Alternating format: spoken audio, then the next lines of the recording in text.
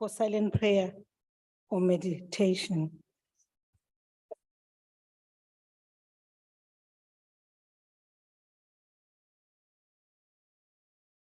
Thank you. You may be seated.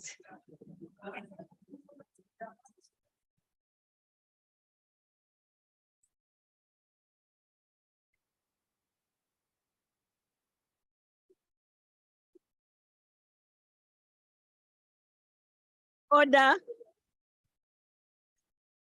Order, honorable members. Order. Honorable members, please take your seats.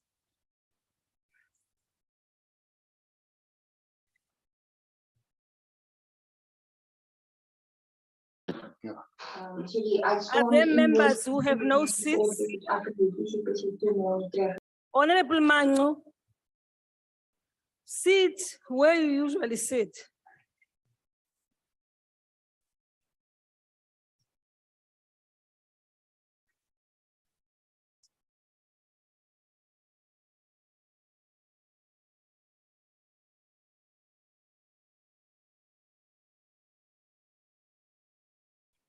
Hayi ke, ndiyaqala ukuyibona le yenzeka ngoku. Whips, you have not done your job of orientating members. How can a member from this side sit this side? People sit properly up. Wait. Honorable member, please.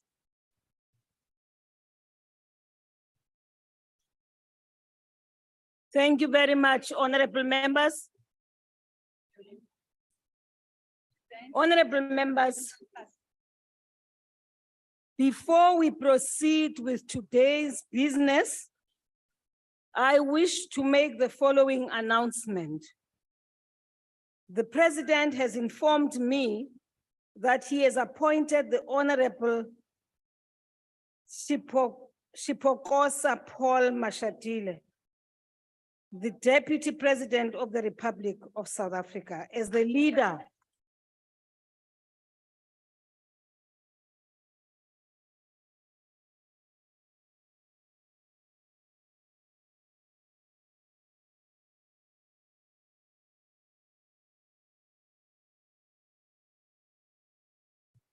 That's not volume to not speaker. Thank you very much. I was still announcing that he has since been appointed, other than being the President of the Republic, he's now the leader of government business. Welcome, Honorable Mashatile, and I hope that the office of the Speaker will work very well with you. Thank you very much. Honorable members, before we start, I want to take this opportunity to make a statement and register my grave concern regarding parliamentary questions that remained unanswered and consequently lapsed in terms of National Assembly Rule 135 at the end of the fourth term in 2022. Since the National Assembly adopted on the 2nd of September 2021, a system to monitor and report on questions that have been endorsed as unanswered on the question paper, letters have been directed to affected members of cabinet on a quarterly basis, requesting their reasons for unanswered questions. This is coupled with regular reports to the Deputy President in his capacity as the leader of government business. However, an unacceptably high number of unanswered questions lapsed at the end of the term, and these were for the following ministers. Honorable members, can you please take your seats? Kwenzenjani? Shortage of chairs.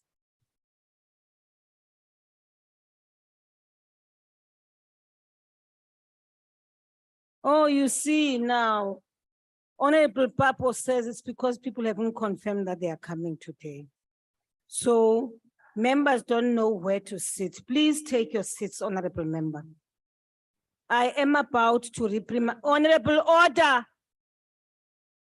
I'm about to reprimand members who have not responded to questions raised in Parliament.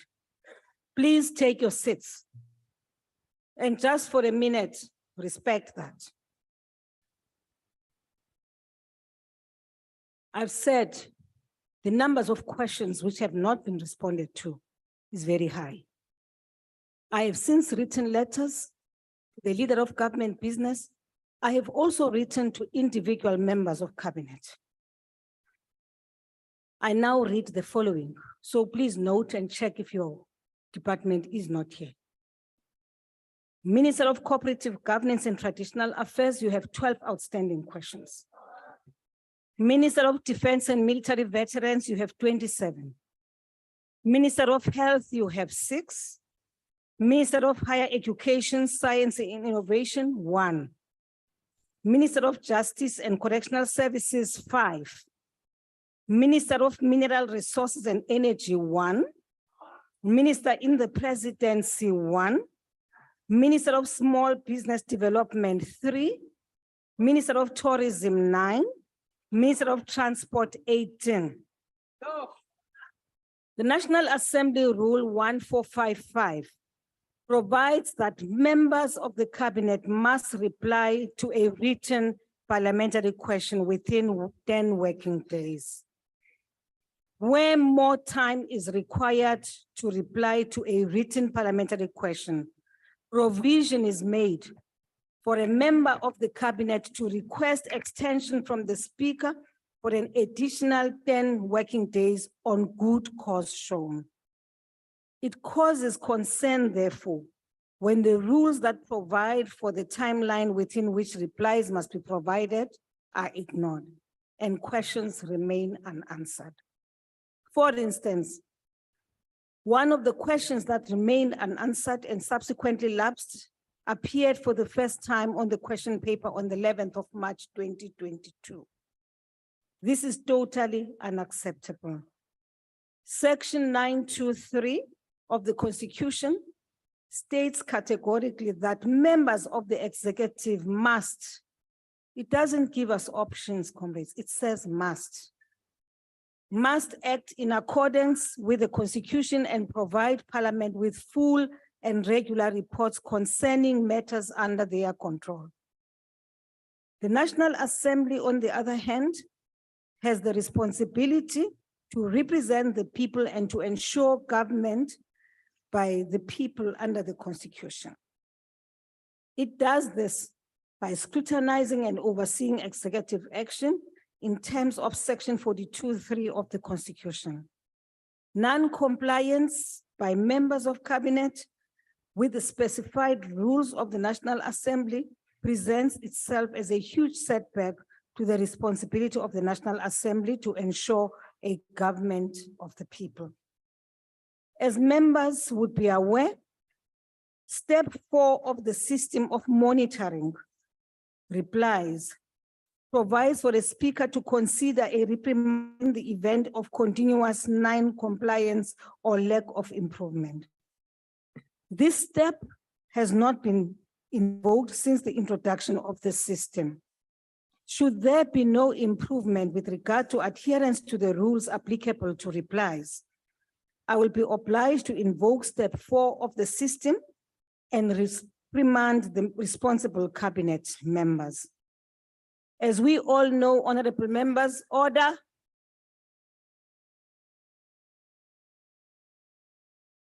As we know all, honorable members, there have been changes to cabinet. We will continue to bring these matters to the attention of the leader of government business.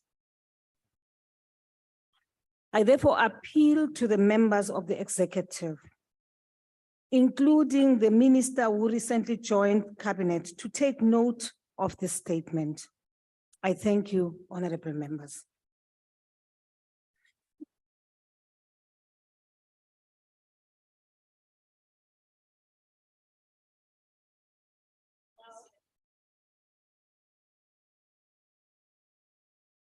Honorable Chief Whip, Please, I request that the matter of sitting should be sorted out as quickly as possible. I know that people will use that to say they need to have full physical meetings. It is no reason for that. The point is the manner in which people are seated right now. Colleagues, it is not proper and people are on their feet and it is disorderly in the house. Thanks. Thank you very much, Honorable Speaker. We'll attend to this issue. Unfortunately, we were not alerted on time that some of the members will be coming. Usually we have a list of those who will be coming, but we'll attend to it. We apologize for the mess. Thank you. Thank you very much, Chief Whip. The first item on today's order paper is questions addressed to ministers in cluster 2, social services. There are 4 supplementary questions on each question. Parties have given an indication of which questions their members wish to pose a supplementary question on. Adequate notice was given to parties for this purpose. This was done to facilitate participation of members who are connecting to the sitting through the virtual platform. The members who will pose supplementary questions will be recognized by the presiding officer. In allocating opportunities for supplementary questions, the principle of fairness amongst others has been applied. If a member who is supposed to ask a supplementary question through the virtual platform, order man, order chairperson, my chair, order. Jonga phambili uhlale kakuhle. Now, Honorable Zwan. Honorable Zwan. I've said order. Can we please maintain the decorum of the house? Squasher, sit down, honorable member. Talapansi. Ingathi meeting kamasingcwabane le. Indlela ekuhlelwe. Honorable Toy, sit down. You guys are rowdy. You may not realize it, but you are rowdy.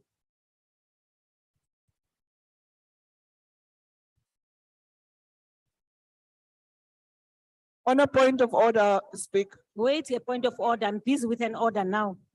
And the order is putting people to order. Speak, Honorable Mtwe, take a seat. Kulungile nobuhle lapho, hlala phansi.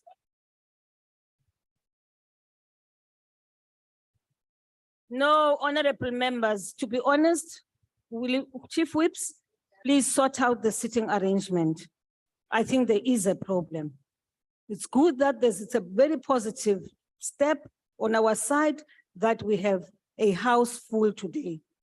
But I think it is unacceptable if people are going to be disorderly. Now, I think that at the back there, we need to do something about seats, more seats for members. Thank you very much, honorable members. When all you have a point of order, yes, honorable member, yes?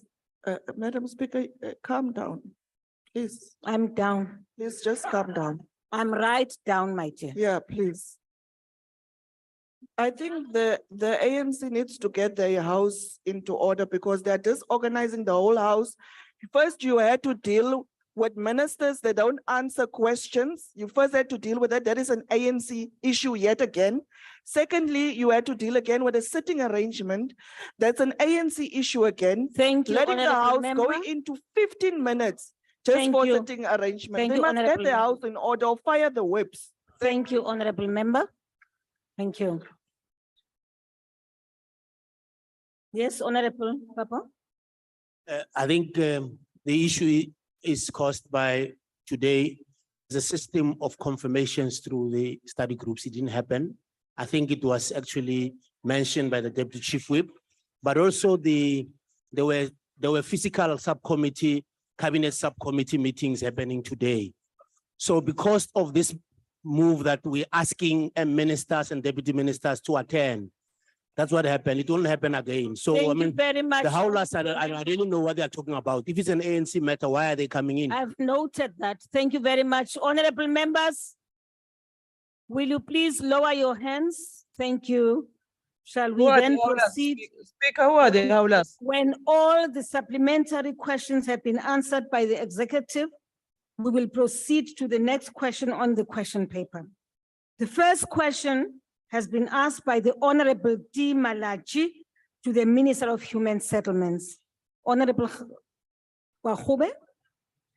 Point of order, Speaker. I rise on Rule 138 on questions to the ministers. Speaker, the last question session here last week, there was an issue with the Minister of Defense who did not answer questions that were posed to her, and her deputy was unable to answer those questions as well. The chair at the time, Chairperson Frolic, indicated that those questions would be scheduled, an extra 30 minutes for those questions to be scheduled. I'd like to understand what the procedure is for those questions to be dealt with. Thank you very much.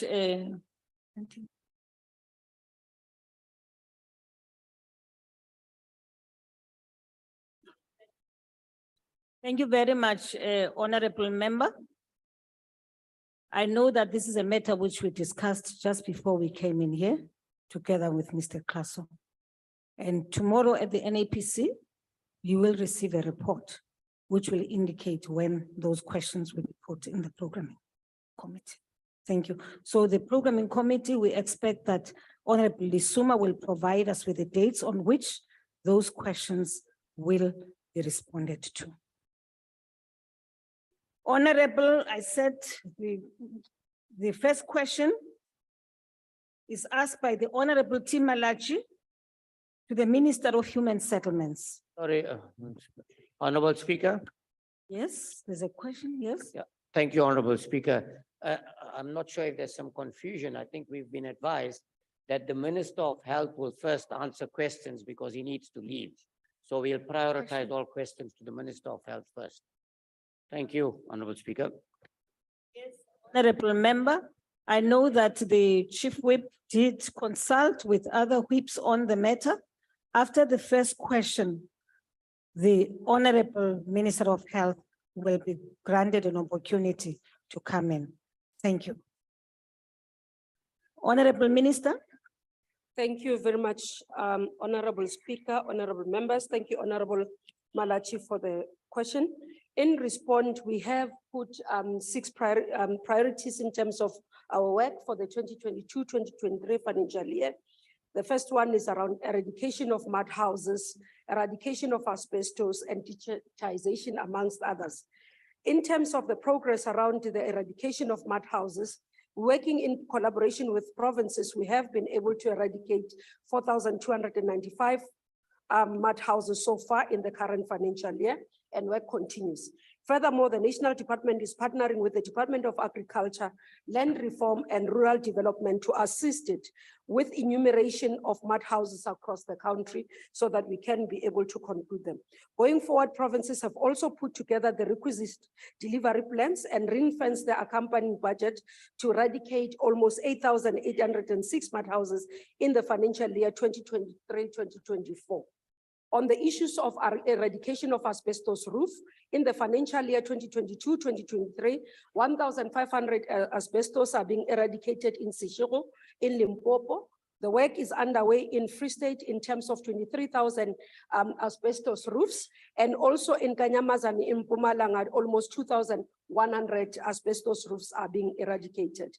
We are currently doing feasibility assessment across the country to ensure that we determine the number of asbestos roofs and also the method of disposal. We have been alerted that not every contractor can be able to remove the asbestos. We are also ensuring that we record and we can be able to have a database of those who are suitable to be able to assist us to fast track this work. On the digitization of housing beneficiary list, the department has been working together with CSIR and CITA to be able to start the process of ensuring that we can digitize our systems. Work has been underway. We will be able to provide update by the financial year, where we are expecting that we would have finished the system. And then in the new financial year, we'll start working in terms of the implementation. The intention here, Honorable Speaker and honorable members, is to ensure that our system in terms of beneficiary list and what we are doing as human settlement is actually digitized, but also allows for transparency and accountability. This will ensure that people do not manipulate the beneficiary list and also those who are intending to benefit, but we can be able to verify in terms of those who are in the houses and those that we have.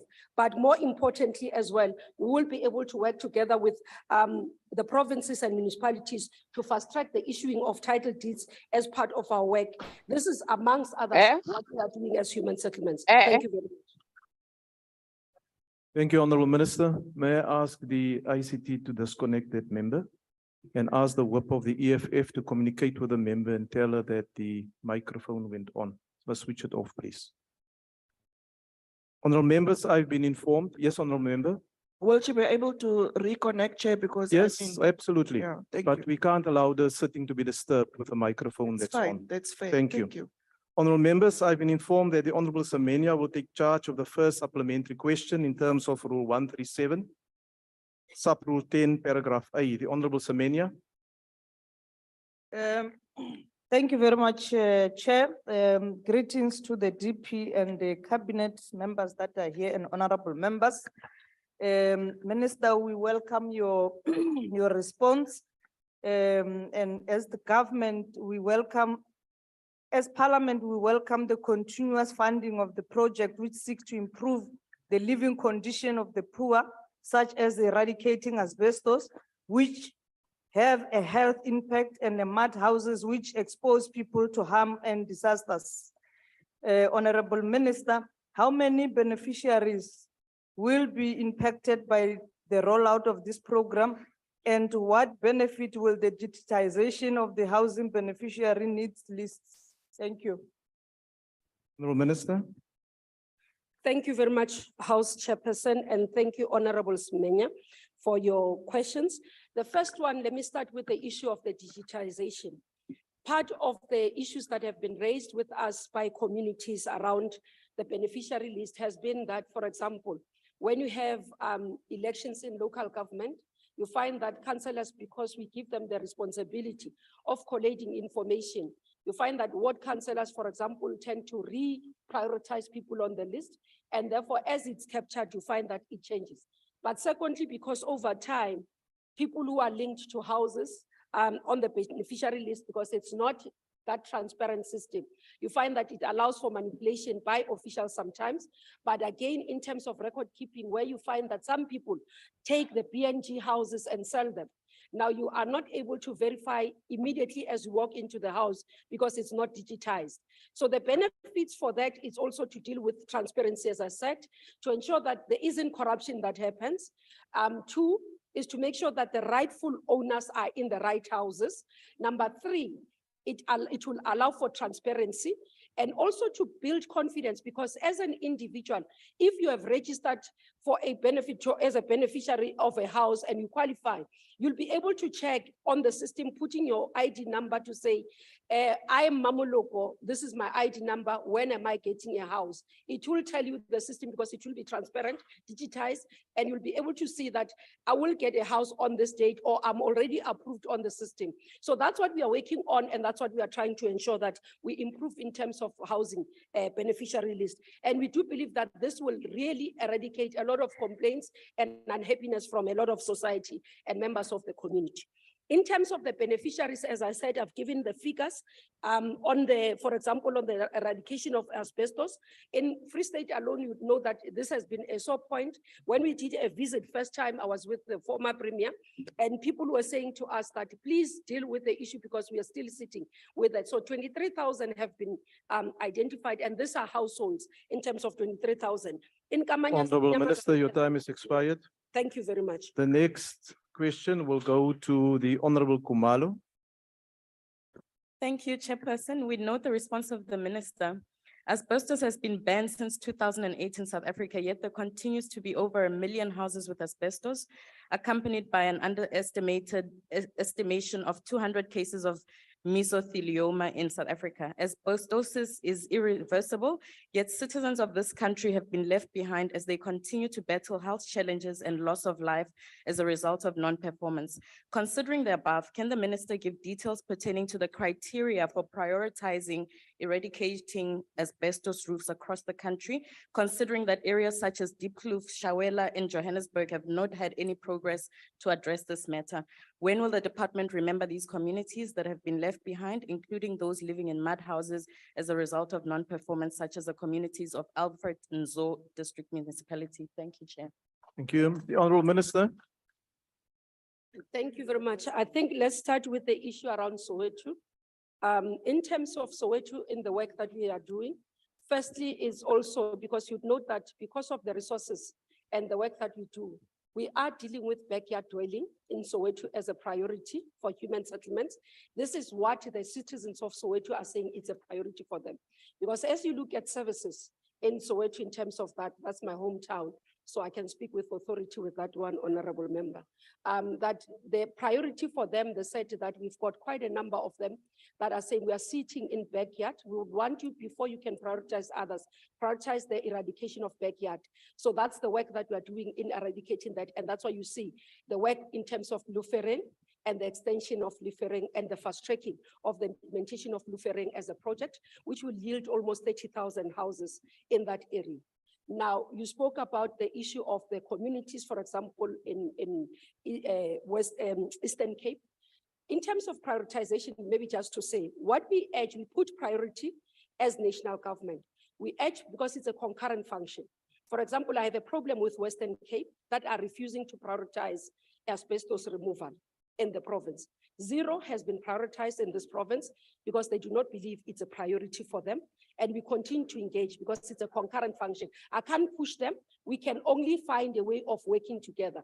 Where it's possible for me as a minister, then when there is available resources, we are able to ring fence into those communities so that we can intervene and they are not left behind. What I can say is that we do take notice of the issue and the impact to lives and health in terms of the asbestos roof. And that's why I have put in, since being in this portfolio, to say that we'll prioritize and we'll push it into the forefront. And that's why you can see the figures that you're talking about. And going forward, we've got 3 years that we've put for ourselves to be able to deal with that. Thank you very much. Thank you, Honorable Minister. The third supplementary question will be asked by the Honorable Makesini. Thank you, Chairperson. Municipality are returning money to the National Treasury because they don't have capacity to build business cases or to access the grant actually to implement this project until houses. Will not be practical possible for the National Department of Human Settlement to have state-owned construction company that will hire its own engineers, town planners, so that you'll be able to build to ensure that the entire value chain is dealt with. And also to deal with the issue of the tenders that are making not to progress because the problem is the issue of the tenders. Don't you think it's high time to have your own construction company so that you are able to do yourself without depending to the tendering people? The Honorable Minister. Thank you very much, Honorable Makesini. I hope I'm pronouncing the surname right. The first issue around municipalities, it's not correct that the municipalities can't build business plans. We work together with the municipalities of the National Department, but it's only metros that we work directly with. So what we do is that every year we have metros that develop their business plans. We look at them, we evaluate them. We have a team that assesses and guides the municipality, and then the minister then comes in conversation with the municipality leadership, the troikas. Mostly it becomes the MMC responsible or the chairperson and the mayor. And then we look at that in terms of priorities and ensure that we do. But where there's capacity issues, we do support the municipalities. For example, in other provinces and municipalities, we've been able to send technical capacity, whether it's in terms of engineers, planners, we are able to second them to go and assist them. We are doing that the same in Mangaung, for example. We've sent a team in Nelson Mandela Bay to be able to assist so that they can put together correct plans and be able to implement. So the issue of spending is not necessarily the problem of planning in terms of business. The issue around spending is because council take long to approve plans, and that you can't take away as the minister. So you have got to allow the council meetings, which is councillors to meet now. With the coalition government, every day they are changing, and sometimes they take long to approve plans. They're taking long to approve budgets. The last point you raised around state capacity in terms of a company. We have Housing Development Agency. That is a company that we are utilizing as an implementing agent. But again, while we have, state can't do everything. We've got to be able to understand that there's a role for the state, there's a role for private sector. And for economy to grow, it needs both to operate. So private sector companies does have a space to play. For example, if we talk about transformation, we'll utilize those companies to be able to grow the economy, to find jobs, to create entrepreneurs in a country. So if we take everything as a state and want to run it like that, then you will never have entrepreneurs in a country. The state becomes an organ, an agent. Thank you, to be Honourable able to Minister. Drive transformation. Thank you. The last supplementary question will be asked by the Honourable S.A. Buthelezi. Honourable Buthelezi. Thank you, Chairperson. Honourable Minister, last year at this time, the total number of block projects as provided by provinces by 20 February 2022 was 533, while the total of block projects with no expenditure since 1st April 2019 was said by the acting DG to be 3,522. It was communicated that the NDHS is developing a national unblocking program plan, the NUPP, which comprises a series of steps, including analysis of HWS, confirmation, provincial action plan, support intervention, and final evaluation and exit strategy.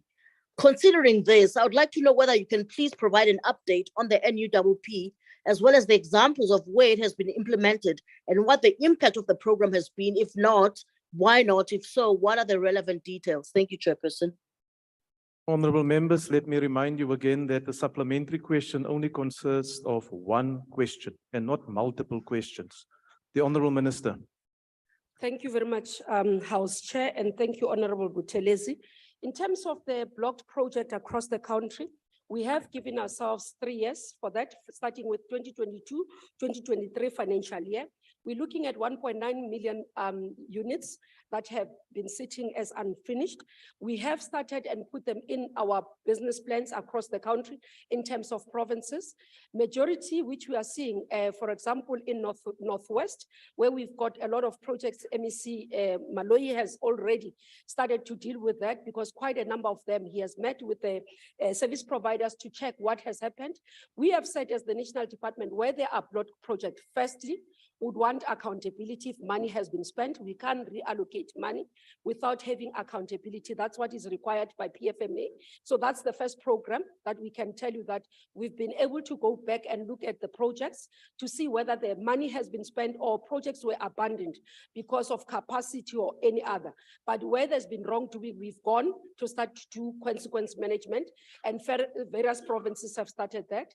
2 block projects are not only in terms of BNG, we've got in terms of social housing. Now with the social housing, what we have started to do is to look at how many units are there. We are quantifying by the financial year end of this one, would have done that analysis and we'll start implementing in the new financial year. So work in terms of the areas of blocked projects is in various phases in different provinces, but have been included, as we say, in the business plans and are being responded to. Thank you. Thank you, Honourable Minister. Honourable members, as per agreement by the whips, the questions posed to the Minister, the Honourable Minister of Health, will now get precedence. I will now proceed to question number 100 that has been asked by the Honourable Wilson to the Honourable Minister of Health. The Honourable Minister. Thank you very much, Honourable Chair, and let me thank you and the whips of the other parties for agreeing to give me this opportunity. As honorable members will be aware that we are facing serious pressure with disruptions at various hospitals in the country, which needs some of us to attend to. Thank you very much. Thanks to Honorable Wilson for the question relating to the load shedding as to whether all the healthcare facilities are exempted. The answer is that not all the health facilities and not all hospitals are exempted from load shedding. From the ministry and department, we have been engaging ESCOM and also various electricity supplying municipalities. We submitted in September last year 213 names of hospitals which had been prioritized by provinces to be considered for exemption. 67% of that number fall under municipalities, while only 33 fall directly under ESCOM direct line supply. Thus far, we made a bit of progress until just late in the year, where 76 hospitals were exempted, out of which 26 are directly under ESCOM, while 50 of those are under municipalities. Since then, we have not made any further progress. And the reasons have been because what they indicated was that most of our remaining hospitals, their supply lines are intertwined with the local consumers, households, and also industry and business.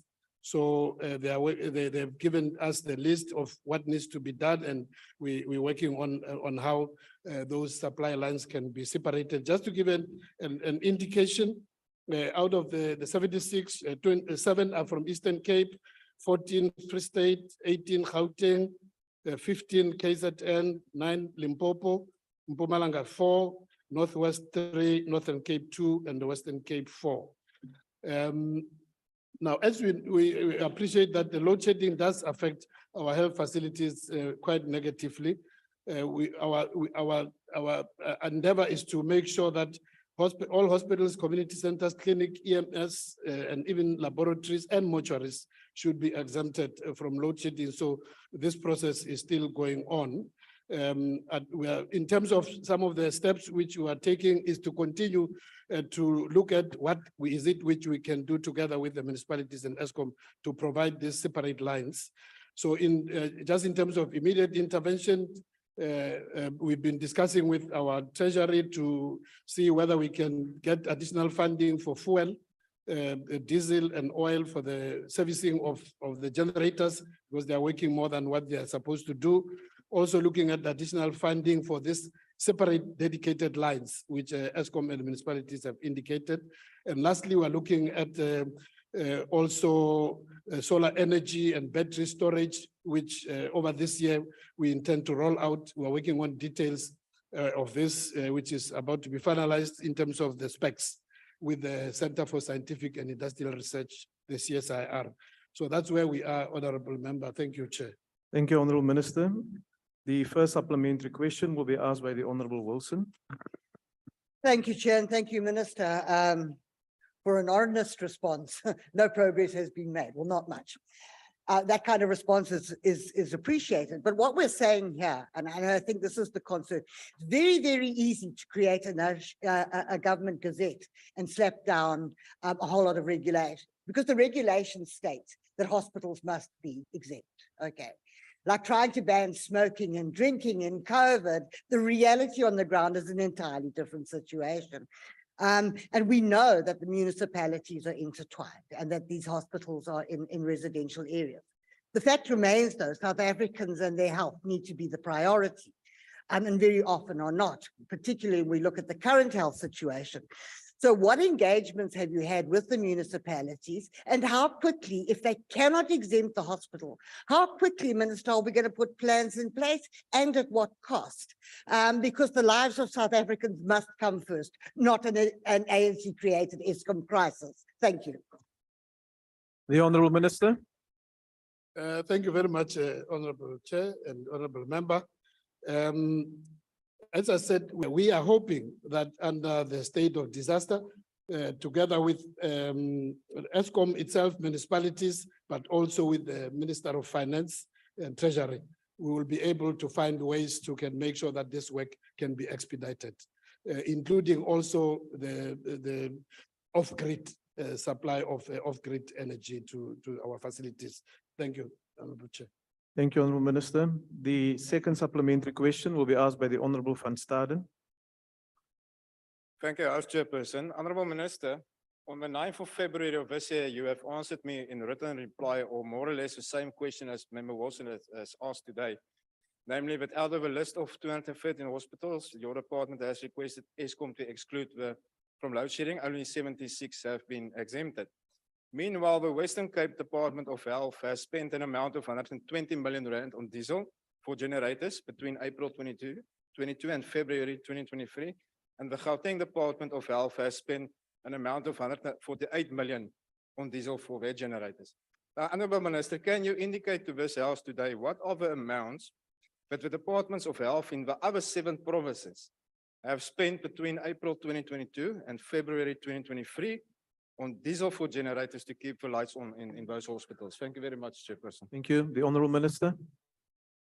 Honourable Van Staden and the Chairperson, I think it will be quite unreasonable, as Honourable Van Staden himself will admit, for me on the top of my head to carry all the figures of all the provinces in terms of expenditure. So I'm very happy to go back to come back to the Honourable Member with an up-to-date information. All that I can confirm to him, as we have indicated here, that we are aware that our hospitals and provincial budgets are overheating. That's why we're looking at additional funding while the load shedding persists. But I can come back to him with the actual numbers of how much has been spent. Thank you. Thank you, Honourable Minister. The third supplementary question will be asked by the Honourable Harvard. Chairperson, thank you. I'll take the question on behalf of Honourable Harvard. Please proceed. Right, Minister, healthcare facilities are assigned to have capacity to mitigate various risks, such as electricity supply. What are the plans in place to ensure uninterrupted health services in the event of higher levels of load shedding? Thank you. Honourable Minister. Thank you, Honourable Member. Just to elaborate that up to now, our facilities have managed, despite level 6 of load shedding.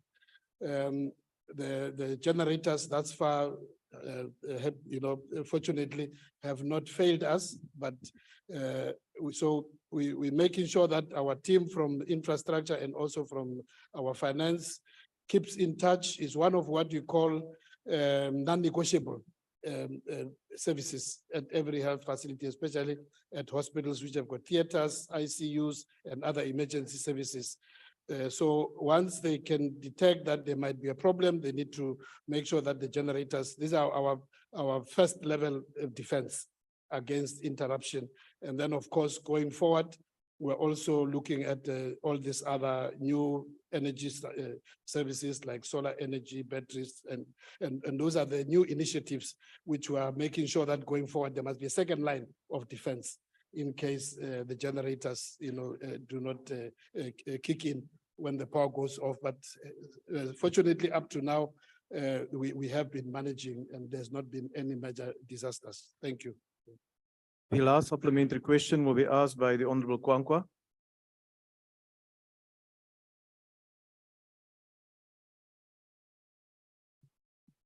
Is the Honourable Member on the platform? Member is not on the platform. We'll proceed to the next question. I'll now proceed to question number 123 that has been asked by the Honourable Gela to the Honourable Minister of Health. The Honourable Minister. Thank you, Honourable Chairperson and Honourable Members, and thanks to Honourable Gela, who wanted to know about the number of South African young people who have been sent to Cuba to do medicine and those who have graduated. For the 2023, let me call it 2022-23 academic year, because the academic year at university in Cuba is from September to August. So for the 2022-23 academic year, 30 students have been sent to Cuba to do their first year medicine. 20 of those coming from the Northwest province and 10 coming from Gauteng province. In terms of those who have graduated and are now doing their internship, whether they have all been placed, the answer is yes. 738 graduates completed their studies at the end of 2022. All the 738 have been allocated by the end of December to do their internship. They've already started doing their internship in various parts of the country. They are placed for the 2-year internship period, started in January. They will finish their first year of internship in December, and then from there they will do their second year of internship. So there is no one who's been left out. All of those who qualified, who completed their medical studies, have been placed for medical internship. Thank you, Honorable Chair. Thank you, Honorable Minister. The first supplementary question will be asked by the Honorable Gela. Thank you, House Chair. Thank you, Minister, for the response.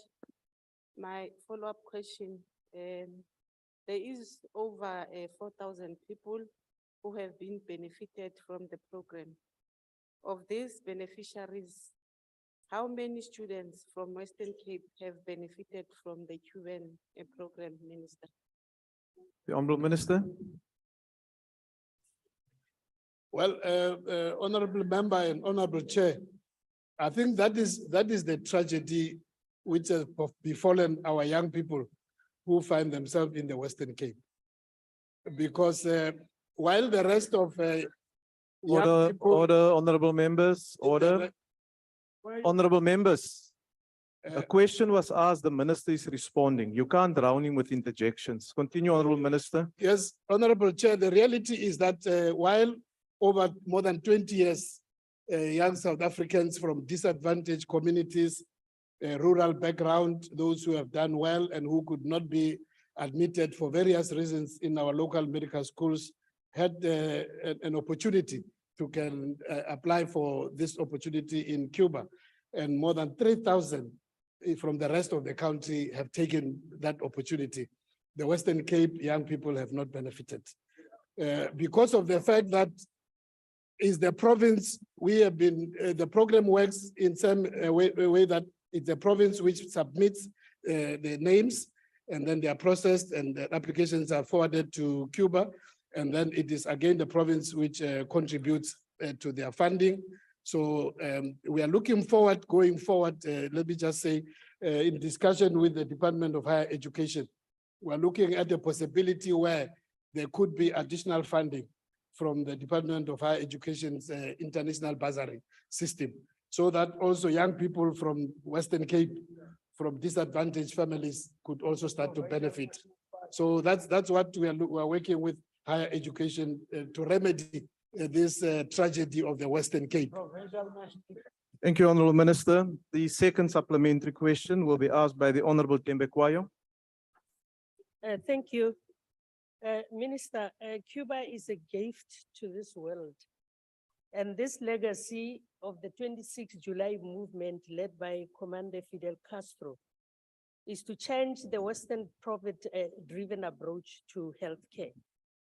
It is Cuba that taught all of us that access to healthcare means access to preventative healthcare, and this is largely dependent on primary healthcare.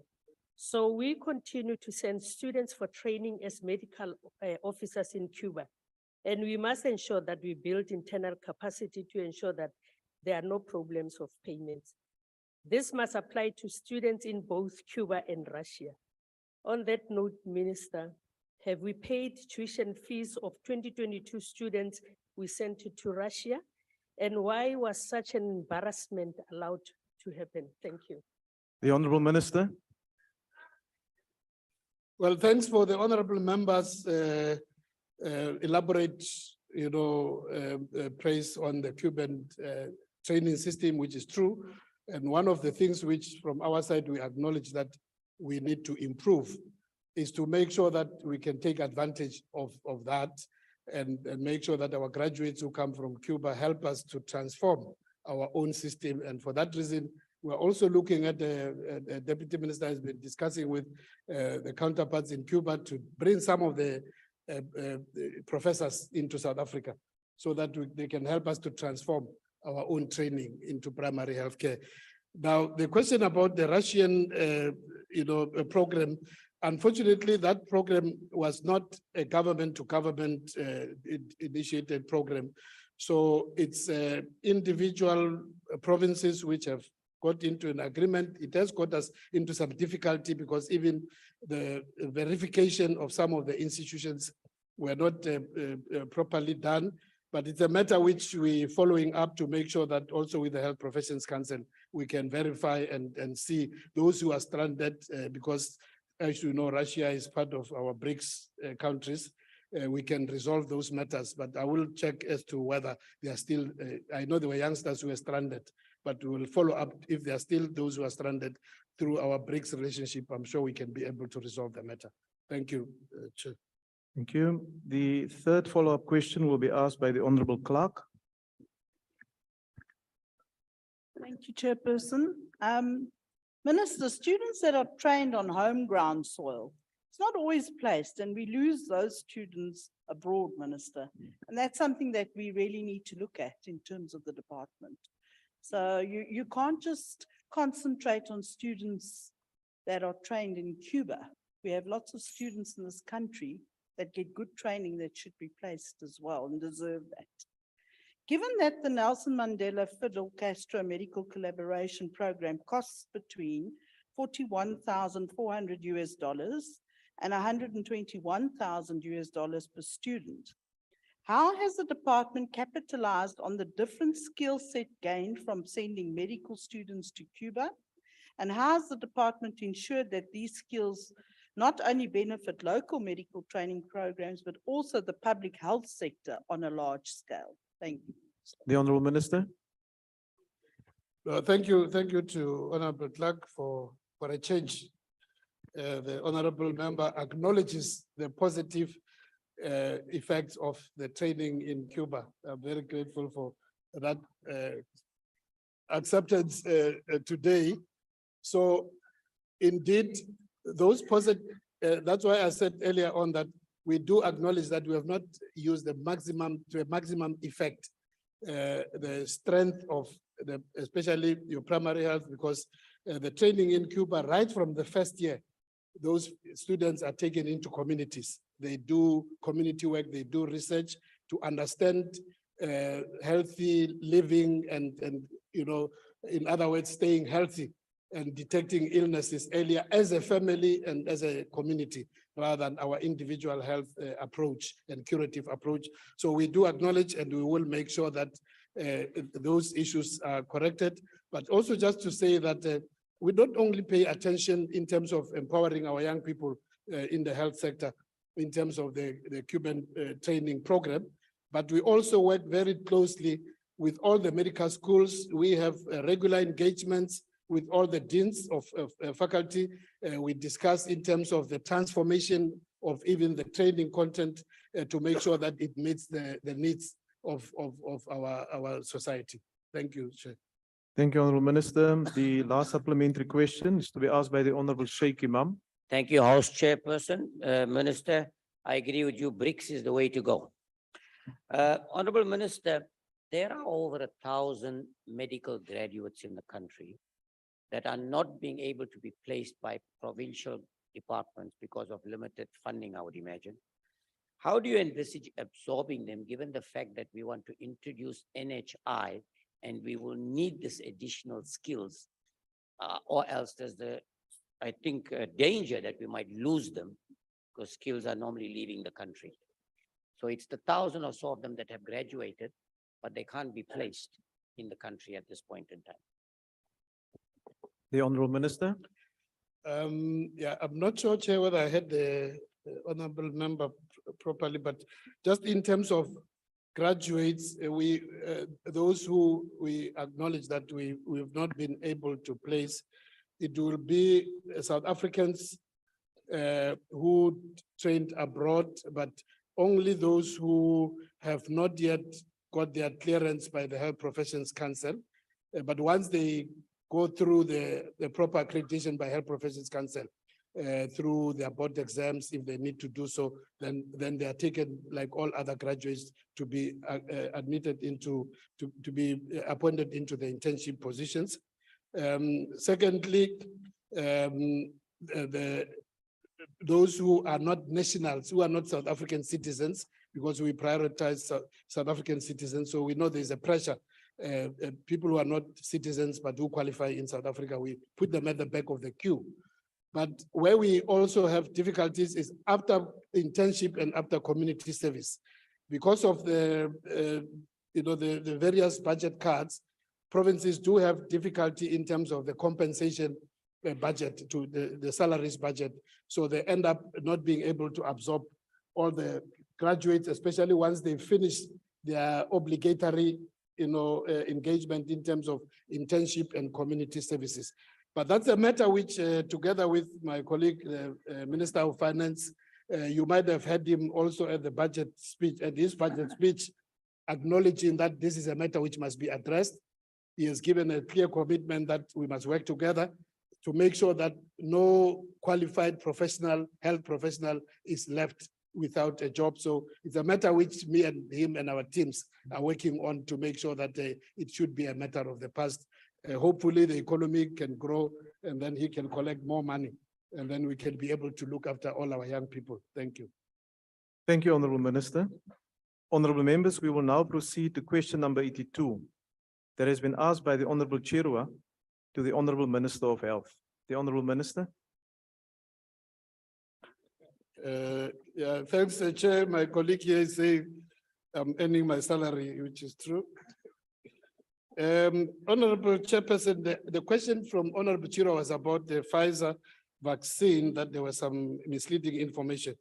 Now, in answer to that, we wish to say to the House that from ourselves as a ministry and department, but also from the regulator, we don't have a firm information. This matter has been circulating in various media platforms. It's also featured in the British Medical Journal about an allegation that Pfizer did not submit to the regulators the full information. One such allegation comes from a former employee of one of the companies which was responsible for conducting trials on the Pfizer vaccine, who then later alleged that the certain information which Pfizer did not make available, which had adverse information. But this information, as far as we are aware, it's very difficult to distill it out of other, including fake information, because at this stage, there is no clear proof that this has been submitted to the regulators, either in the other countries like the US and Europe, where this Pfizer, the commentary vaccine has been used. In our country, we have checked with the South African Health Product Regulatory Authority. They have never received a formal complaint from any source with that firm allegation to can go back, because they depend on what has been submitted, but they also cross-check with various other regulators throughout the world before they approve any medicine, including vaccines. And the same thing has been done with the Pfizer commentary vaccine. So until such time that we get from our own regulator and also from the regulator, I'm sure until they get firm written information in terms of those allegations, I suspect it will be very difficult for this allegation to can prove its substance, that it is indeed true. So at this stage, as far as we know, this remains an allegation until those who are alleging can submit adequate proof to the regulators. Thank you. Thank you, Honorable Minister. The first supplementary question will be asked by the Honorable Chirwa. I will take the. Honorable Thembekwayo. Yes, thank you. Minister, Pfizer has constantly lied about its medicines with cases dating back from 2009, where Pfizer paid the largest healthcare fraud fine to the American government in history. SAPRA alleged to have not approved Sputnik and Sinopharm initially due to the outstanding efficacy and safety requirements that Pfizer has lied about and misled the global community above. SAPRA, however, whilst isolating the non-Western science community for reasons that are eminent with Pfizer as well, why hasn't the response been to discontinue Pfizer license and approval in South Africa? Are there people in SAPRA who are taking money from Bill and Melinda Gates to keep quiet and look the other way? Thank you. Thank you, Honorable Member. The Honorable Minister. Thank you, Honorable Chair and Honorable Member. Well, what is true from what the Honorable Member is saying is that there is a history in which Pfizer was found at fault in the US, where they acknowledged and paid a fine.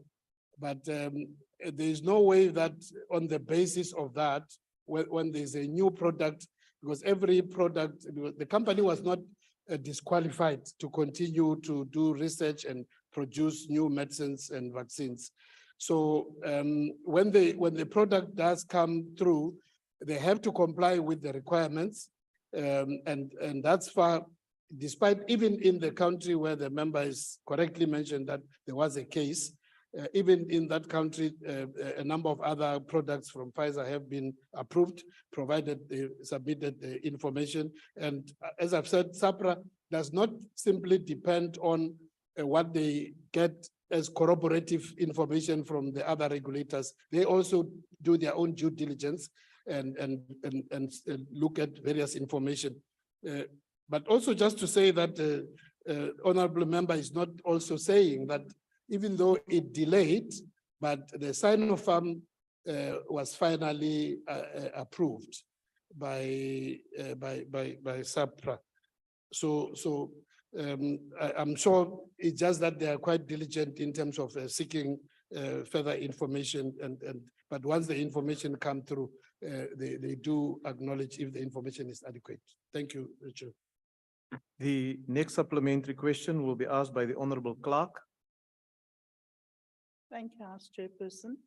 Minister, please advise if the Department of Health or Pfizer themselves announced that their COVID vaccine prohibits transmission of the COVID virus, or was their vaccine assessed on its efficacy and ability to prevent serious illness and possible death from COVID? There's a substantial difference between transmission and prevention of complications. And if it was used as a preventative measure, and given that a special platform was established to deal with the claims of harm as a result of the Pfizer vaccine, how many persons received the Pfizer vaccine, and what percentage of those people vaccinated lodged claims because of harm believed to be as a result of receiving this vaccine? Thank you, Minister. Honorable members, I want to remind you once again, one supplementary question, please. Proceed, Honorable Minister. Thank you very much, Honorable Chair. Well, thanks a lot to the Honorable Member for also clarifying a matter which I had not touched from Honorable Chira's question. Because in her question, she also asked that Pfizer lied about stopping transmission. So Honorable Member is spot on that that's a misleading information, because none of the COVID-19 vaccines were at any time promoted on the basis that they prevent infection by a COVID virus. All the vaccines were, were promoted on the basis that they've tested, proven to be safe. Secondly, to be effective in terms of reducing serious illness, and especially in terms of death, and more so in terms of those at high risk, especially in terms of comorbidities and also advanced age. So that is correct, that in fact, the allegation that any of, not only Pfizer, but any of the vaccines we have used here and various parts of the country, of the world, at any stage were claimed to be preventing infection is never true. In terms of the numbers, again, Honorable Chair, the statistics is available. We can make it available to the honorable members.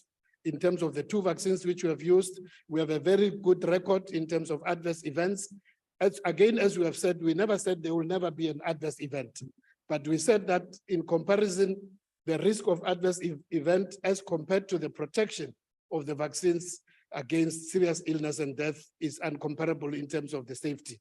So those numbers are there. All that I can say at this stage is the risk of those who got adverse effects is very minuscule, but we can provide the numbers to the member and to the House. Thank you very much. Thank you, Honorable Minister. The next supplementary question will be asked by the Honorable Kaba. Thank you, House Chair. Minister, thank you for informative response that you have just given to us. You are showing that you are not a person of allegations. My question to you, Minister, will be what is the decision-making process regarding the authorization of products from pharmaceutical companies administered in South Africa? Thank you. Honorable Minister. Thank you very much. Well, the standard procedure is very well established in that either a manufacturer or a wholesaler of any pharmaceutical product needs to make an application to SAPRA with the detailed information of the particular product in terms of its chemical and pharmaceutical makeup, submit all the information. SAPRA will then, including various levels of clinical trials. Well, not even only clinical, firstly laboratory trials, animal trials, and then human trials. And once they've passed all that, and they must submit all the information to the regulator. When the regulator looks at it, and if they need any further information, they will then say to the company that it's still not enough, please submit further information on A, B, C, D. And that's where sometimes wholesalers and other people who are dealing with these products get very impatient because the role of the regulator, one, is to make sure safety first, that whatever is approved is safe. Secondly, that in fact, what is claimed by the producer or the seller of the product is indeed effective in terms of what they claim that it can do in preventing or treating disease. So that is really the process, and they are very diligent, and that's why sometimes people get impatient because they want to make sure that when people consume anything which is claimed to be a medicine or a vaccine or anything which is therapeutic, that is proven that it is safe and it's also effective. Thank you. Thank you. The last supplementary question is to be asked by the Honorable MD Schlengwa. Thank you, Chairperson. Honorable Minister, the South African Health Products Regulatory Authority has approved Pfizer. Considering this, I would like to know the time frame by which generic version of Paxlovid will register in South Africa and how soon thereafter it will be made available at public hospital. I thank you. The Honorable Minister. Thank you very much to the Honorable Member. No, thanks to the Honorable Member. Indeed, the product which the Honorable Member is referring to is an oral treatment and also in the same line as the cometry injectable vaccine in terms of also have been shown to be effective, especially for people at very high risk in terms of preventing serious illness. And at this stage, the SAPRA has not yet finalized, as far as we know, has not finalized because of this very serious due diligence, notwithstanding that it's been approved in other countries. They still want to assure themselves that the product is effective and it's safe. And in terms of timeframes, they have to, I'm not able to predict how long it will take because they must certify themselves that indeed it is effective. And once they've done so, they will be able to make it, we can then make it available, notwithstanding the fact it is at this stage, the cost is still a bit prohibiting. So even when it becomes available, we will have to then look at how to mitigate against the cost, but the process will be completed. Thank you. Chair. Thank you, Honorable Minister. Honorable members, we will now proceed to question number 61. That has been asked by the Honorable Zondo to the Minister of Higher Education, Science, Innovation. I've been informed that the Deputy Minister will be answering questions on behalf of the Minister. The Honorable Deputy Minister. Thank you, House Chairperson.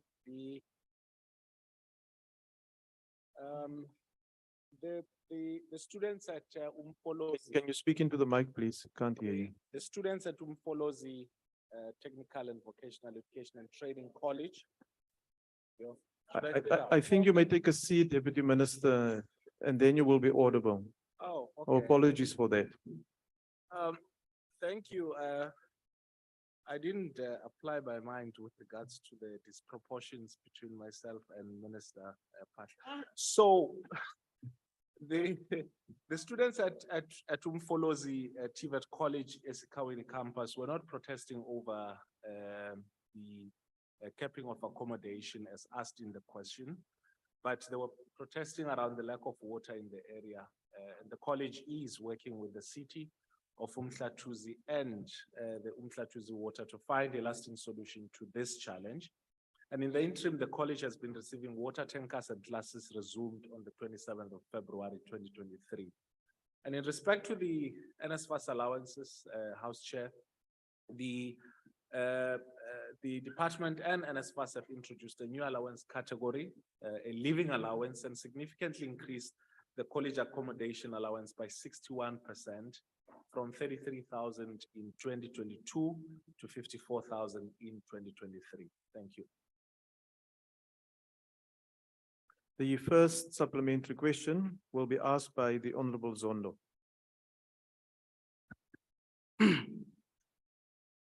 Honored Deputy Minister, thanks for your response, but with the ongoing accommodation crisis that have been put, what is the measures that have been put in place? During the engagement the Minister had with the private residence owners and NSFAS in order to meet the standard cap of NSFAS, and what does the department has planned to take for those officials colluding with the private residence owners to circle make NSFAS through the high rate of student residence rent? Thank you. Thank you. Honorable Deputy Minister. Thank you, House Chairperson. I think in the first place, the cap was introduced so that we are able to deal with collusion and also profiteering from some of the private accommodation providers.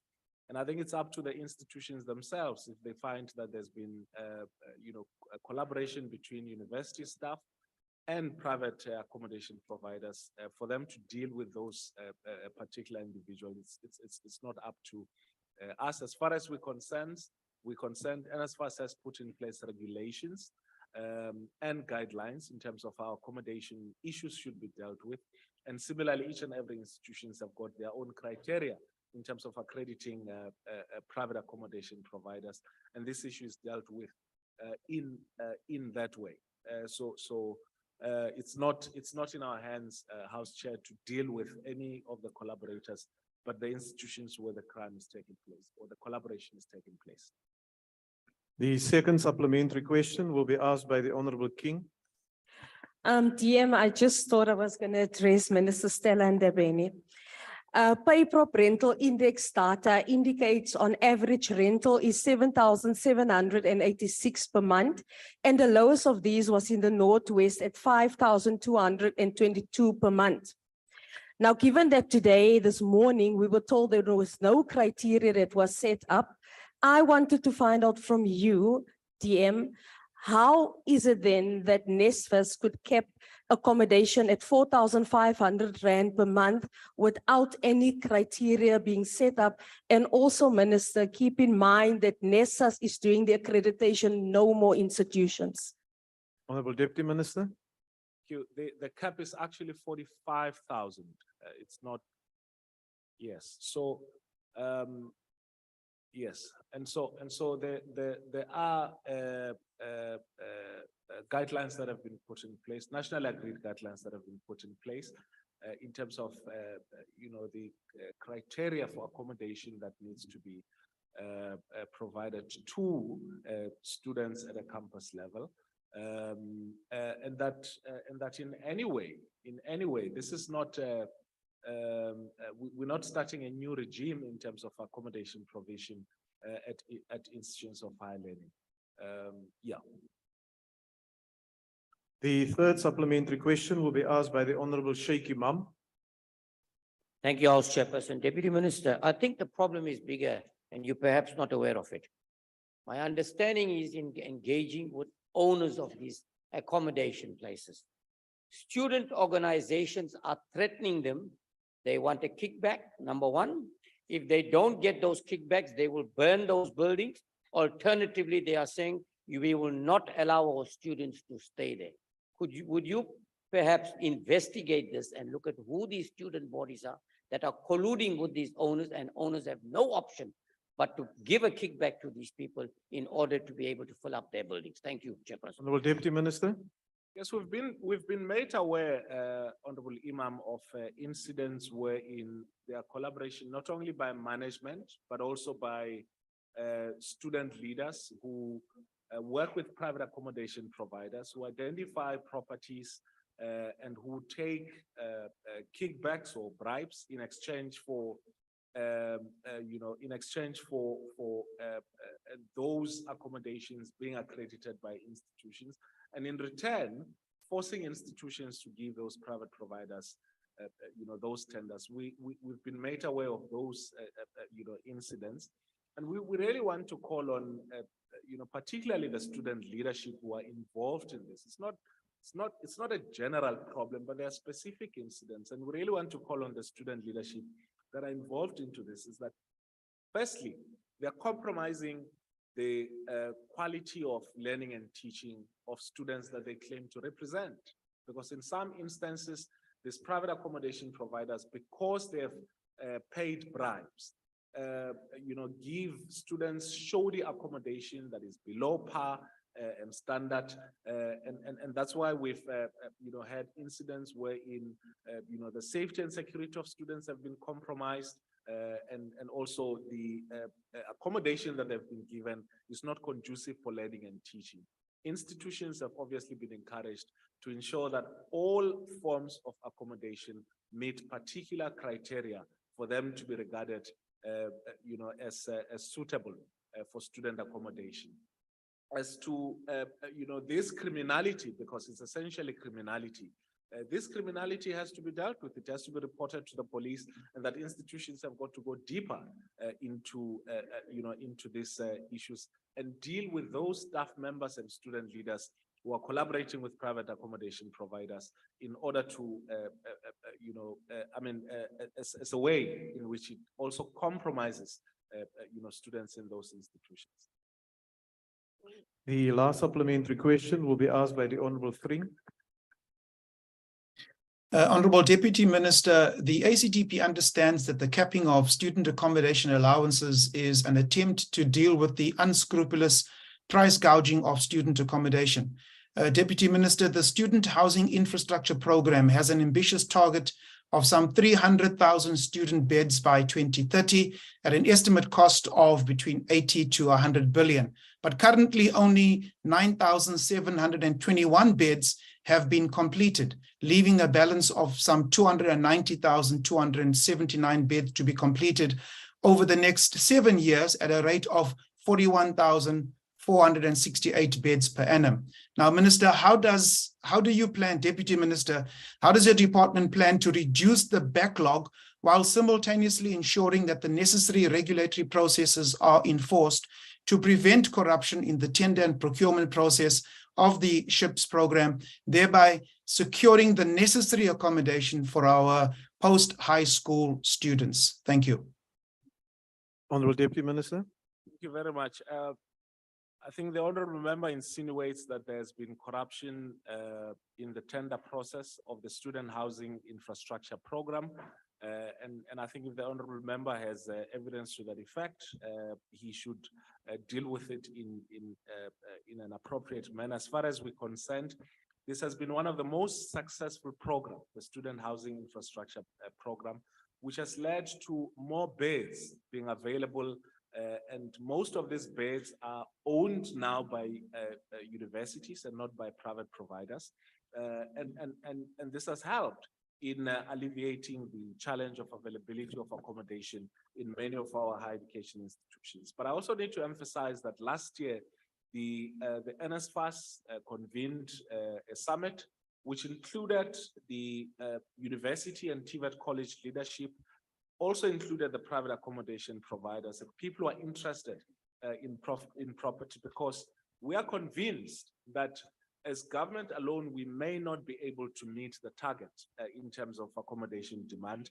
And from that particular summit, certain objectives were agreed to in terms of what the role of government is going to be, and also what the role of the private sector is going to be.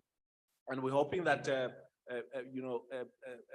from the implementation of the outcomes of that summit, we will be able to meet some of the standard. The reality is that even by 2030, we may not be able to have all students who go to university or TVET college being accommodated at universities, and that's why all of these alternative forms of student accommodation are being provided, including giving students allowances so that they're able to identify places where they're able to be accommodated. So this is more of a social compact that involves all the stakeholders within the sector to ensure that we meet the demand of accommodation at our universities and our TVET colleges. Thank you, Honorable Deputy Minister. Honorable members, question number 148 has been asked by the Honorable W.J. Boshoff to the Minister of Higher Education, Science and Innovation. I now recognize the Honorable Deputy Minister. Thank you. A comprehensive independent impact assessment which considered social, economic, and environmental factors was undertaken for the entire square kilometer array construction footprint through the SKA Strategic Environment Impact Assessment during the period 2014 to 2019. The outcomes of these, the outcomes and recommendation of the socioeconomic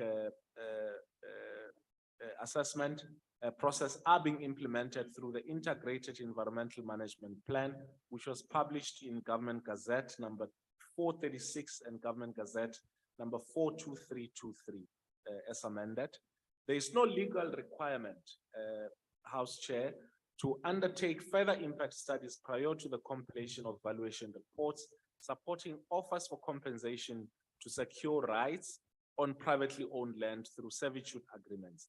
Rights of servitude are currently being negotiated with applicable landowners for approximately 1,400 hectares of land, which are located across 73 portions of privately owned land, covering approximately 330,000 hectares. The required servitude footprint accounts for 0.42% of the privately owned land that is being impacted. And to determine fair compensation offers, a professional valuer with extensive experience in land-related matters was appointed. The valuation was conducted in accordance with relevant national regulatory frameworks and professional industry standard. Individual landowners were provided with a valuation for the purpose of establishing a fair and equitable compensation for the acquisition of servitude rights. Due consideration was obviously given in respect of the actual financial loss caused by the acquisition of these rights, as guided by Section 12 of the Expropriation Act and Section 25 of the Constitution, 1996. Thank you. The first supplementary question will be asked by the Honorable Boshoff. Thank you, Honorable Chair and Honorable Deputy Minister. Maybe first, I would just like to assist on the whole question of unanswered questions by ministers. What the Speaker read to us, she said only obliged to matters under their control. Now, clearly, many of the ministers don't have their portfolios under control. But apart from that, I would like to ask. Well, this from the Order, honorable members. Get to your question, honorable member. Honorable Deputy Minister, it came to my attention that there was indeed in the specifications for the valuation a requisite that the social impact of the servitudes should be assessed and must be part of the valuation, and that in fact did not happen. It's not a standard procedural valuation, but that it was part of the specifications for these servitudes, and that did not happen. And also, I would like to know what are the what can farm owners do when they are not satisfied with the valuation, because it seems as if the economic impact of on the farms are deemed to be far higher than that the evaluations recognize. Honorable Deputy Minister. Thank you, House Chairperson. As I indicated in my response, there is no legal requirement for us to do the socioeconomic impact assessment. Firstly, secondly, that professional valuer was appointed to do the valuation. And I don't know if there's any other further body wherein the landowners can appeal the valuation. But as far as we're concerned, we'll be dealing with this case on the basis of what a professional valuer has given to us. Thank you. The second supplementary question will be asked by the Honorable Tarabella Marchesi. Thank you, Chair. Speaking on the socio-economic issue, Deputy Minister, during our oversight at SKA and Sutherland Observatory sites, we observed that there's some level of intervention from DSI to assist local schools with STEM subjects. However, if you look at your department's performance third quarter report of 2022-2023, you are nowhere close to your targets of doubling the current number of STEM graduates. Given that the basic education pipeline is failing on this front, how are you going to improve your output of these graduates in order for you to meet your targets? Thank you. The Honorable Minister. Chair, that's a new question. Can we provide the Honorable Member with a written response? Honorable Deputy Minister, I couldn't hear you properly. I was saying, House Chairperson, that's a completely new question. Can we provide the Honorable Member with a written response? Thank you. The next follow-up question. I have an issue with that because it talks about the SKA, which was part of the issue, and also he's talking about a socio-economic issue. So it is part of the impact within the SKA area itself. Yeah, if you look at the question closely, it clearly talks about calculating the percentage of the land value as compensation. That is the crux of the question that the Honorable Boshoff has asked. So your question refers to another specific socio-economic impact. And I suggest that you rather put a new question to the Honorable Minister, because a supplementary question in terms of Rule 142, Sub-Rule 6, states that it must arise directly from the original question, and the reply given thereto may not constitute a new question. So that is my ruling, Honorable Member. I will proceed to the next follow-up question from the Honorable Chirwa. Honorable Choir will take it. I'll take the question. We have been part of a square kilometer array project for more than 10 years now. And having been part of the project, that we are told that it tests and produces software programs. Has any of this work led to localization and manufacturing of anything in South Africa where we can show our people that here's evidence of our participation in the program, and here's a number of jobs that have been created, and these are the goods that we produce. And lastly, when will the headquarters of KA relocate to South Africa for a change if we are equal participants to this program? Thanks. Reminder, honorable members, one supplementary question. Honorable Deputy Minister. Again, House Chairperson, I think if we're to give the specific number of jobs that have been created as a result of the SKA, the impact that it has had within that area, but also within the country and all of that, we'll have to find more time to give you that information.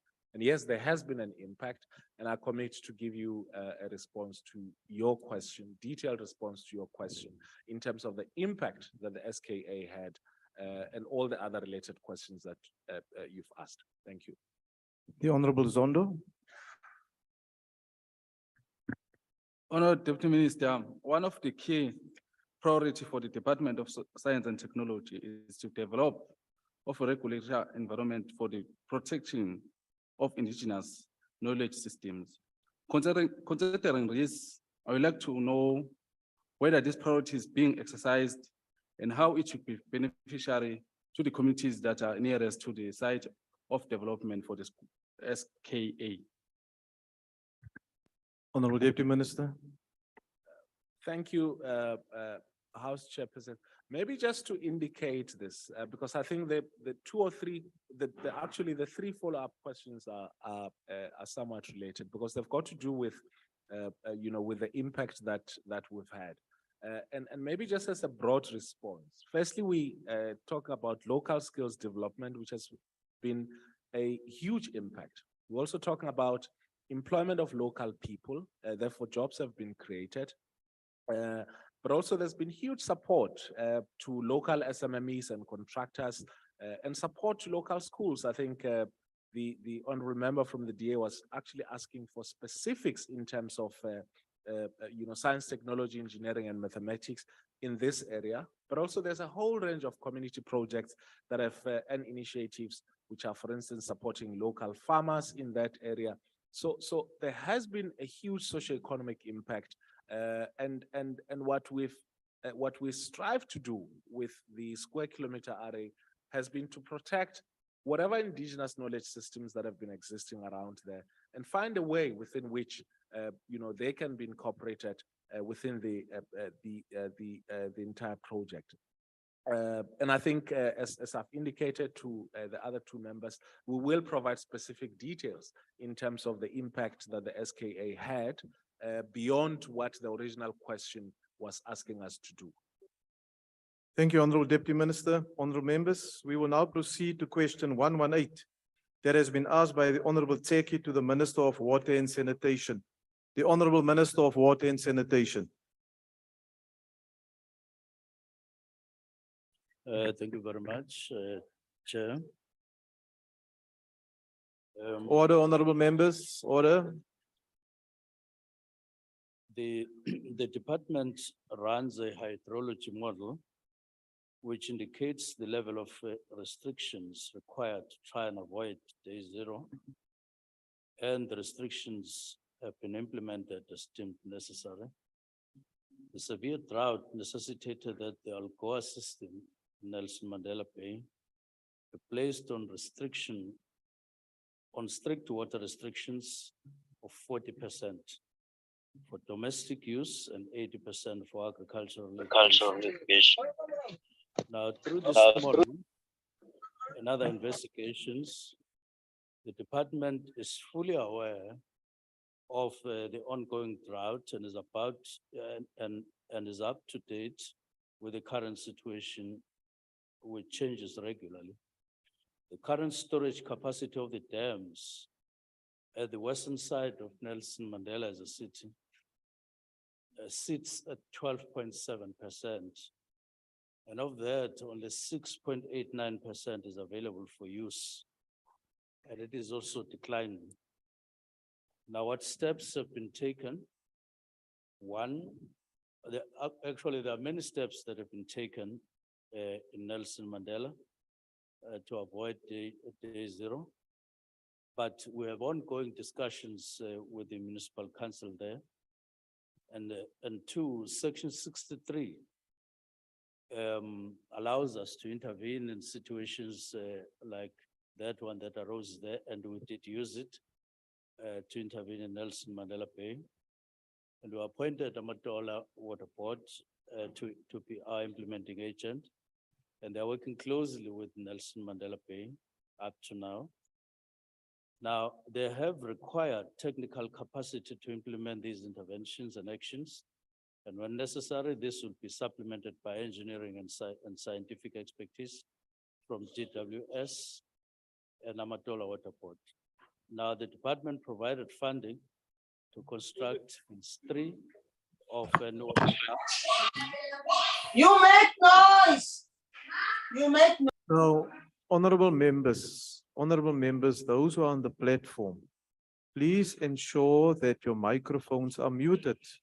And may I ask the whips of the member who's responsible for that to communicate with that member, because it's really disrespectful to the member on the floor for interrupting them like that. And also disconnect that member, please. The Honorable Minister.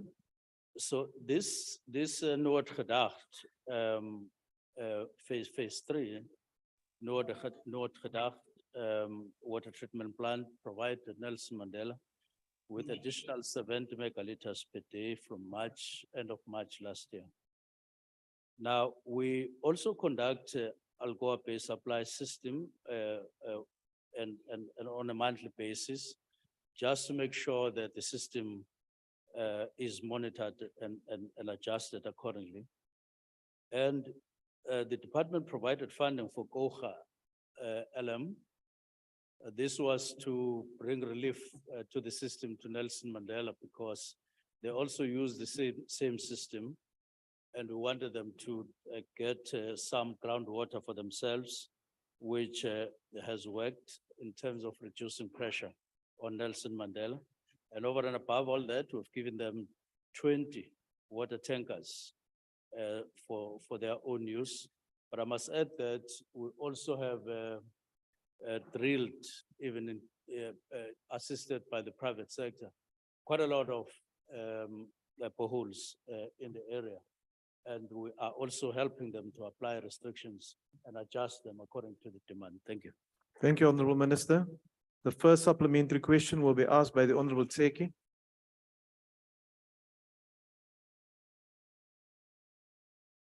Hello, I'm just to a positive response indeed, dear Minister, on the technical initiatives by the department.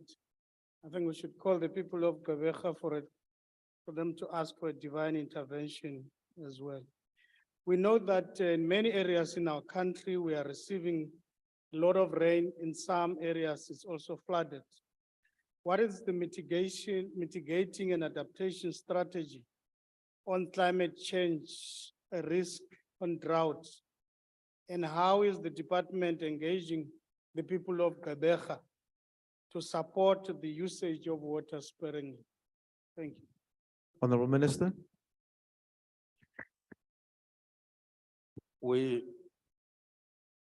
The last part of your question, we've had countless engagement sessions with the municipality there, with the communities at different areas of the municipality, and with the private sector formally,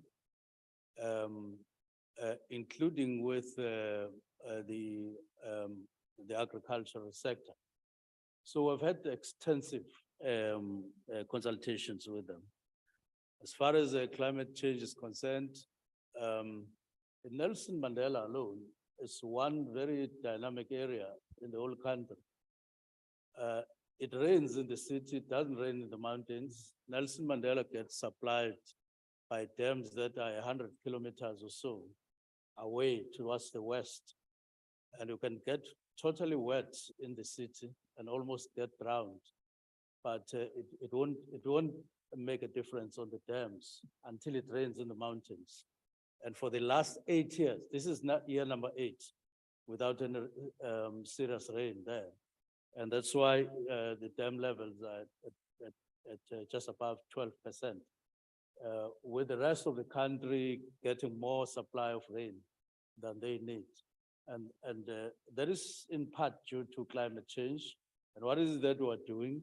We're doing all the kind of things that we are saying we are doing, but we're going to be embarking on phase 4 of Noord Gedacht. In other words, upgrade the plant there so that from phase 1, stage 1, 2, 3, and then we'll put in other words, we're going to be putting another water treatment plant, but we're exploring other things with the private sector, including Tisal and all other measures. Thank you. Thank you, Honourable Minister. The Honourable Hendricks. Thank you very much, Honourable Chair. Honourable Chair, I'm a member of the Portfolio Committee on Water and Sanitation. We went to visit Noord Gedacht, and we were shocked to find out that the figure that the minister has given us doesn't apply. 80% of the water in Noord Gedacht goes to the fruit trees, and 20% goes to the people. And the river supplying Noord Gedacht, there's abundant water, but there seems to be a deliberate attempt to get more and more people to die of thirst in Nelson Mandela Bay. What is the minister going to do about the wrong information that he is getting? Because 80% of the water of Noord Gedacht goes for the trees and only 20% for the people. Thank you. Honourable Minister. That matter is a matter that we can only discuss with Nelson Mandela Bay first to establish those facts. That's not our understanding necessarily, but that's where we'll get the best answer. But we'll also check with our report. But I doubt that 80% goes to the trees. This is the first time I get to know that. Thank you. The next follow-up question will be asked by the Honourable Basson. Thank you, Chairperson. Minister, to increase the capacity of the Noord Gedacht water scheme could cost up to 1.5 billion rand. Minister, is it not time to invest in a 50 to 70 megaliter seawater desalination plant in the metro to stabilize the water shortages, as you have just mentioned that it's the 8th year in a row that there is no water in the area? If situated correctly, Minister, it could be connected to a pipeline within 1 kilometer of such a plant. This plant could be built for less than 700 million rand, and this could then also stabilize the economy and the water supply in Nelson Mandela Bay. Your view on that, Minister? Honourable Minister. We have given due consideration to, among others, TISA. But we find that the output may be a little bit expensive for the people. But of course, that doesn't mean that we should discard the idea. We're engaging with Nelson Mandela, and we are hoping that in due course, those in the private sector who may be interested, because it's quite an expensive thing, even though some of the private sector have pointed at the ease with which they can do that. But the Nelson Mandela Bay municipality must approve because it will be theirs. So that's why we're engaging with them. We can only assist, we can only help, but we are even contemplating of doing this thing like they do in minerals, in energy, this thing of windows, to say to the private sector company that might be interested, here is the window, you bid, and if Nelson Mandela are happy and other coastal cities are happy with such bids, they can then enter, and then they will enter in the agreement with us only facilitating. Thank you. Thank you, Honourable Minister. The last supplementary question will be asked by the Honourable Heron. Thank you, House Chair, and thank you, Minister. Minister, the dam levels in Nelson Mandela Bay have apparently dropped to below 12% this week. In Cape Town, residents are currently being asked to or urged to cut consumption, have been warned of low dam levels. In Johannesburg, collapsing infrastructure and fluctuating dam levels run the risk of flooding the 1 month and not being able to run efficiently the next. So the water crisis is not confined exclusively to Nelson Mandela Bay. While much of this crisis can be attributed to drought and climate and infrastructure failure, we surely want to avoid a collapse similar to Eskom's load shedding and avoid water shedding. So what plans does the department have to ensure water security on a national level in a water insecure country? Thank you. Honourable Minister.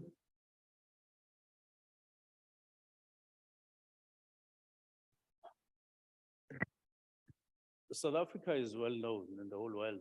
That is, it's among the almost 33 countries in the world that are water scarce. And you go on a campaign to give people information that you are in a water scarce country and therefore use water sparingly. But secondly is to build resources and to build water a resource for security of water for the whole country. And that's what we're doing via additional, big schemes. As far as I know, in terms of our projects currently, almost all the provinces, we are providing them with quite large schemes, including Gauteng, via phase 2 of the Lesotho Water Highlands water scheme. But of course, what may seem to be what ENCA associate with a crisis which you deny, South Africa is not in a crisis as far as water is concerned, because the dictionary meaning of water crisis, a crisis, is extreme difficult. In the sense that we have water available, but the problem is managing and getting water services to people. And therefore, we are on to that. On the 13th, we'll be sitting with all municipalities in Gauteng just to look at efficiencies in terms of pipes and all of that. As far as load shedding is concerned, yes, it does affect our supply because we depend on pumping water for pumps, treatment plants, and so on. And from time to time, it does interfere with the supply of water. And it would look like there are problems, even though water is there, but it can't get to people. Thank you. Thank you, Honourable Minister. Question number 59 has been asked by the Honourable Sheikh Imam to the Honourable Minister. Honourable Sabisi, just switch off your microphone, please. Thank you very much, Chair. The Deputy Minister was meant to take the question, but she had to travel because we're both going to the Free State to attend the late MEC's funeral or memorial service.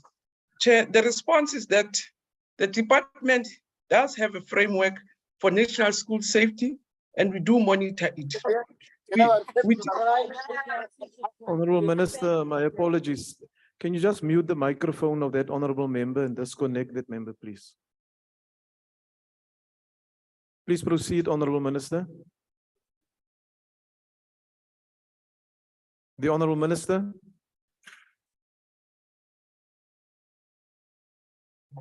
I'm sorry, Chair. We're saying the Department of Basic Education does monitor the implementation of the National School Framework in all the districts. It's an overall strategy that we use as the basic education sector to ensure that our schools are safe and are conducive environments for learning and teaching. We also, through our provincial departments, monitor the development also of the implementation of codes of conduct in schools, because these are done by schools with their different stakeholders. And the code of conduct, it contains acceptable learner behavior standards, and all parents of a particular school have to sign the code of conduct. Chair, the provincial departments of education also do offer psychosocial services and support to learners and teachers who have become victims of violence and trauma. And in most education departments, these services are based at a district level. And there are protocols also that we have with the police which are also ensuring that every police station is linked to a school. As a result, the specific police officers are deployed to work with schools in preventing and reducing violence. But we also work very close with the Department of Social Development to also support us with psychosocial services. Thank you very much, Chair. Thank you, Honorable Minister. The first supplementary question will be asked by the Honorable Sheikh Imam. Thank you, Honorable House Chair. Honorable Minister, many schools have been employing what we call safety ambassadors to identify learners that are coming from dysfunctional families or unruly learners, so as to nip it in the bud to prevent these learners from becoming criminals at a later stage. Now, I know you say there is engagement with South African Police Services and social development.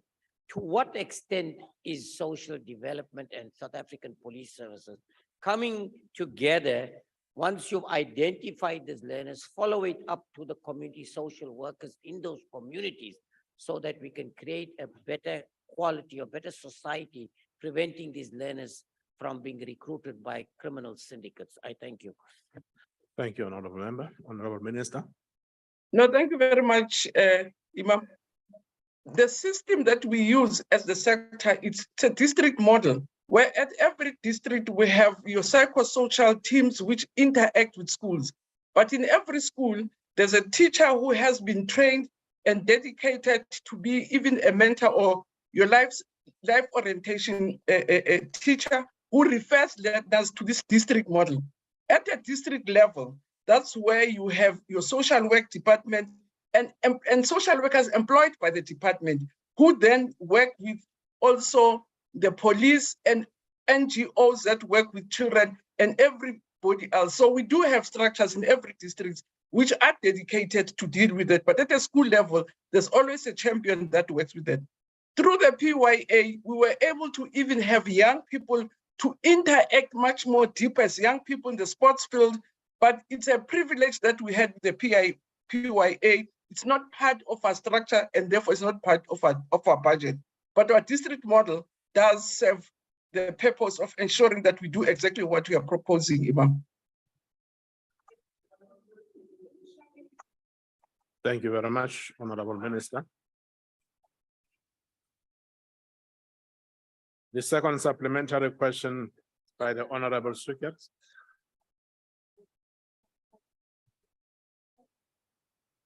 Honorable speakers. Thank you, Chair. Honorable Minister, poor behavior in schools can only be addressed through a functioning and effective system of discipline in schools. Principles of the Children's and Child Justice Act. If the minister does not know, will a department conduct an audit? And as the current bill does not incorporate principles from the Children's Act and Child Justice Act into the South African Schools Act, especially with regard to discipline in schools, is the minister willing to see the bill amended to do so? Thank you, Honorable Member. Honorable Minister. I think Member Suk will agree with me that children's behavior is not even a school issue, it's a societal issue. We experience different social behaviors depending on the environment children come from. If children find themselves in an area where there are lots of gangsters, those social behaviors come into school. And therefore, school by school, from our experience about how social behaviors manifest themselves, we deal with them. Some of them, most of them come from homes, that it's children who have difficult backgrounds. That's why at a school level, already, you have a teacher who works with other colleagues who help identify children who have social problems and try to go to the root, get to the root of where is the problem coming from, and refer those, if they can't deal with it at a school level where they can interact with parents, the matter is referred to the district where there are skills. The Bella Bill is an amendment of the existing education bill, and it's dealing with specific issues that have been brought to the attention. And the question of student behavior, it's an everyday thing that we're dealing with, which is not necessarily being dealt with in the Bella bill because it was not meant to deal with it. There is framework, I've referred to it, and that's what we're using. So we don't need to use the act for everything else. There's a framework, the safety framework, which we're using. If it's inadequate, then members have to raise it. But the act is not supposed to deal with everything in the school yet. Thank you very much, Chair. Thank you, Honorable Minister. The third supplementary question will be asked by the Honorable Yabo.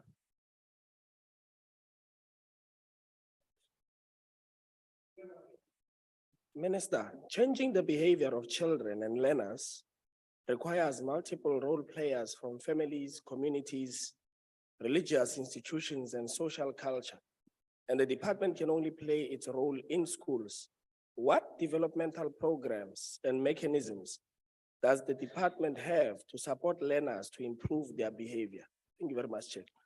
Thank you, Honorable Member. The Honorable Minister. Thank you very much, Chair. It's very correct that the social behaviors of children, it's a societal issue. And that's why as a sector, we partner with NGOs who deal with different things, sports and all other activities that we know do help children to come back. We deal with religious institutions. We deal with your SGBs and parents because it is a multi-sectoral matter, as the member is saying. And therefore, working with those partners, we then attend to specific problem by problem and support those children who find themselves in a difficult situation. As Imam had said, sometimes the very victims themselves will become villains, and depending case by case, we then, at a school level, find ways of supporting those learners. So the member is right, it's faceted, and therefore the approaches are very diverse depending on what the issues are on the ground or in a specific case. And we do support learners as far as possible. Thank you very much, Chair. Thank you, Honorable Minister. The last supplementary question will be asked by the Honorable Mashabela. Honorable Chair, I will take the question on behalf of Honorable Mashabela.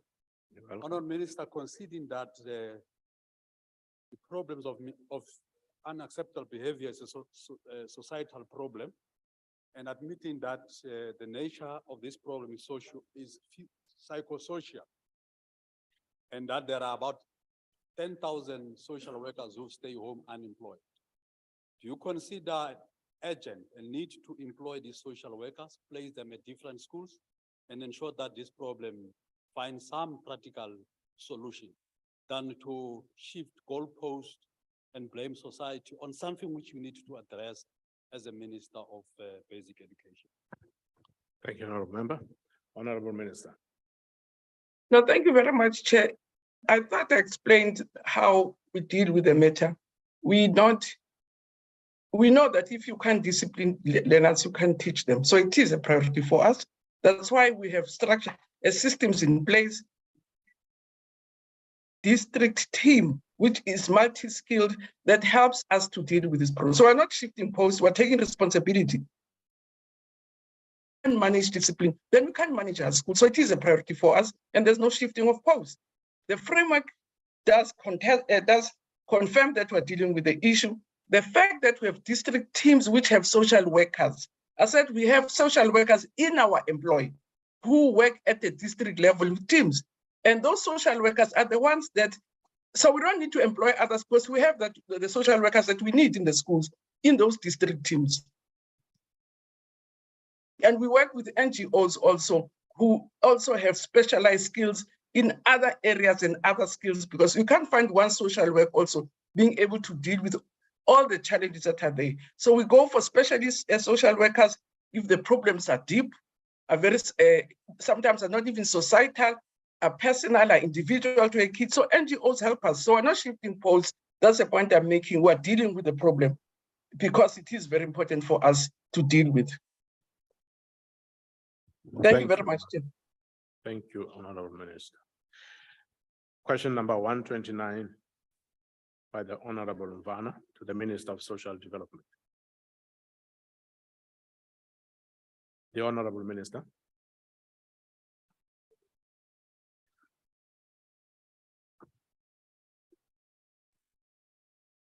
the Honorable Minister of Social Development. Thank you very much, Chairperson. Thank you very much.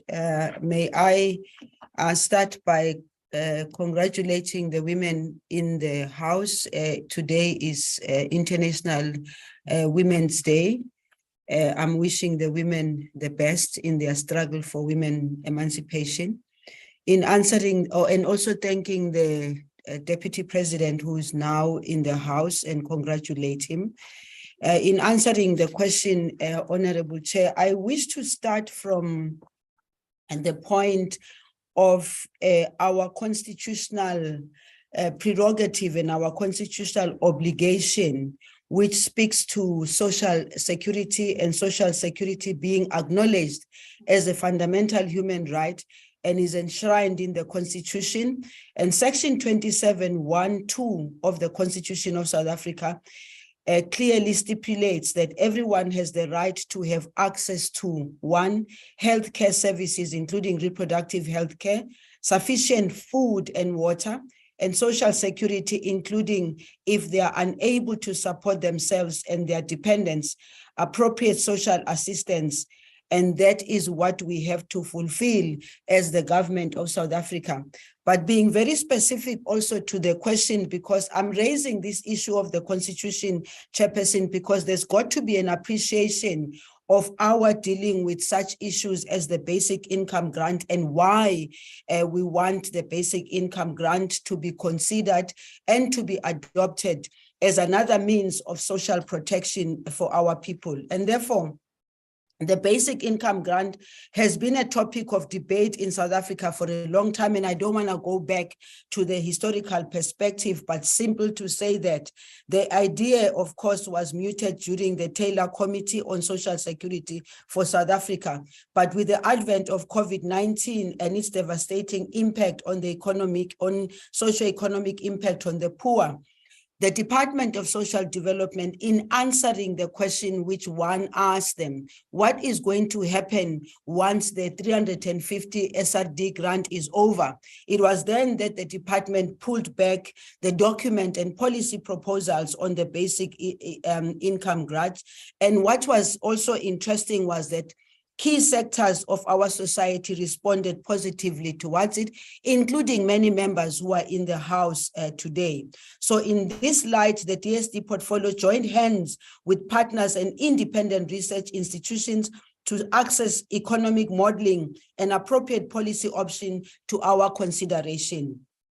Key among these was the appointment of an expert panel on basic income grant support in 2021, which assessed the appropriateness of a system of basic income grant support for South Africa and to advise on complementary policy options such as labor activation, linkages to economic participation, and policy reforms towards a comprehensive social protection system as envisaged in the National Development Plan. Chairperson and honorable members, the panel used modeling techniques to test 14 different scenarios, including universal and means test options to providing basic income support. The panel concluded that the current COVID-19 social relief of distress grant should be used as a starting point since it was set at an affordable level that would not present a very high fiscal risk for government. However, the panel cautioned that such an approach would take longer to achieve a significant positive impact on poverty alleviation, depending on how quickly and by how much the value of the grant was increased over time. Then there was a second experts panel, which comprised of specialists in micro simulation, modeling in the field of social protection, computable general economic modeling, and public finance, was appointed in 2022.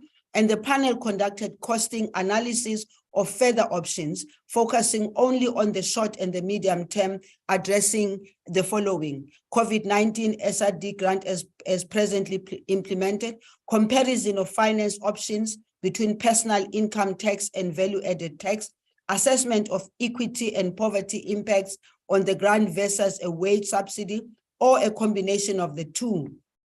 the economic implications at national and provincial level, including household consumption and sectoral output changes. Therefore, the panel concluded that depending on its finance model, the basic income support can be introduced as a fiscally and economically sustainable manner, while at the same time having a material impact on poverty income inequality if implemented.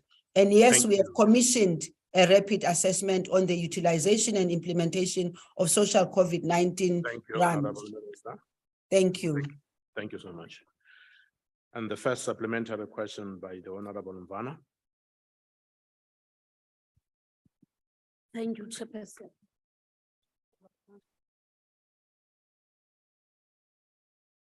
Thank you very much, Minister, by responding to our questions. But I would like to know that since social development is about empowering the people for self-liberation,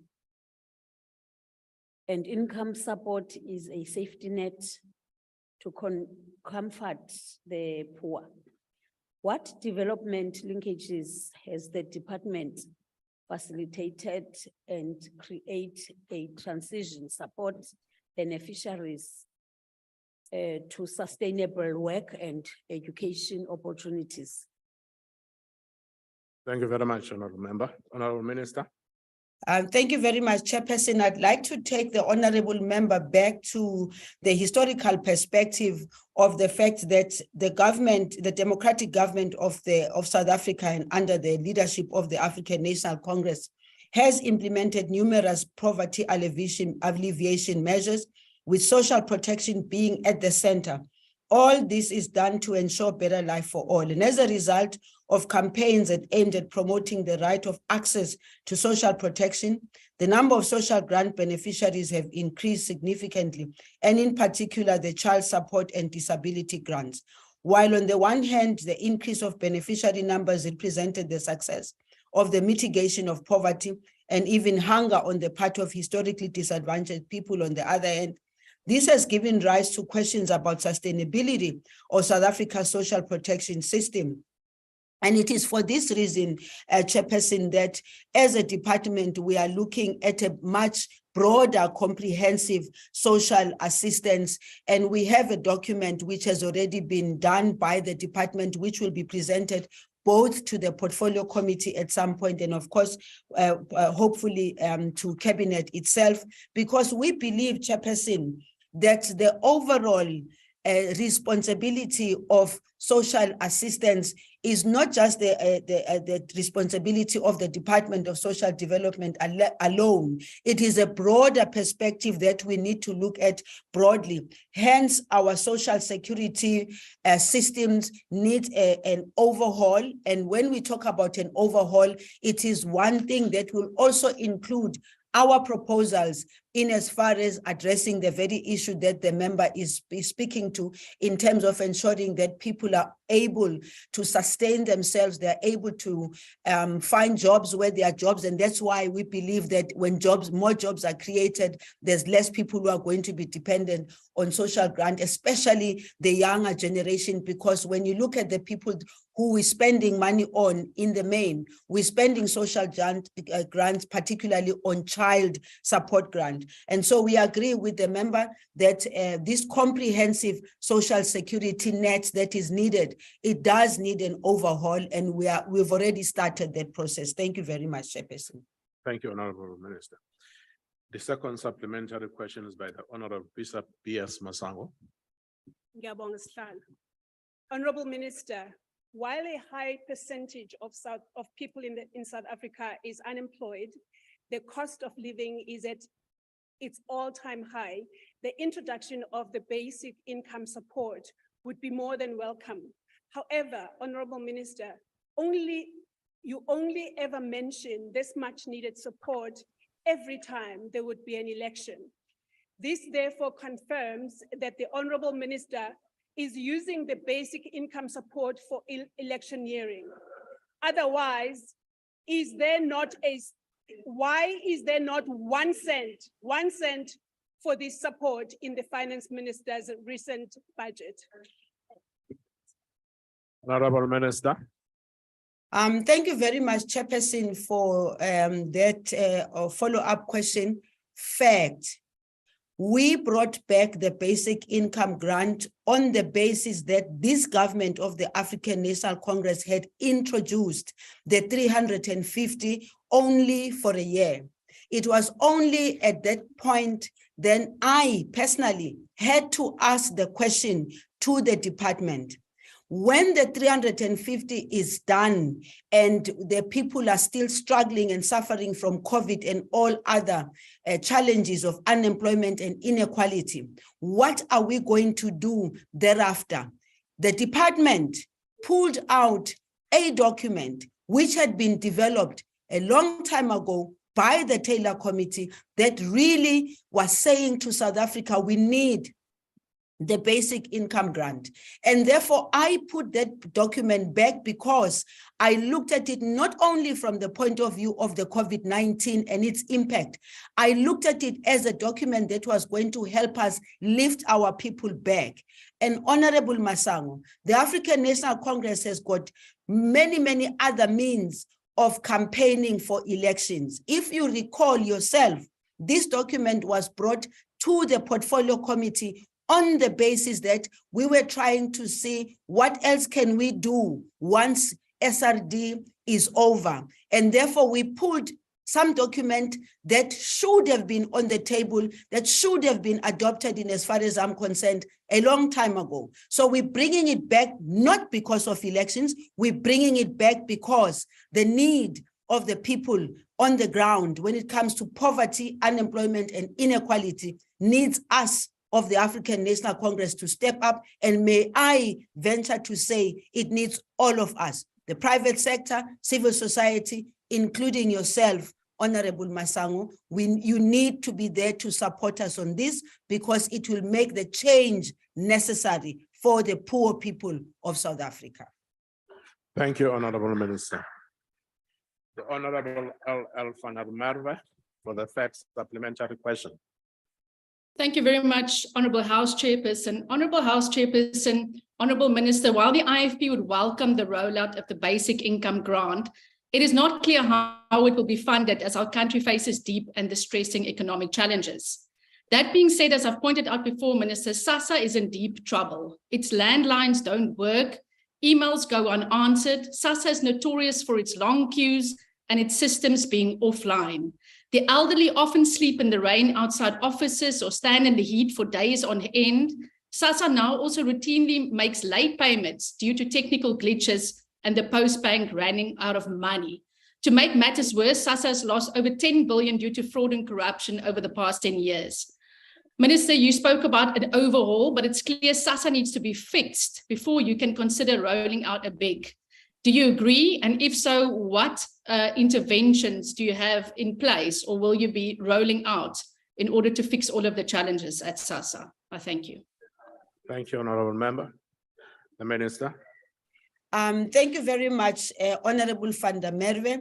Yes, I agree that in some instances where SASSA is supposed to deliver, we still have some challenges there. And yes, I have said over and over again, we have to take responsibility in those areas. And it is for this reason, Honorable van der Merwe, that I am saying to SASSA, long before we can even think about the rollout of the basic income grant, when the time comes for us to do that, let us fix the systems.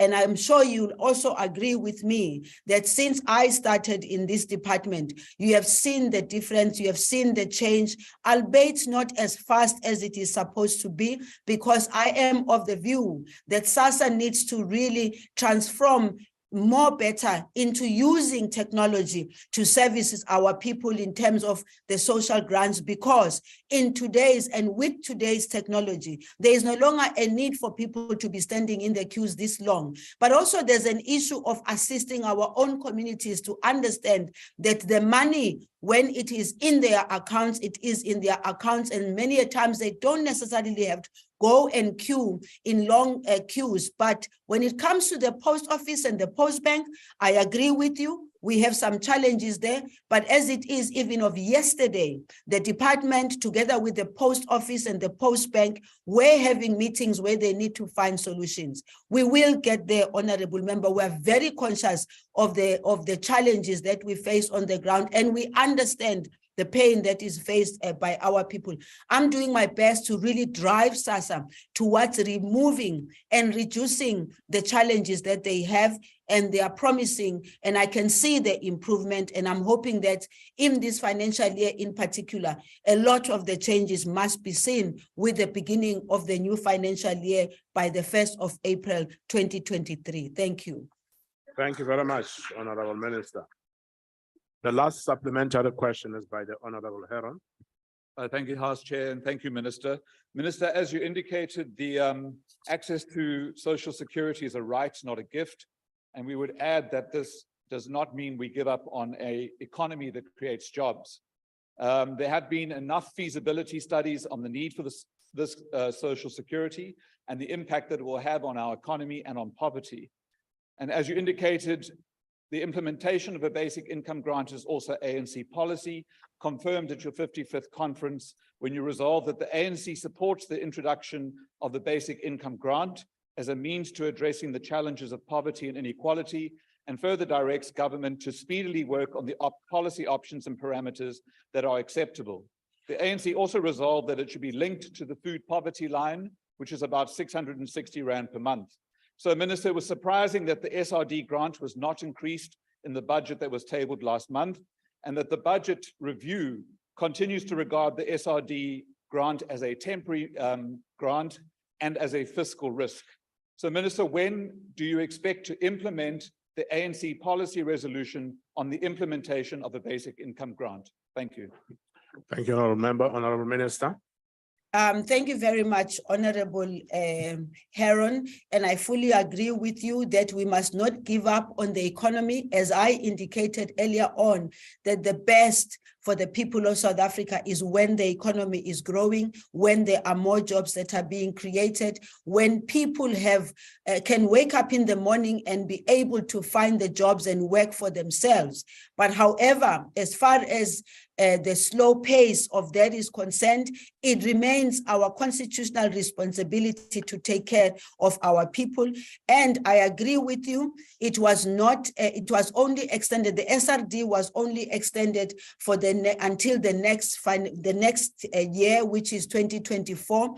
I can tell you, my department, together with SASSA, together with those that really want to see this happening, we are working much closer with the Department of Finance, that is Treasury, and I'm working quite closely also with the Minister of Finance to look at how can we ensure that firstly, the 350 itself is increased, as it is seen as a stepping stone towards the basic income grant. But at the same time, Honorable Heron, we are very conscious of the fiscal challenges that South Africa has, and we are also saying while the fiscal challenge is there, we must not lose sight of the fact that people are poor, people have got absolutely nothing. It would be better for us to have the basic income grant where people can have something to rely on, and the money goes back to the economy in any case. So the struggle continues in as far as convincing my colleagues and the Department of Finance to look positively towards the 350 and its extension and increase when possible, as well as the introduction of the basic income grant. I thank you, Chair, and I thank you, Honorable Heron, for your question. Thank you, Honorable Minister. Question 113 by the Honorable Masango to the Minister, Social Development. The Honorable Minister.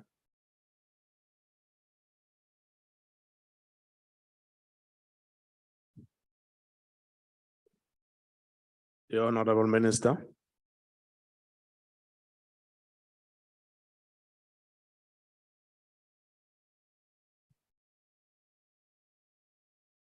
Apparently, the minister is gone.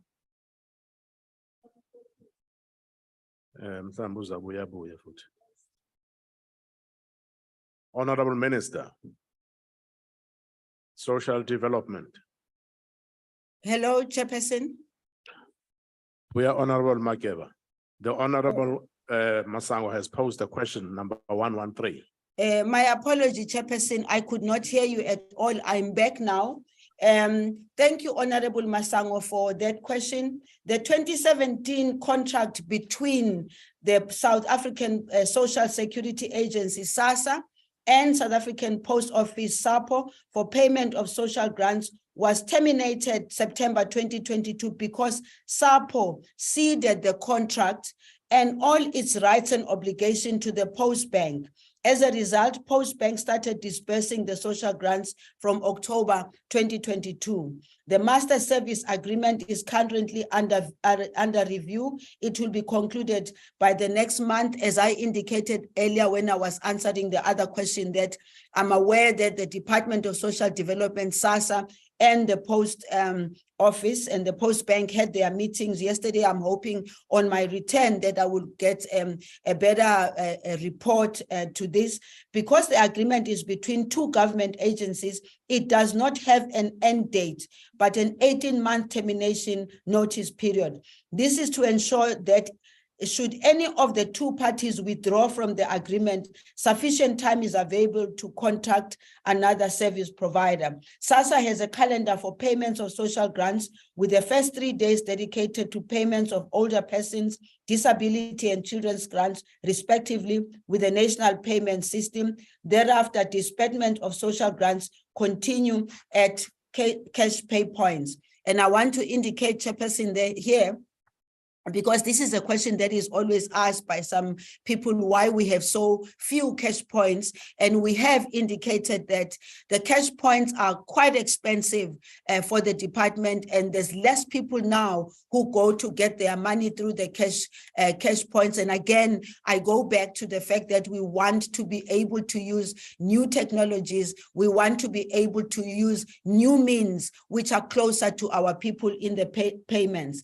The beneficiaries have a choice to either receive their social grant payments directly into their personal bank account, or to use the method identified by SASSA, which is to open a bank account with Post Bank. This enables clients to access cash at different access channels throughout the payment cycle. In this way, if one channel fails, beneficiaries have the option to use the channels available to them. SASSA is engaging with various role players in the national payment system to encourage further expansion of the payment options in order to give beneficiaries maximum choice, access, and convenience. And Chairperson, let me take this opportunity to remind all beneficiaries whose cards are expiring at the end of this month to visit their nearest Post Bank to replace those cards. And there has been communication. I'm not saying it now because I'm answering questions. There has been communication by the Post Bank as well as SASSA to this effect. I thank you, Chair. Thank you very much, Honorable Minister. Honorable Masango. Ngiyabonga, Sihlalo. Thank you, Honorable Minister, for the question. When SAPO was brought on board, it was largely due to its footprint. We all know that SAPO now has no foot, let alone the print. The agreement has now been ceded over to Post Bank, who is also has no footprint and struggling to keep its doors open. This, while SASSA Act, Section 3A states, and I would like to quote Minister, the objects of the agency are to act eventually as the sole agent that will ensure the efficient and effective management, administration, and payment of social assistance. 16 years later, and SASSA has still not implemented these provisions of the law in full. Why has SASSA refused to institutionalize the payment of grants and stop outsourcing its mandate to the detriment of millions of South Africans and loss of millions of rands? Thank you, Chair. Thank you, Honorable Member. The Honorable Minister.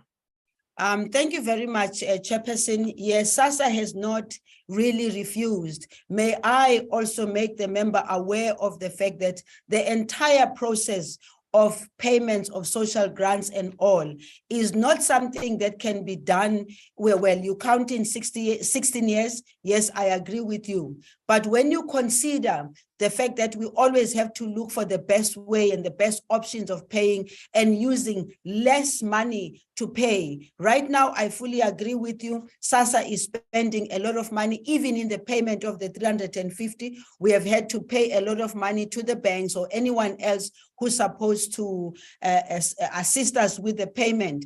It's an ongoing work. It's work in progress in improving our systems, but I can assure you that SASSA has not necessarily refused. SASSA is doing its best.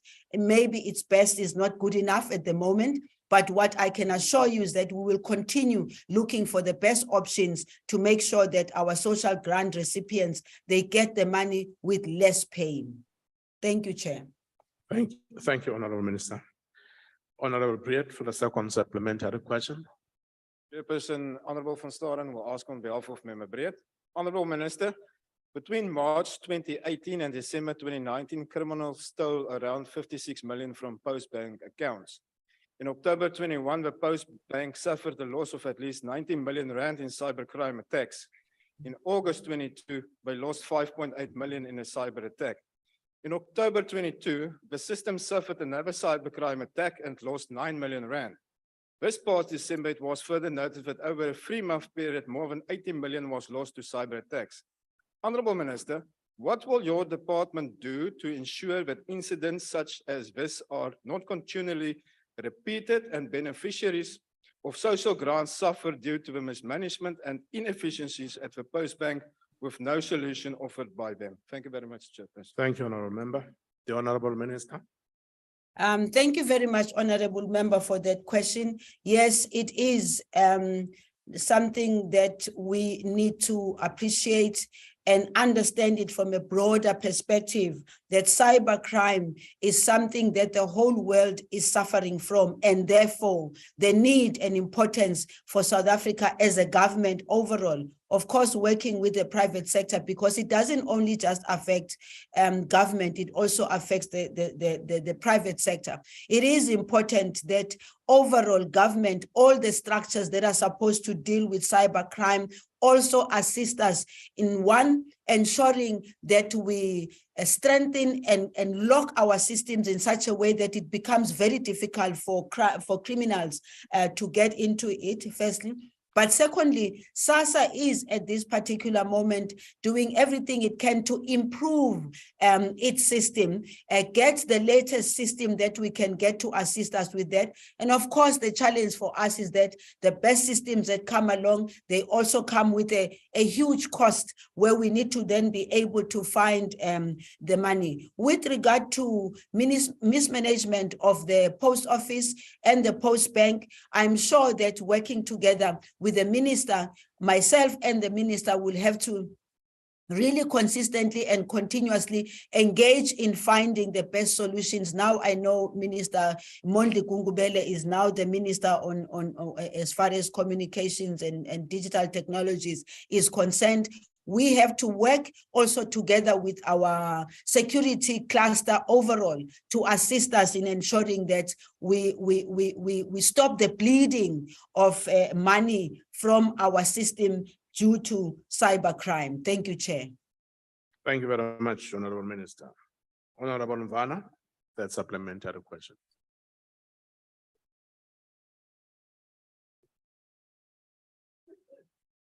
The Honorable Mvana.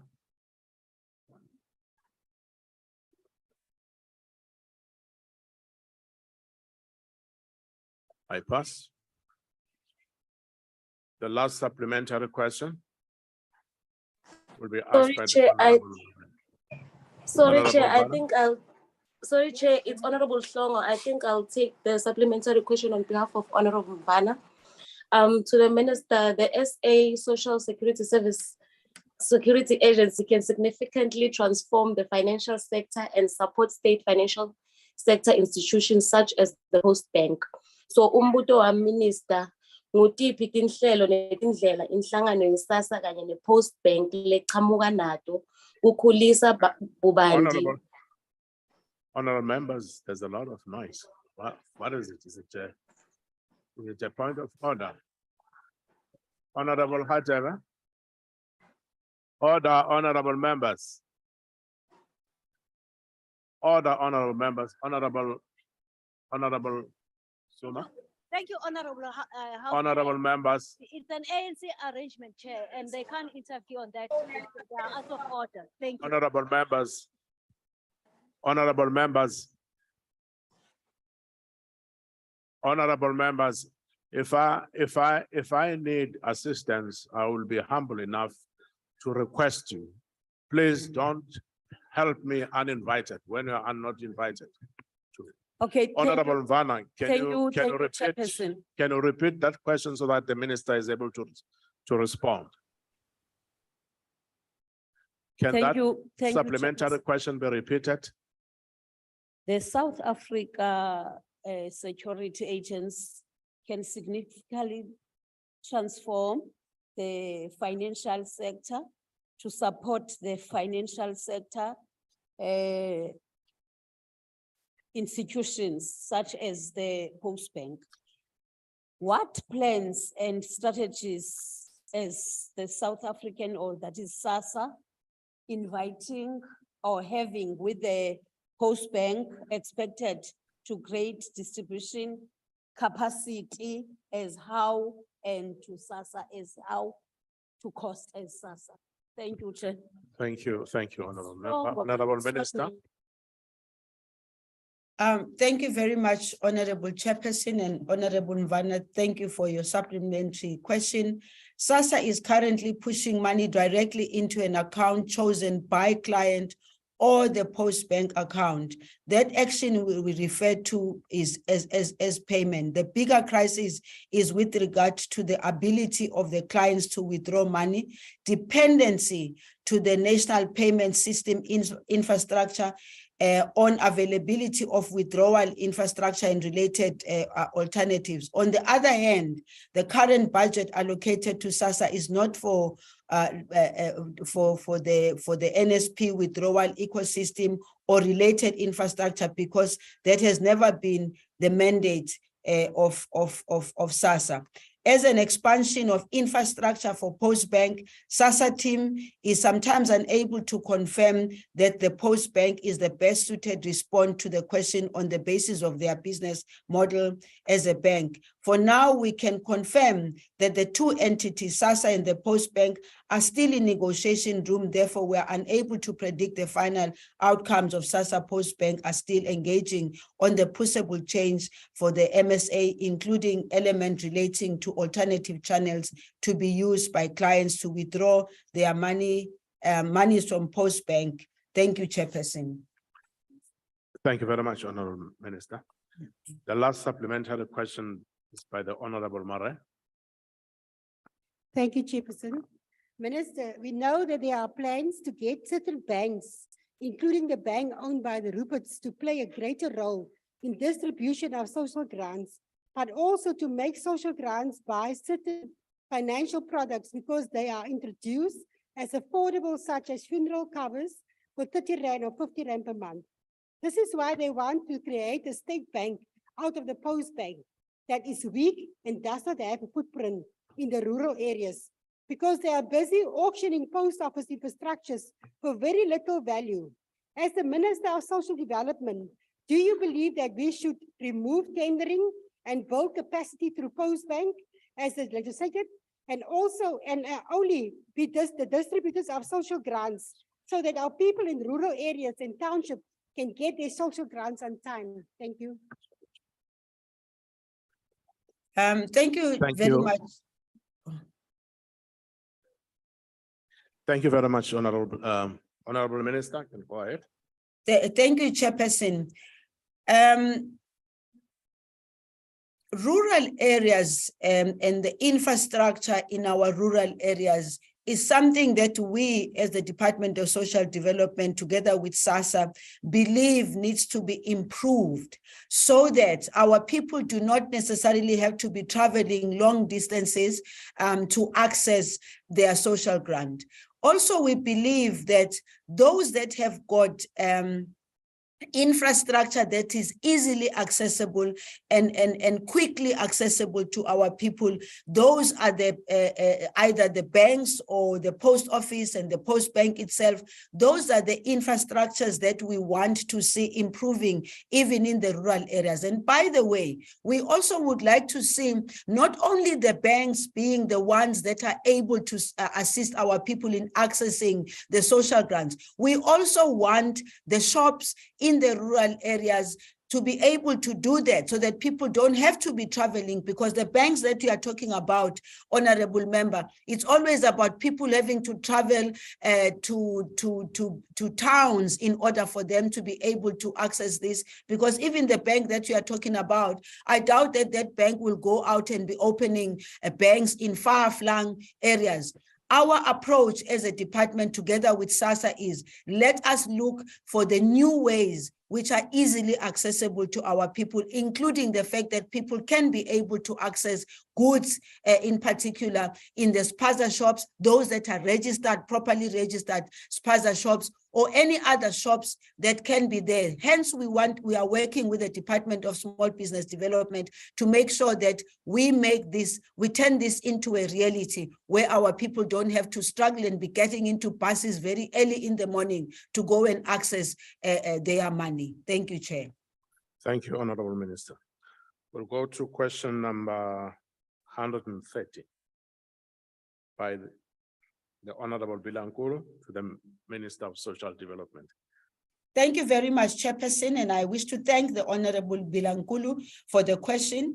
On 13 February 2023, the Minister of Cooperative Governance and Traditional Affairs, COGTA, declared a national state of disaster in terms of the Disaster Management Act, Act number 57 of 2002, in order to enable an intensive coordinated response to the impact of floods that are affecting Mpumalanga, Eastern Cape, Gauteng, KwaZulu-Natal, Limpopo, Northern Cape, and Northwest. Emergency events require a coordinated national and regional response to ensure that affected communities' needs are met, and that recovery actions enable and empower community resilience. As part of our role in disaster management, the mandate of the Department of Social Development in our portfolio, I mean DSD, SASSA, and NDA, is to ensure protection against vulnerability by providing a comprehensive social development service and to promote well-being of the people. At the national level, we contribute to the whole of government approach through the Special Intergovernmental Committee Disaster Management, which is led by Minister of COGTA. And immediately after the declaration of the national state of disaster, we activated our disaster response protocols by conducting assessment and profiling of affected households in order to determine the immediate needs. Chairperson, I do want to indicate that we do not work in isolation. We make sure that when it comes to national disasters, we sit in the necessary meetings at national level and at provincial level, which is national NetJog and provincial JOG, where we must make sure that there is a coordinated effort in responding to the needs of our people. And therefore, through a partnership approach, the DSD portfolio work collaboratively with provincial departments, development and donor agencies and NGOs, and lead the national coordination of humanitarian response with specific focus on the hardest hit areas. It is at this point, Chair, that I also do want to consistently and continuously thank the NPOs and the NGOs who always step up to assist us in this. As a department, our ongoing interventions in affected communities include psychosocial support, and sometimes people take it for granted that psychosocial support is something very small, but psychosocial support is what they need, and our social workers always step up to it. Then the provision of SRD in the form of cash, food vouchers, and school uniforms, vanity packs, cooked meals, blankets, and mattresses. And as government's lead department in coordinating humanitarian response, we work with many partner organizations that we are grateful for their support. I thank you, Chair. Thank you, Honorable Minister. The Honorable Bilankulu. First supplementary question. Thank you very much, House Chair. And happy International Women's Day to all women in the world. Honorable Minister, Disaster management capacity is critical to ensure financing for disasters is available. Local, provincial, and national government have sufficient system and capacity to respond to various disaster impact. Honorable Minister, what disaster management system and capacity is required to enhance government's response to natural disasters by all three spheres of government? I thank you. Thank you, Honorable Member. The Honorable Minister.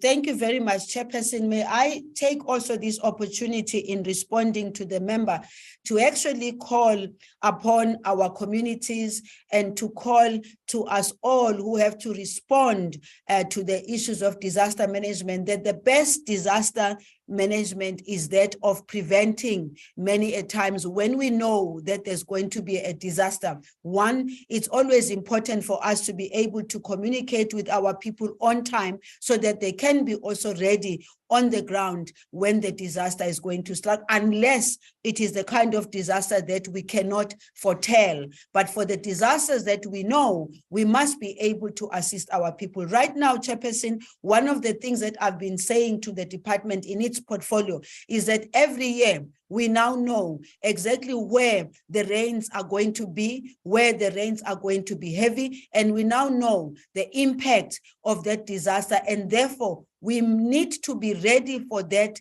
long before they happen. And so our system must start with us not being reactive, but our system must start with us appreciating and understanding the current type of disasters that we have. And the Disaster Management Act 57 of 2002 provides for an integrated and coordinated disaster risk management policy that focuses on preventing or reducing the risk of disasters, mitigating the severity of disasters, preparedness, and rapid and effective response to the disasters. In terms of the Act, each national organ of state must determine its role and responsibility in relation to disaster risk management and assesses its capacity to adhere to the requirements of the Act. The primary responsibility of the Department of Social Development is to ensure the provision of comprehensive social protection services against vulnerability, poverty within the constitutional and legislative framework, and creating an enabling environment for sustainable development. Hence, for instance, the social grants should also be seen as contributing towards cushioning the most vulnerable. In the context of disaster management, the department serves to contribute to reduce the vulnerability of poor communities by providing short-term relief and to the vulnerable, notwithstanding the importance of short-term relief. Thank you, Honorable Minister. Thank you, Chair. The second supplementary question is by the Honorable Abrahams. Thank you, House Chair.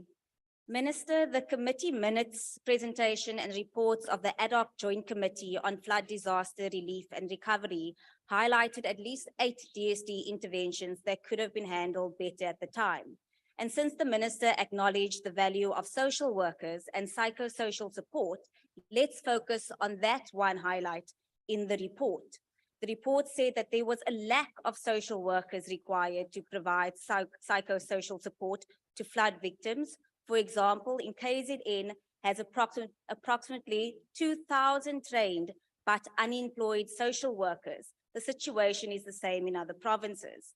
If a disaster had to happen tomorrow, Minister, have more social workers been employed to adequately deal with the valued psychosocial services to victims whose numbers can reach into the thousands during a time of a disaster? Thank you. Thank you, Honorable Member. The Honorable Minister. Thank you, Honorable Abrahams. And you know that, as usual, that's my pain too. The pain of ensuring that we get more money in our budget in order for us to employ more social workers. But also, I have said the responsibility of the employment of social workers must not be a responsibility of the Department of Social Development alone. We actually are working. We've had conversations, very, very serious conversations with Treasury as well as the minister to say, what else can we do to look out into employing as many social workers as we possibly can? We are winning that battle, but we're not winning it as fast as we possibly can.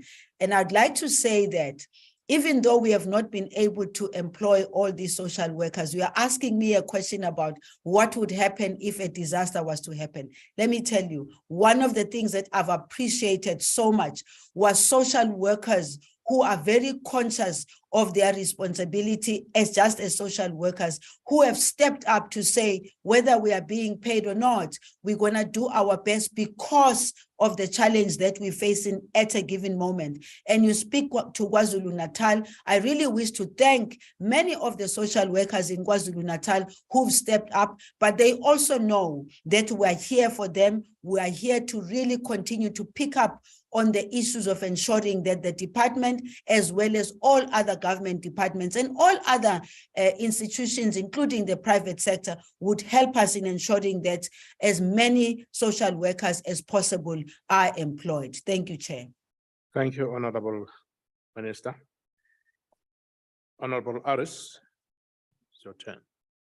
Yeah, thank you very much. Honorable Minister, there's something disturbing in the Department of Social Development. And you as the minister, you are not paying attention to it. We receive reports that the department is failing to pay NPOs on time and returning back money as much as 80 million because of failing to pay NPOs.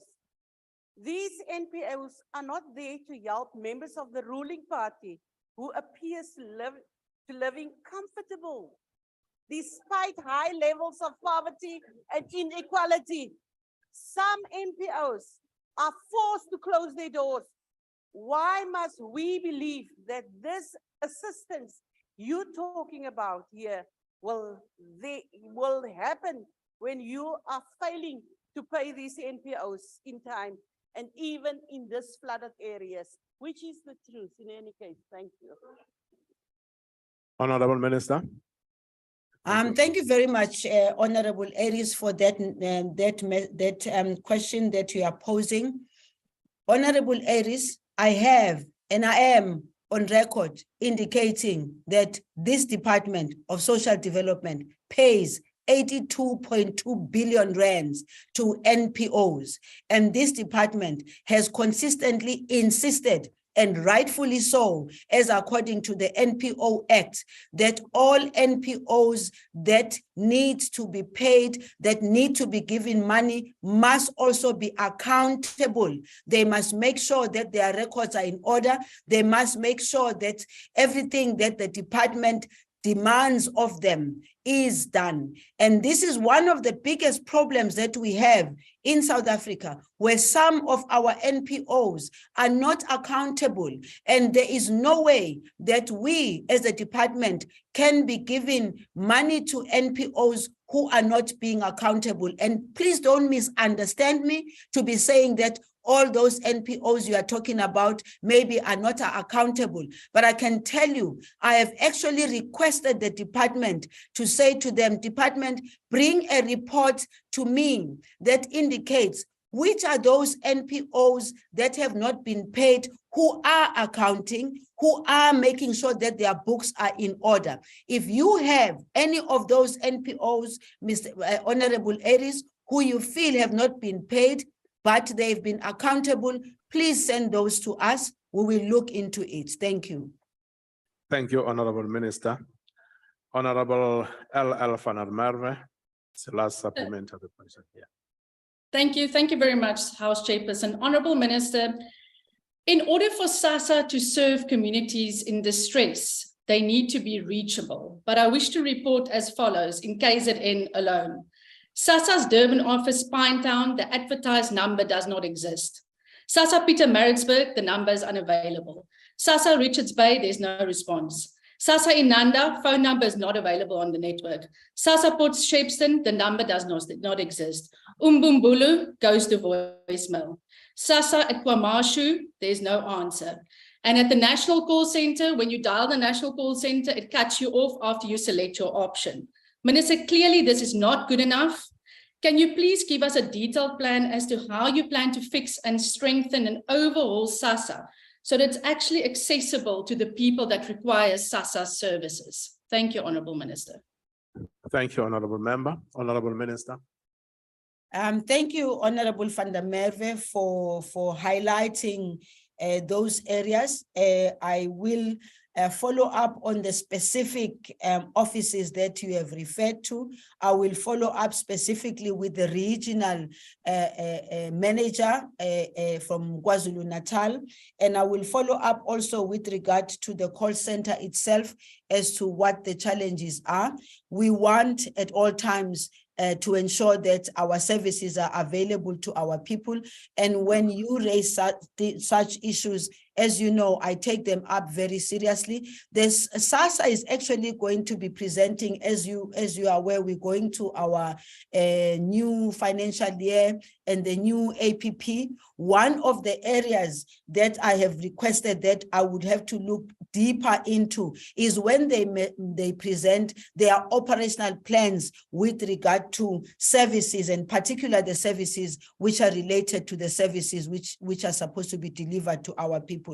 At the portfolio committee, I will come to the portfolio committee with a full report, and I'm sure you will appreciate when we bring the APP of 2023-25, you will be able to see what we plan to do in as far as making those changes and improvements are concerned. Thank you. Thank you, Honourable Minister. Question number 134 has been asked by the Honourable Litsia to the Minister of Higher Education, Science and Innovation. The Honourable Deputy Minister. Thank you, House Chair. We manage the supply and demand through enrollment planning. And this process is a collaborative process between universities and our department, with the aim of achieving optimal admissions of students and program development, increasingly taking into consideration the labor market demand considerations. The enrollment planning process conducted in 2022 effectively included trilateral discussions between the Department of Higher Education and the Department of Basic Education and each public university to arrive at agreed funded headcount and full-time equivalent student totals for the academic period up to 2025 and the financial period up to 2027-2028. That covers the medium part component of the question within the context of system parameters and government priorities. During the enrollment planning process, the priorities that were set included increasing access and participation to and in high-level occupationally directed programs that must be matched to available resources to enable the higher education system to deliver on its teaching mandate effectively, and that the higher education system must contribute to the national human resource development research. The national human resource and research development and innovation priorities in order to develop a skilled and capable workforce. The planning process culminated in the production of the ministerial statement on student enrollment planning for 2020-2021 to 2025-26 for the university sector, which sets the planning framework for institutional development within a wide array of policy initiatives and development in the post-school education and training system. Our department has been producing monitoring reports on enrollment plans annually. These reports provide an overview of the size and shape of the system, student success rates, publication units and staff, student ratios, and the proportions of staff with PhDs in relation to the targets that were set for each institution through the enrollment planning process managed by the department. This component is very crucial if we're to expand the post-school education and training system, the availability of capable staff with PhDs and all of that. And for this analysis, the projected target for 2021, as agreed in the approved ministerial enrollment plan, and the actual 2021 higher education management information system data were used for the assessment. We also use the Central Application Clearinghouse to assist universities to realize their targets and students to find spaces which are still available in universities, private higher education institutions, TVET colleges, work integrated learning opportunities like the sector education and training and apprenticeships. Thank you. That's the response, Honorable House Chair. Thank you, Honorable Deputy Minister. Ntateletsie, Mhlomphehi. Hi, lad. Potso ya pele ya tlatsetso ke ya hao. Ke a leboha ntate. Thank you very much for your response, Honorable Deputy Minister. Before I ask my follow-up, I think it's worth noting the pattern at which the DA clap hands. I think it's safe to say Honorable Machesi will be deployed to Harvard very soon. Honorable Minister, noting the increase in the use of digital technologies in education and an increase of access and connectivity in the country, how can online education contribute to increasing enrollment targets and the capacity of higher education system as a whole? Thank you very much. Harvard. Thank you, Honorable Minister. Thank you. Thank you, Honorable Etsia. Thank you. The Honorable Deputy Minister. Thank you, House Chair. Look, we obviously see online learning as an augmentation of teaching and learning at all material times, and obviously that it will not replace, your traditional universities, and that in our current circumstances, where we have challenges around data costs, issues around energy supply, issues around the cost of IT software, licenses, and all of that being exorbitant. Obviously we'll have to take all of those factors into consideration if we to expand online learning. But however, most of our universities and universities of technology have been offering online learning as an option. And sometime early last year, the minister appointed a ministerial task team to look at the possibility and potential of online learning in South Africa. So we see this as an alternative in order for it to alleviate the burden on the system. In fact, one of the largest institutions in the continent, and I think competing with some of the biggest universities in the world, which is the University of South Africa, is or is taking a huge chunk of the student component at university level. So Honorable Letsie is right that online learning is just but one platform that will help us alleviate the challenge and pressure that we have in terms of the number of, in terms of the demand of post-school education and training in South Africa. Thank you, Honorable Deputy Minister. The second supplementary question is by the Honorable Zondo.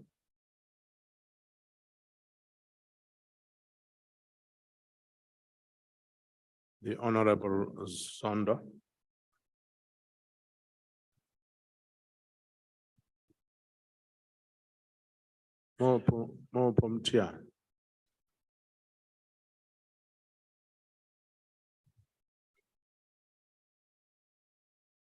Cesar Dabezeta. He should be in the house, or another colleague can do it. Okay, No, it's Honorable covered. Chief Whip. Who's taking it? No, they are covered. Member, you chair proceed and come back after the question, please. Thanks. Okay, the third supplementary question is by the Honorable Kakao. I'll be taking it, Honorable King. Minister, Deputy Minister, we've seen that USF has reported to us that first-time entrant applicants at UCT was 102,813, and UCT only had 4,039 spaces available. At WITS, applications of first-time entrants was 100,000, and WITS only had 5,552 spaces available. This, Minister, taking into account the exorbitant increase of NSFAS over the years from 30,000 when it started to now over 1 million beneficiaries. So, Minister, are there any plans in place to ensure that the scope of private institutions are being broadened to fill the gap by public institutions? Thank you. Thank you, Honorable Member. Honorable Thank you very Minister, Deputy Minister. Thank you, House Chairperson. I think it's important that we make a distinction between people who apply at universities and the available spaces, because I think we should all know if you know if we did go to university or a TVET college, that when you apply, you don't apply to only one institution. So people apply to multiple institutions. And the consolidated statistic, which has been used by honorable members in the opposition to suggest that the demand is actually higher than the available spaces, and that gap is disproportionate, is actually false. And I think we need to clarify that. Yes, students apply at UCT, but they also apply, the same students who applied at UCT may also have applied at WITS, may have also applied at the University of Venda. So it's not about how many people apply at a particular institution, it's about the available spaces. And so in the last 10 years, Honorable House Chair, the system has grown, of course, significantly, and partly because of our contribution. In 1994, the system was, university students were at 400,000. And today, as we speak, the university, students who are going to university are at close to 1.2 million. And with a plan of expanding university participation by 2030 to 1.6 million. And there are plans also to ensure that we expand the TVET sector. So that growth is driven by the investment that government has done into the sector. Yes, that's important.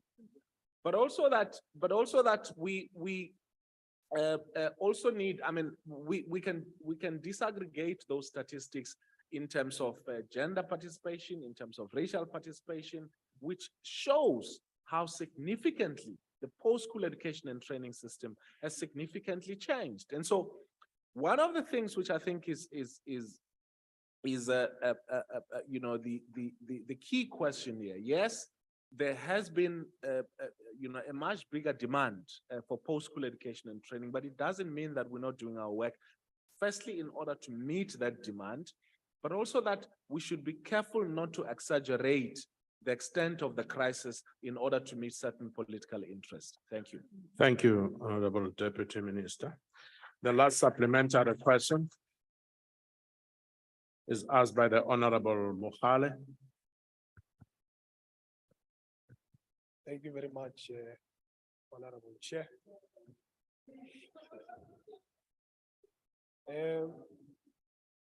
We know that there's a lot of corruption happening in institutions of higher education dealing with accommodation. In fact, we are told that in one of our higher institutions of higher learning, Solplaatje University, there's an official there by the name of Shikwambala, who only accredits property owners who are willing to pay bribes. Mrs. Mulatwa is a black woman with property business who they are refusing to accredit, even though her property can accommodate students sufficiently. We maintain that the long-term solution to deal with the crisis of student accommodation is to take municipal buildings in and around institutions of higher learning, renovate them and accommodate students. But we must also expropriate abandoned buildings that are now used for crime and hijack buildings and turn them into student accommodation. Minister, do you have a list of all municipal buildings around institutions of higher learning that we can convert into student accommodation?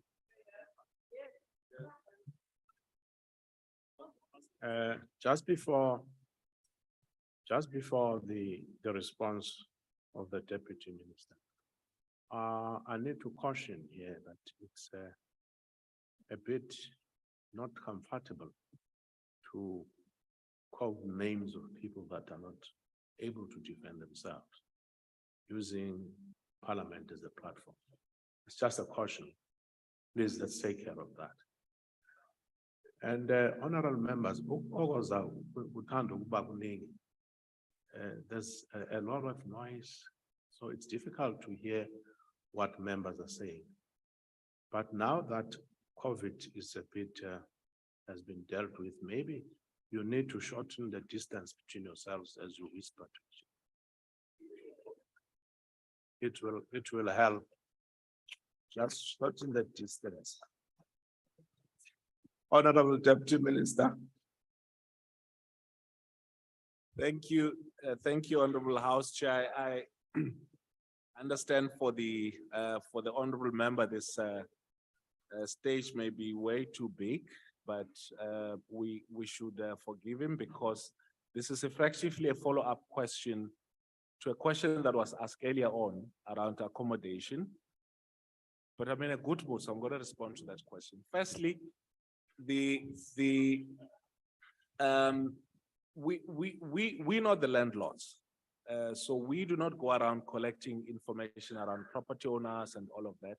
That's the work that's done by the universities, and that the policy guidelines are very clear in terms of which accommodation is appropriate to accommodate students in which areas and all of that. And I think if there are cases where property owners that the honorable member is representing or speaking on whose behalf, private property owners, if they feel that they've been discriminated, I think we can take up that issue with the university management so that they pursue it internally based on their own processes. The process should obviously be open, should be fair, should be transparent, and all property owners who qualify, should be given an equal opportunity for them to, to participate in this. We see this, not in the context of big accommodation private providers, but we also see this as an intervention as it relates to the local economy. Many, small property owners have significantly benefited as a result of the allowances that are given to students specifically for accommodation. And so we also see it within that context. And I think it's important that if there's, cases where certain property owners believe that they've been unfairly discriminated, I think it's a matter that, we should be able to take it up with the university. And as I said earlier on when I was responding to the first question, that if there are instances of bribery or of interfering with, with tendering process and approval of accommodation by either staff members or student leadership, we encourage universities to deal with all of those things, because this is to the detriment of the students themselves. Thank you very much for that follow-up question. Thank you, Deputy Minister.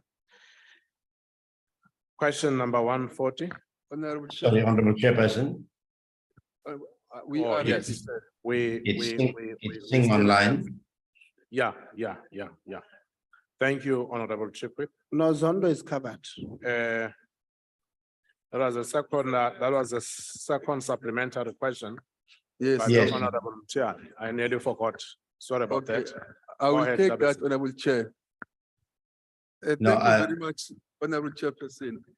Minister, in trying to balance the supply and demand, and you have alluded to your plans as department to make sure that you are able to manage that, and we trust that you do have capacity to do that. What I want to know is that in the short and long term, do you think your department is able to provide or deliver quality education even where there is this high demand? Thank you. The Honorable Deputy Minister. Thank you very much. I think as I've indicated as part of my response, Honorable Member, that not only are we looking at expanding the system in terms of participation rate, in building new infrastructure and all of that, but we're also training academics. We're also training academics in master's and PhD levels in order for us to invest in the quality of, of the education system in this regard. Earlier in the morning, we were also briefing the portfolio committee on the work that we're doing to improve the quality of education at a TVET level, the question of the availability of lecturers, and all of that. Of course, growing the system will come with its own challenges. And I think, with the growth that I've illustrated since 1994, with some of the lessons that we've learned, we have been able to invest resources, form partnerships, with local institutions, but also with international institutions in the training of our academics in order for us to guarantee the quality of our post-school education and training system. Thank you. Thank you, Honorable Deputy Minister. Question number 140 is by the Honorable Advance to the Minister of Basic Education. The Honorable Minister. No, thank you very much, Chair, but also thank you very much for the question. Chair, in terms of activities that we have in place to ensure that we increase the number of learners who are enrolled in science, in maths, in engineering and technology, we have put in place the following programs. One, we have established maths and science directorates both at provincial and national level with the necessary capacity to ensure that there's effective coordination, support, monitoring, and alignment of the MST education activities across provinces. We also continuously review our maths and science curriculum offerings, responding to the skills required for the fourth industrial revolution in both the GET, which is your senior secondary, and your FET, which is your matric phase, which is equally critical that appropriate content and methodology is evident in the teaching of maths and science. Thirdly, we're also cognizant that given the introduction of skills required for the 21st century in line with STEM, some of those include marine studies, nautical and maritime, aerospace, robotics, space sciences, aviation, and e-commerce and entrepreneurship. And that's why we also, on an ongoing basis, review our curriculum. Indeed, teacher development remains very critical dimension of our maths education program and needs to be based on an audit of our teachers' competence levels and the development and approach programs based on content and methodology. We're again providing appropriate facilities, equipment, and learning support to make sure that indeed the programs are highly supported. And finally, our national assessment also includes national senior certificate, standardized, and the members will be aware we participate in both regional and international assessments to make sure that indeed we can benchmark ourselves against our peers in the continent, but also internationally to see how we, as a country, perform or compete at that international level. Thank you very much, Chair. Thank you, Honorable Minister. First supplementary by Honorable Advance. Thank you very much, Chairperson, and thank you very much, Minister. Minister, low uptake of science, technology, engineering, and mathematics subjects is also linked to the apartheid Bantu education system, which instilled a philosophy and psychology of Africans not being capable of succeeding in maths and science fields. Since the democratic government, many Black South Africans have entered the science, technology, engineering, and maths professions. Minister, how does the department focus on the girl child and changing the false philosophy of STEM subject being difficult, thus demoralizing learners? Thank you very much. Thank you, Honorable Advance. The Honorable Minister. No, thank you very much, Chair.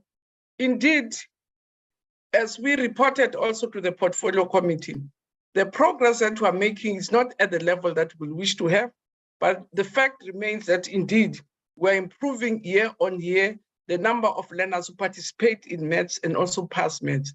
It's not been an easy task, and we've been looking at different ways, including a special grant from Treasury to deal with, as you say, the sin of apartheid, which I think the worst thing that they did was around education and denying children the right to education. On the girl child, you'll be surprised, member, girls are outperforming boys in maths and science. They outperform boys in terms of participation. And I think our new problem now is the boy child, and see how we make sure that as much as we support the girl child, get the girl child to participate in maths and science, the boy child is not left behind. But we've already made, I mean, the last count I had, it was about 54% were girls were participating in MST, so which means our girls' education program or support or advocacy is working out. But we have to be very careful that we don't leave the boy child too much behind. Thank you very much, Chair. Thank you, Honorable Minister. The Honorable Notata. Thank you so much, Chair. Before I start, Chair, I would like to, on behalf of the DA, send our condolences to the family of the MEC in the Free State, Ndate Magwe, and the colleagues in the ANC. Minister, the reality is that 6 in every 10 grade 5 children have not acquired basic maths knowledge, while 59% of grade 9 learners have not acquired basic maths. The reality is that there are not enough STEM teachers and subject advisors. Compared to their international counterparts, South African teachers perform dismally in STEM subjects with marks as low as 36%, many not able to pass tests in the very subjects that they teach. This contributes to the poor uptake and development of foundational literacy. And sadly, the victims of this are millions of learners who suffer in our schools. Therefore, uptake must be balanced with auditing our teachers' skills base and ensuring that they are adequately trained to improve the quality of teaching in the classroom and not simply focus on quantity of the uptake. So, Minister, what has the department done to audit educators' competency levels, followed by the successful training of these teachers, particularly in STEM-I subjects, including innovation? And finally, how have you monitored quality outcomes in the classrooms of those that are trained to improve the literacy levels? I thank you. The Honorable Minister. No, thank you very much, Chair. And thanks for the question that you know that, and I will indeed pass the condolences of the DA to the Free State team, but also to the sector. The memorial service is going to be tomorrow and the funeral is on Sunday, but I will indeed pass the condolences. Chair, Member Nondata is throwing back to me statistics that he got from us. I mean, Member Nondata does not send kids to go to international assessments. We send them and report to the public. So he's telling me what I know, that the performance that teachers don't, he has no capacity even to assess teachers. But because we're a department, we assess teachers and share information with members of the public, but also with members of the portfolio committee. So in terms of what we do, again, member will know what we said we're doing. And some of the plans I was raising, Chair, are in response to the fact that member note that rightfully quotes, but unfortunately does not acknowledge the source. And we call it plagiarism, so that he must say, you said, then I will answer to say, yes, indeed, I told you that, or we reported that. This is what we're doing. But what I mentioned, so I don't want to repeat what I said, Chair, that the response is exactly to respond to the things that member is raising, and appreciate that we have a common interest to making sure that we can deal with the problems that we report, and we are gladly opening ourselves up to being monitored and being called to account. Thank you, Honorable Minister. The Honorable Mashabela. Honorable Chair, I'll take this question on behalf of Honorable Mashabela. Thank you. Honorable Minister, I think you need to consider that you are presiding over a collapsing education, especially primary and high school. And this crisis, I don't know why the Minister of Higher Education and Science and Technology is not here, because clearly there is no coordination and synchronization between the two layers of our education system. There is misalignment. Kids are being taught what universities cannot offer, and what universities teaches our kids is not what the labor markets demand. Now, Honorable Minister, with this number of students who pass matric. Most of them have passed maths and science subjects. With the challenge of no spaces at universities and TVET colleges, where these kids should go to. Can you please address the structural crisis you and your government have created for our kids? Thank you. Thank you, Honorable Member. Honorable Minister. The member, you know, if there's no spaces at universities, it's not a sign of misalignment between us and higher education. There's high alignment. We have working teams on matters which are common between us. As the Department of Basic Education, on some other aspects we're a client of higher education, like in teacher development, in research, like all other faculties. But in terms now of aligning at university admissions to basic education, I just think the member is really mixing oil and water. These things are unrelated. That the system is collapsing, I don't know what he's talking about. So we're reporting on an ongoing basis, and we confidently, and we have evidence to say, with all the challenges in the system, which we're not denying, it is a system on the rise.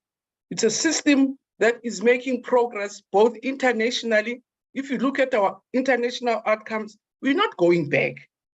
Even locally, we can give evidence that we're making progress. So the collapse, I don't see where it is. Perhaps member at some stage can show me where he saw the cracks so that we can all have a common understanding around this collapse he's referring to. But I'm denying the fact that we have a collapsing system. We have a growing system which is on the rise. Thank you, Chair. Thank you very much, Honorable Minister. The last supplementary question, the Honorable Ngobo. Honorable Chairperson, I'll take the follow-up question. You're welcome. May I thank you, Chair. Honorable Minister, obviously a lot of the learning and teaching taking place in schools insofar as science and technology is concerned is dependent on the availability, one, of laboratories, access to technological capabilities which require electricity. The question then becomes, what has been the impact and what is the impact of load shedding on learning and teaching, particularly in these key areas of science, technology, and engineering, which are, of course, an integral part of the country's growth, development, and its own futuristic ambitions? Thank you, Chair. Thank you, Honorable Member. Honorable Minister. No, thank you very much, Chair. What we can't deny is the fact that indeed load shedding has a negative impact on education as in other sectors. But what we have the luck for as the Department of Education is that we teach during the day, we benefit from the natural light. So in terms of lighting in classrooms, we don't have a problem. Member, I'm sure he's just not too young not to have learned maths during his time. We didn't need anything during the day to teach maths. We needed whatever we could, so which is what we do in the schools. We didn't need electricity also in the schools I went to, there was no electricity. We did our experiments also without it. The fact of the matter is that indeed load shedding is a problem, but ask right now,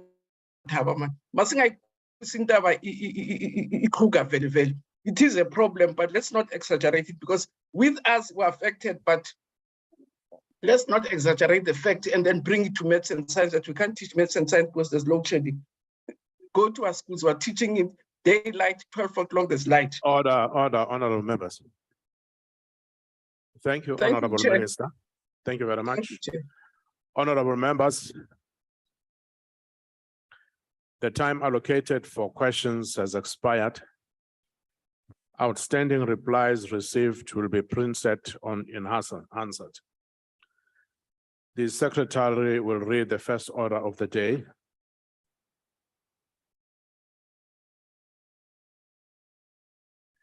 Consideration of 2023 fiscal framework and revenue proposals and of report of Standing Committee on Finance thereon.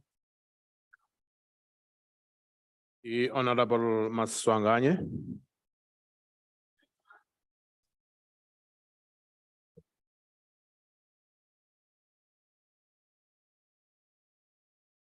Thanks very much, Chairperson. Deputy President, honorable ministers, deputy ministers, honorable members, and condolences to the family of our colleague, Honorable Mauritia Gillion. Honorable Chairperson, we are presenting the report of the Standing Committee on Finance on the 2023 fiscal framework and revenue proposals. The minister had presented the budget or tabled the budget 2023 national budget before Parliament on the 22nd of February this year. As the committee, we welcome the budget tabled by the minister as it has positive developments. Amongst others, is additional funding that has been allocated to safety and security, address shortfalls in the compensation budgets in provincial education, retain additional health workers appointed during the pandemic, support the provision of free municipal basic services, rehabilitate damaged municipal infrastructure, and address the backlog in the refurbishment of provincial roads. We welcome the minister's announcement on mega projects, which we believe are going to trigger the economic growth. We hope that South Africa will become a construction site. We also acknowledge the accelerated rollout of telecommunication infrastructure, and significant reforms are being implemented in SARS to maximize tax revenue. Lots of job opportunities were created through EPWP. Be that as it may, Honorable Chairperson, we are presenting this report against a difficult situation globally and locally. The global economy is experiencing several challenges, including the NATO-induced Russia-Ukraine war, a cost of living crisis caused by persistent and broadening inflation pressures, and the slowdown in China, which will affect its growth prospects. Domestically, the growth outlook still faces significant downside risks, and some of the downside risks include high levels of unemployment, rising fuel and food prices, electricity supply constraints, and deteriorating infrastructure combined with tightening financial conditions. We also have a problem of elevated domestic inflation and rising interest rates, which exacerbate existing social inequalities and create vulnerabilities in South Africa. Unemployment is continuing to rise. We are witnessing a situation where graduates are applying for SRD grant. We are also tabling this report against the background of South Africa being delisted, which is going to have a serious impact on the economy. As the committee, we note that the 2023 budget strikes a reasonable balance between growing the economy and ensuring fiscal sustainability, maintaining expenditure over the medium term, and providing tax relief to households and the economy. The committee recommends that the National Treasury should report on progress made in implementing structural reforms, including the master plans of the Economic Reconstruction and Recovery Plan every quarter. The committee recommends on revenue that SARS should continue to intensify revenue enhancement initiatives to collect maximum revenue due to the government to enable it to deliver on its constitutional obligations. On expenditure issues, the committee notes the underspending on the SRD grant, which is a big component of the second adjustment appropriation bill, and that a review of the qualifying criteria needs to be undertaken. We might also have to look or to review the social grant regime, including the issue of the BIG, which was discussed earlier on.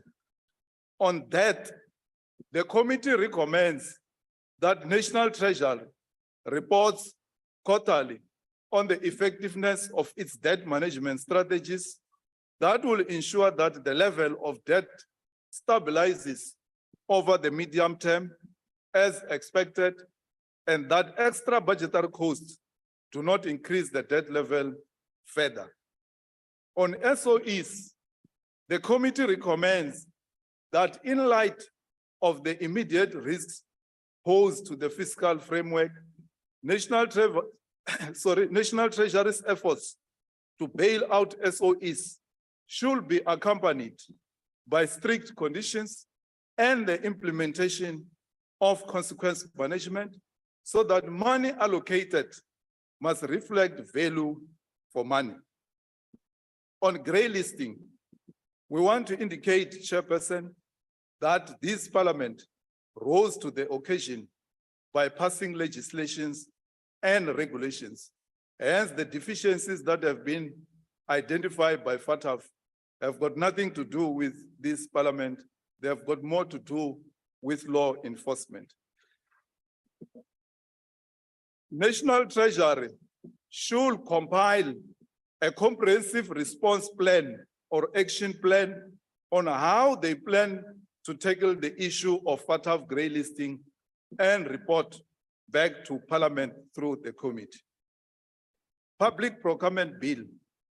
The committee recognizes the need for National Treasury to address the legal and other challenges affecting the Public Procurement Bill and recommends that this bill should be brought to Parliament. Minister, in your last appearance, you promised that the bill will be tabled this March.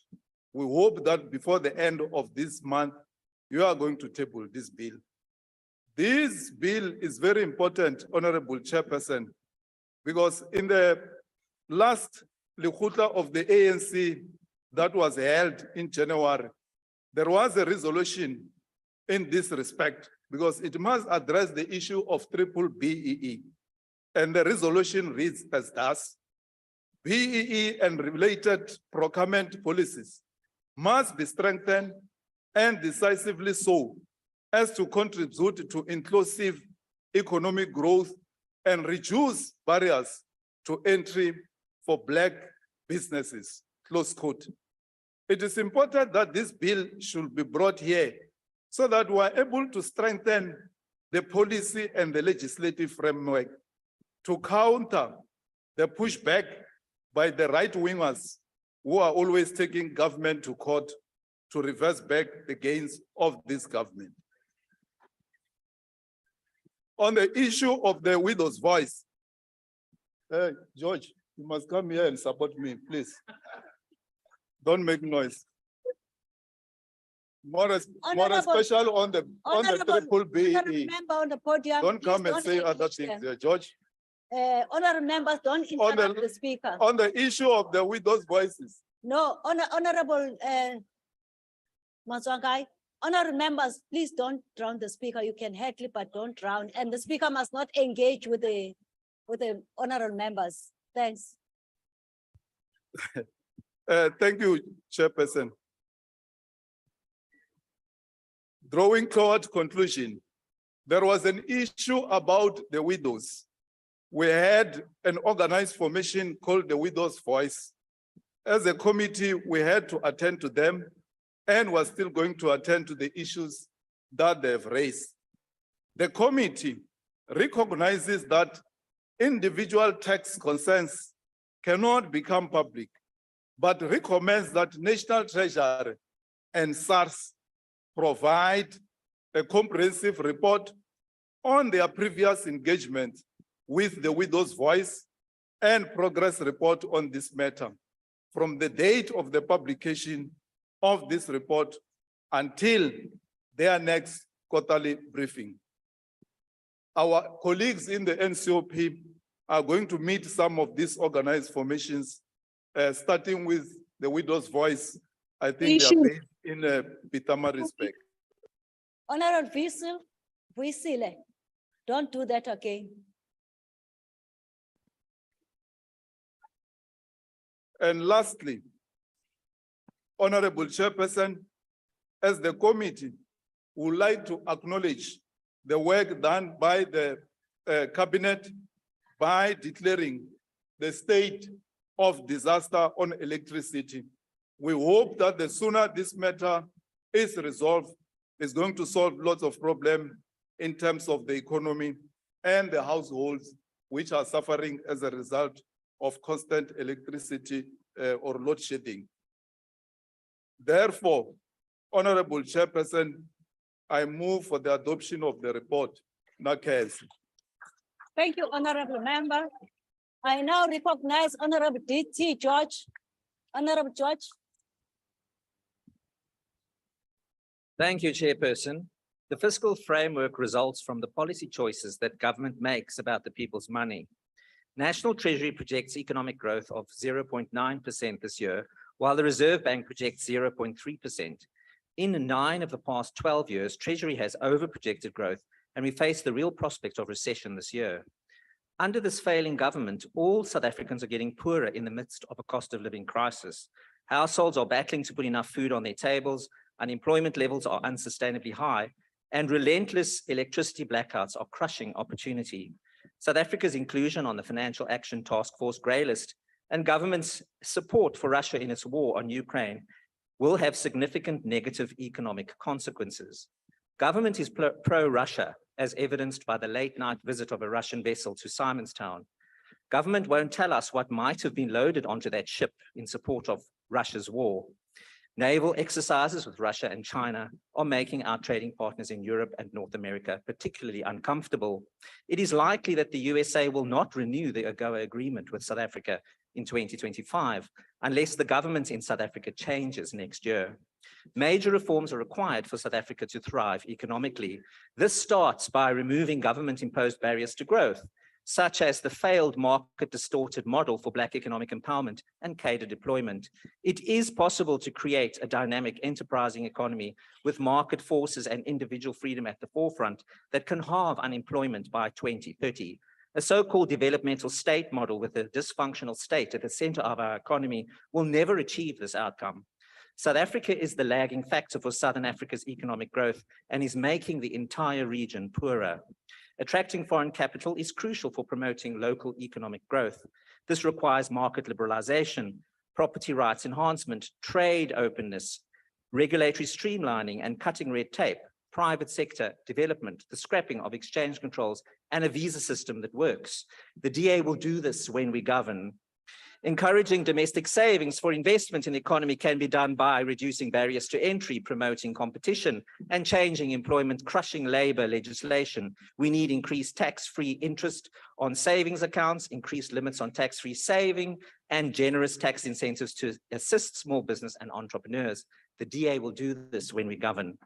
A 15,000 Rand rebate for domestic solar panels is hopelessly inadequate and an insult to hardworking South Africans who can't even boil a kettle for a cup of coffee after a hard day's work because government can't provide a basic service, yet expects taxpayers to keep reaching into their pockets to bail out state-owned enterprises to fund crony patronage networks. Tax is theft when government steals the people's money. The world is watching while South Africa grapples with a government-induced electricity crisis. Eskom is riddled with corruption and is representative of the failure of government. Rolling blackouts have been estimated to cost the South African economy between 1.5 billion Rand and 4 billion per day. Transferring Eskom's debt to the national balance sheet without a plan merely adds interest payments, crowds out service delivery, and won't fix the problem. The orderly unbundling and restructuring of Eskom are critical requirements for achieving a well-diversified and competitive energy generation sector. Government must privatize state-owned assets, and there is a way to do this without resorting to the Russian model that created the oligarchs. The Ukrainian Prozorro model is an example of what is possible. By incorporating a similar model, government land, buildings, and businesses that have been neglected for years can get a chance to start anew, while the state would be able to generate funds and get rid of idle assets that deliver negative returns. The DA will do this when we govern.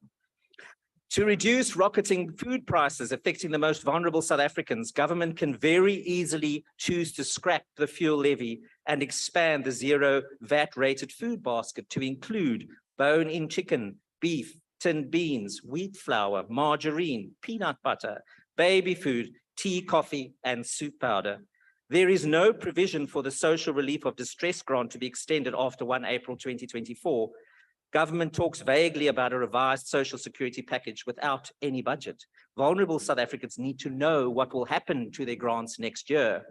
Widows who traveled to Cape Town to attend the public participation hearings found nobody to hear them because the committee was online after government neglect burnt down Parliament. When government makes a widow cry on the steps of Parliament, you must know that you are unworthy and you have failed and your days are numbered. South Africa is not a poor country. Our economy is on its knees because government has made the wrong policy choices and has lost the respect of its peers. Those policy choices can be changed. The DA will do this when we govern. Despite the rolling blackouts and economic distress caused by a government in terminal decline, there is another type of electricity in the air, and that is the expectation that this corrupt, incapable, uncaring government will be removed by the ballot box. The DA will do this. We do not support the fiscal framework. Thank you, Chair. Thank you, Honorable Member. I now recognize Honorable O.C. Mautwe. O.C. Mautwe, or a member in the House can take.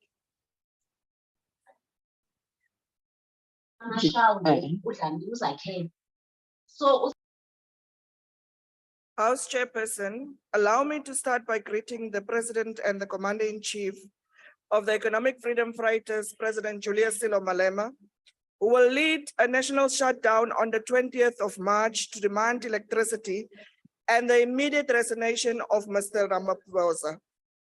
We are not going to compromise. The man will resign, and we will make everything in this country come to a complete standstill.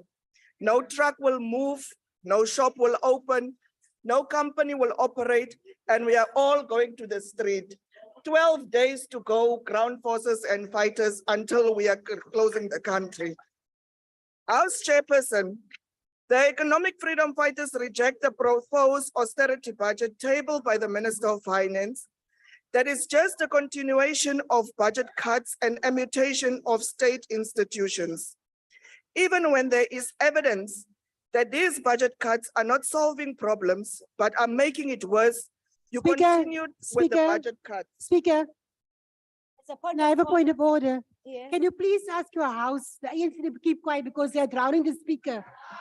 Thank you. Okay, thank you, Honorable Member. Honorable Members, order, order. Honorable Members, we can haggle, but don't drown the speaker, please.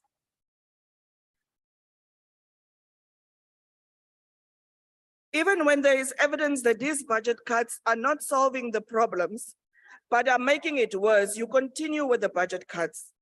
All countries that have gone down this route do not recover quickly, but they are taking a very long time with severe damages to livelihoods, to lives of workers, particularly the lives of women and children. The budget proposed by the ANC cuts expenditure for the poor and the low-income households and give it to the few rich, whose majority is white through tax relief. This is a betrayal of Black people. You take from the poorest 80% and you give to the 20% to the richest. This is madness of Mr. Cyril Ramaphosa and his Minister of Finance, who is loved by the World Bank and it is taking instructions from them. The point of order, just hold on. You may take your seat, Honorable Khatebe. Let's hear a point of order, honorable members. Honorable Tlangwini, can you take a seat, ma'am? Thank you. I'm rising on Rule 84. No, honorable members, honorable member Kaula, if you may assist, please, you can do better. Thank you. I'm rising on Rule 84. The use of the unparliamentary language against the President of the Republic, the people's president. The speaker on the podium said the president, we cannot agree with that. I said this is. I will come back. I will come with a ruling. I'm not listening. Honorable Tlangwini, just stick to your script and avoid unparliamentary language. This is madness of the madness of Mr. Cyril Ramaphosa and the Minister of Finance who is loved by the World Bank and IMF and is happy by following their instructions. If you think this is not true, in the next 3 years, to propose fiscal framework will spend Honorable Tlangwini, a point of order. less on water. Honorable Tlangwini, can we take a point of order, please? Honorable Khatebe, I'm point of order. rising on Rule 84, the use of the unparliamentary language. The member on the podium has referred to the President of the Republic and the Minister of Finance as mad. That's unparliamentary. Honorable Tlangwini, honorable members.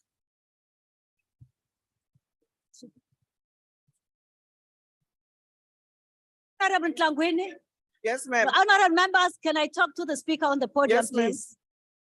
You know very well that you can't say any member of this house is I mad never or said madness. any, I said Please this withdraw. is madness. I never said the president is mad. I said this is madness, which is a situation. No, honorable members, This is honorable Tlangwini, I request you to withdraw. To withdraw what? Order, Withdraw. Chair. What do you want me to withdraw? What do you want me to withdraw, ma'am? Honorable Tlangwini, honorable members. Order. What do you want me to withdraw? You said the president is madness, is mad. Chairperson, order. Hold this woman, please. Chairperson, I'm calling an order. No, just hold on, honorable member, just hold on. We'll check on the high side and then we'll come back with it. But for now, no. We can't engage, we can't engage. I've just made a ruling that I'll come back, but for now, the member can proceed. If you think this is not true. One second. Yes. No, Honorable Rise on a point of Matthias. order. Honorable Matthias. I rise on a point of order. Can you That's please much grant me better. permission to speak? Okay. But Please I've called protect an our order member. as well. We're in the house as well here. Unlearned, uneducated fellow such as this, who can't understand English. Please protect our member. Honorable member. Order. Honorable members. Never black. Honorable members. Order. Honorable members. Honorable Matthias. Honorable members, order. Honorable members. Honorable Khatebe. Honorable Makaula. Honorable Matthias. Honorable Matthias. I've had you. I'll come back. I'll check the hindsight, but the member can continue. Can I just preside on this meeting, please, honorable members? Otherwise, if you don't want to be part of this meeting, please leave the room. No, I will make you leave the room, honorable member. If you engage, I will. I will make you leave the room. Thank you, honorable members. Just mind your words, honorable member. Proceed, please. Thank you very much. If you think this is not true, in the next 3 years, the ANC government, through the proposed fiscal framework, will spend 162 billion less on water, education, healthcare, and at other services of the allocation at increased in line with the inflation. Because the budget of health is increasing below inflation, it is actually a decrease of 74 billion. Because the budget of basic education is increasing below inflation, it is actually a decrease in 39 billion. Public service decreased by 12 billion. Industrialization decreased by 5 billion. Job creation decreased by 1 billion. This is happening when the minister is happy to tell the rich and wealthy they will pay 15,000 rand installation costs when they install solar electricity systems. The minister is happy to increase certain tax benefits that benefit the rich and wealthy. This is the reality that we must all face. The ANC is actually actively taking from the people that they claim they represent and give it to the white rich people because they control the president which is a puppet of white monopoly capital. The budget that does not take job creation. Honorable Tlangweni, a point of order. President. Honorable Tlangweni, there's a point of Order, Speaker. Order. I can't listen to the point of order because you are drowning him. I'm rising on Rule 84. The member on the podium no, said Fiscal the German card. president is a puppet. It's an unparliamentary language. Honorable Tlangweni, on that one, I heard you. Please withdraw. I withdraw puppet. The budget does not talk about meaningful job creation. Even the so-called presidential employment stimulus does not have an allocation. The budget doesn't talk about infrastructure. The only thing that it includes in the budget is the promotion of private sector infrastructure through the so-called blended finance. There is no blended finance and the private sector infrastructure that will build water, sanitation and roads unless you want to privatize the basic services, Honorable Khadebe. The budget does not talk about any meaningful industrialization. Lastly, House Chair, we reject the so-called debt review to ESCOM of 254 billion that will not solve the current load shedding. There's no money for new generation. There's no money for maintenance, even when it is mechanical, that the breakdowns that we are facing for load shedding. What we are doing here is to take debt of ESCOM and give it to the rest of us as the taxpayers. So when we sell ESCOM to our friends, Honorable Khadebe, ESCOM will be debt-free. That is what your president is currently doing. Mr. Ramaphosa, on the 20th of March, there's no two-way about it. It will go. We are happy that many organizations like the likes of SAFTA, the taxi industry, the trucking industry have indicated they are joining us on the 20th of March. You have said the same with Zuma. Zuma left. We have ensured that he have resigned. Now, Mr. Cyril Ramaphosa must so long packed his bags. Mr. Paul Mashatile will be the shortest term president of the country because come 2024, the EFF will be taking over government and we will foster in President Julius Silo Malema into the union building. 20th of March, 12 days, Amandla to the ground fighters. Thank you, honorable members. Order, honorable members. Honorable members, Haibo. I now recognize Nkosu E.M. Buthelezi.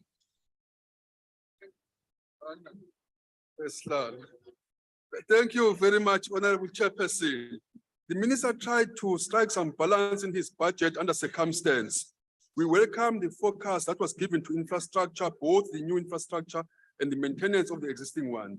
Also, the allocation to law enforcement agencies to deal with crime and corruption. However, Chair, I don't want to dwell much on the positive things that the minister said, as this will be similar to praising the fish for swimming. Our biggest problem is the knowledge that no allocation by the Treasury will successfully achieve what we, the citizens of this country, need, because departments who are entrusted to carry the actual service delivery are failing dismally. Departments rack up large sums of money in wasteful, irregular, and fruitless expenditure while failing to achieve their targets. Another perennial headache is the dysfunctional and total collapse of municipalities, which is a serious cause for concern. Everything that the NC-led government has tried do not yield any positive results, instead collapsing the country. This is evident in the failure of all our SOEs, which have received large sums of money to bail them out of the rut they are in. Instead, they find themselves in deeper holes. Even the plausible work done by SARS to collect more than what we estimated in taxes, we can't hope this will change the people's life for better, because the more money collected into the purse, the more the thieves in the ruling party are salvating to loot it. As I said before, our country deserves better. That will not come from the ANC. What our people need is a party, an attitude, and leaders who are similar to one member of this honorable house, Prince Mangosuthu Buthelezi, whom through his actions demonstrated and lived by his word, which is articulated well in our constitution, that we accept, and I quote, that government government and institutions are instituted and maintained to promote and protect human dignity, personal growth and fulfillment, and individual pursuit of happiness. This is the kind of a party and leaders that our country deserve.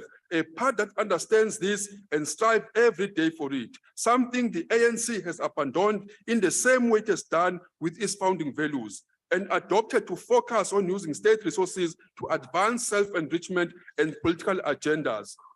The ANC no longer cares about the poor. Instead, it continues to pull wool over the people's eyes, as we have seen in their introduction of sensationalized solar panel tax incentives. How does the government expect poor people to take advantage of this incentive? How does the current government expect poor people to buy solar with the money they don't have? Typical of an arrogant government. Our country needs to be released from the shackles of the ANC and its ineptitude. And this must be done as a matter of urgency. While we support the budget, we take note that it spoke less of economic development, especially local economy. Yet our debt is estimated to grow beyond 5 trillion rands, and we continue to borrow money on the other hand. And this is the failure of the ruling party. So the IFP support the report. But while in supporting the report, understanding the competing needs of our people, ngifuna ukusho lokho okulandelayo kungqongqoshe ohloniphekileyo. Ngiyakunqwenelela ngqongqoshe ukuba ube lilanga kube kanye ukuze usichise sonke kunye kwaye ngaxeshanye. Ngiyathokoza. Thank you, honorable member. I Thank now you. recognize Honorable W. Vessels.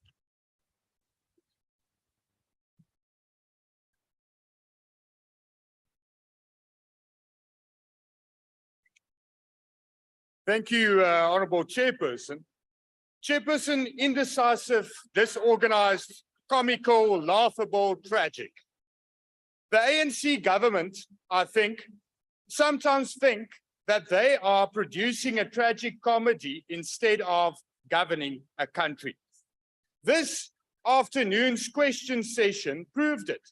We have a Minister of Water and Sanitation who says there's no water crisis. I want him to go and tell that to the people, millions of people who do not have adequate water supply daily. Go and tell it to them. We have a Minister of Education who says that load shedding is no challenge to education. The children must do their schoolwork in natural light. It has no effect. It's absolutely ridiculous. Chairperson, this fiscal framework is flawed because of uncertainty on policy issues, which cause improper fiscal planning and thus budgeting. Year after year, budget after budget, there is a consistent breach of expenditure ceilings, which renders the budget uncredible. That is due to a lack of fiscal discipline by the ANC government. The reality is that the ANC government cannot and is unable to implement their own policies.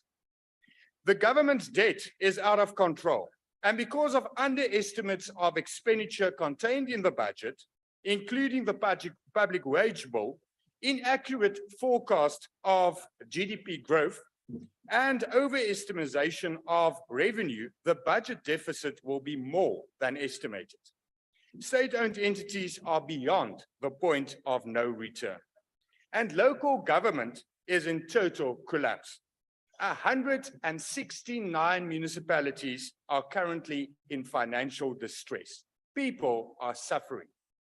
Whilst this is happening, the president makes his cabinet bigger, which will cost taxpayers billions of rands.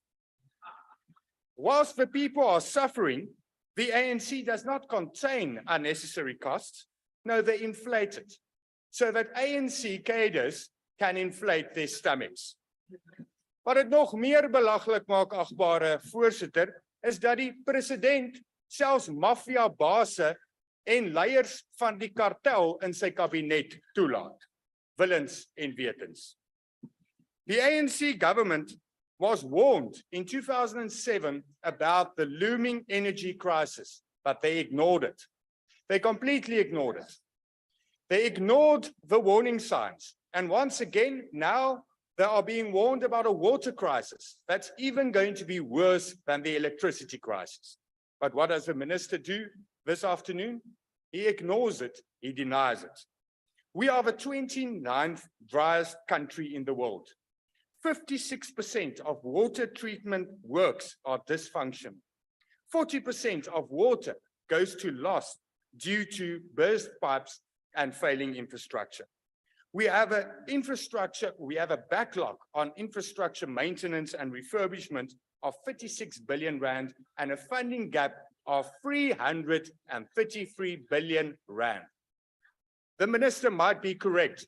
It's not a crisis. It is a disaster. As most tragic comedies, Chairperson, this one will, however, also have an happy ending. It will have a happy ending as 2024 provides hope. Is dit moontlik om van hierdie korrupte ANC regering ontslae te raak? Ja, dit is. Thank you, Honorable Member. I now recognize Honorable Swart. Thank you, Yes, House Chair. House Chair, with your Okay. permission, may I speak without the camera? I have connection problems. Yes, you may. Thank you, House Chair. House Chair, the fiscal framework and revenue proposals must be considered against recent GDP figures, which show that after rallying in the third quarter of 2022, GDP declined by 1.3% in the fourth quarter. And we in the ACDP find this alarming, as it is far higher than the 0.4% expected by economists. The third quarter, as we know, was marred by near permanent load shedding between stages 2 and 6, which was in effect from September 2022, impacting finance, trade, mining, agriculture, manufacturing, and general government services. And this does not bode well for subsequent quarters, with the distinct possibility of a technical recession should similar negative economic growth be recorded for the first quarter of this year. This, as every single day, has featured load shedding, but with higher levels. Now, the SA Reserve Bank cut its growth projection to 0.3% on the presumption of only 200 days of load shedding. With 66 days of load shedding already, this may be surpassed. National Treasury's economic growth projection of 0.9% determines the fiscal framework and revenue projections. The ACDP shares the Finance Committee's concerns about escalating debt levels as set out in the report. National Treasury expects to achieve a primary surplus in 2023, and the consolidated deficit is expected, according to National Treasury, to narrow at a faster rate than previously estimated.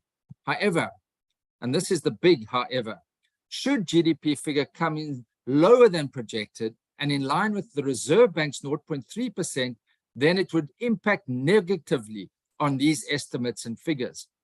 Gross loan debt is now expected to stabilize 3 years later and at a higher level than projected in last October's MDT BPS at a staggering 5.8 trillion rand. The debt levels remain unacceptably high and threatens not only the sovereignty of the country, but also future generations. Debt service costs will rise from 307.2 billion to 397 billion in 25-26. And as we know, rapidly rising debt service costs crowd out much needed social expenditure and delivery of services. The higher borrowing costs and contingent liabilities of SOEs, particularly Eskom, also pose significant risks to the fiscal framework. The rapidly rising public sector wage bill is also a matter of concern. Should the negotiations not result in a wage agreement in line with Treasury's projections, state expenditure and the fiscal framework will be out, which will impact the fiscal consolidation. Thank you, path. Honorable Member. Your Thank you. time is up. Thank you. I now recognize Member UTM.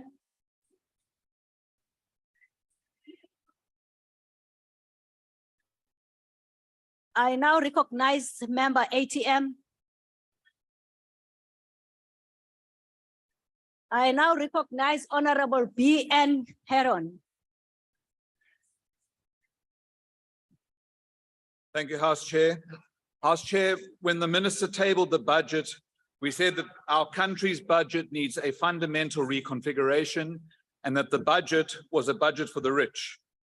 We said that the budget is reasonably good for the haves in society with no tax hikes and rebates for solar panels, but contains slim pickings for the have-nots with no increase in the 350 Rand poverty grant and no advance on a basic income grant and no assistance to escape Eskom non-performance.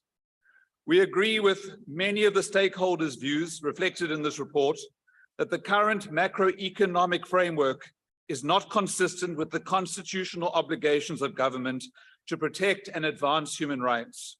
In particular, we agree with the stakeholders who implored government to increase the current social relief of distress grant. It was introduced 3 years ago, and despite rampant costs of living increases, that is even middle income families struggling to survive, it has not been increased from the paltry 350 Rand per month. Extend the grant beyond 2024. Honorable, 1 minute. Honorable Ndabezitha, your voice, I can hear it from here. Thank you. Extend the grant beyond 2024.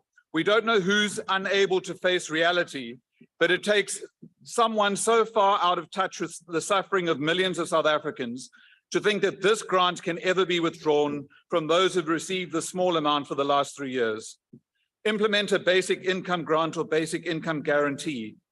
We acknowledge the report's recommendation that National Treasury and government should consider a big after consultation with relevant stakeholders.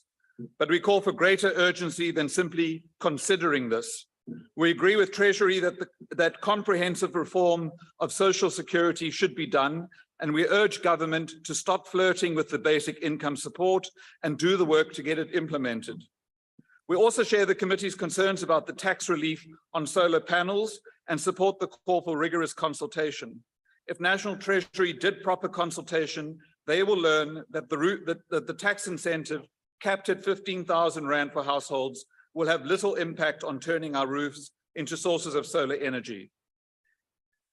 As the report says, the majority of South African households and low-income informal businesses were not eligible to benefit due to high levels of poverty, inequality, and unemployment. In fact, it's only the rich that will benefit from this rebate because the majority of us will not be able to afford the upfront costs of implementing solar energy systems, which cost over 100,000 Rand. It would have been far better and less of a tax burden to incentivize a mass rollout of solar energy if Treasury had instituted a financing program like the property assessed clean energy model, which partners government with financing houses and links repayments over 20 years to municipal bills. Thank you. Thank you. I now recognize Honorable Sheikh Imam.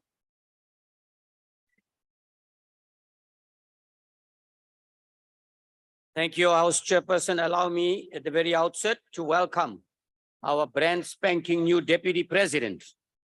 Welcome, sir. Indeed, your contribution at the Standing Committee on Appropriations when you chaired it speaks volumes of what we can expect as a Deputy President. But you know, I just want to quote the saying where it says that people that live in glass houses should not throw stones. And I find that we are so inconsistent here. And this particularly I want to ask this question to the Freedom Front, to the ACDP, also to the DA, my colleagues here. Okay. How is it that nobody on this side criticizes how the IFP governs in KwaZulu-Natal? Let me tell you what is happening let's talk about the corruption currently. Honorable members.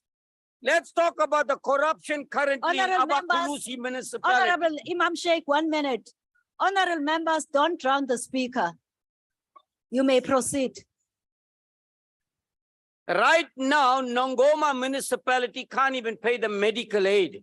It has been suspended.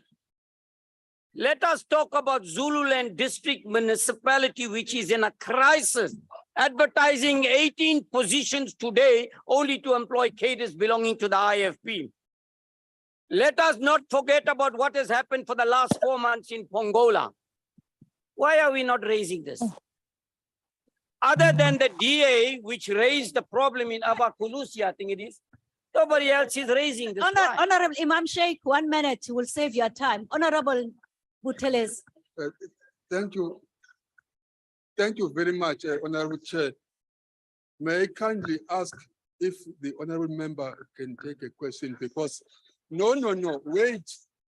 Because Honorable Chair, the same member, I wanted to know if he has returned to the staff members. Honorable member, From the NFP. Buteles.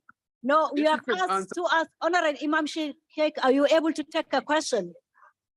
Well, if I have time, I have time. Okay. You may proceed. You are not taking any question.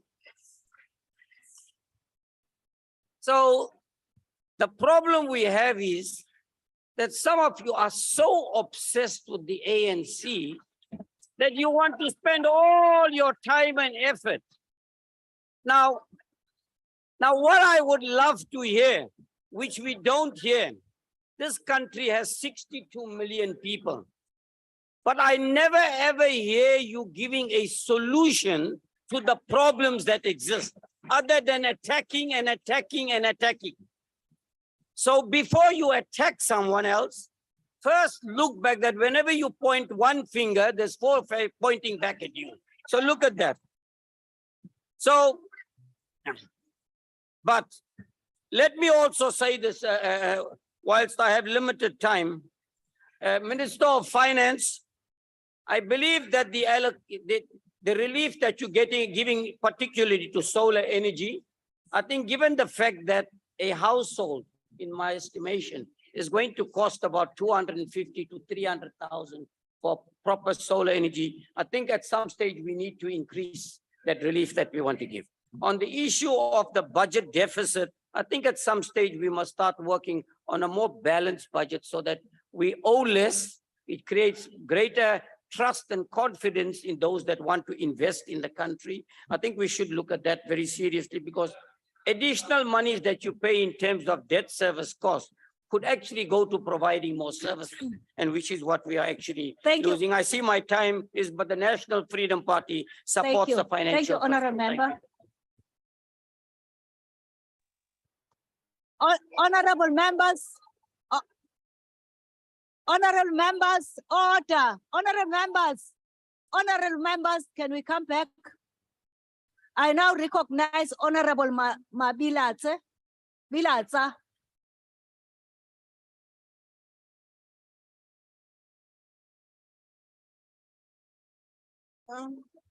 Thank you, House Chair.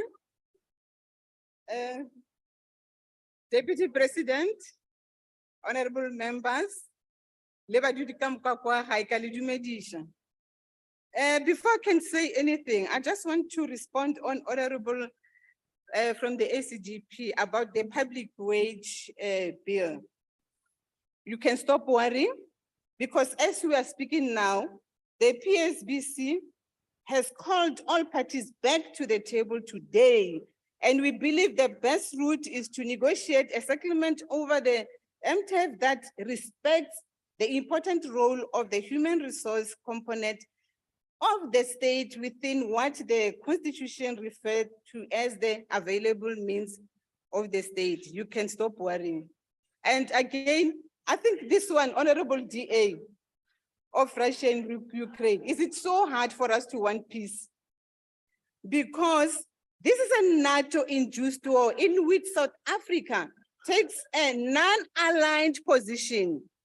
I think if we can listen, we'll understand, because the chairperson spoke about it, I'm repeating it, and I know it will be spoken about. So let us just talk and listen that what we need is peace. There are people who will sit around the table and negotiate. And Ronald, let's continue and do the business of South Africa and make sure that the people at home there are being served.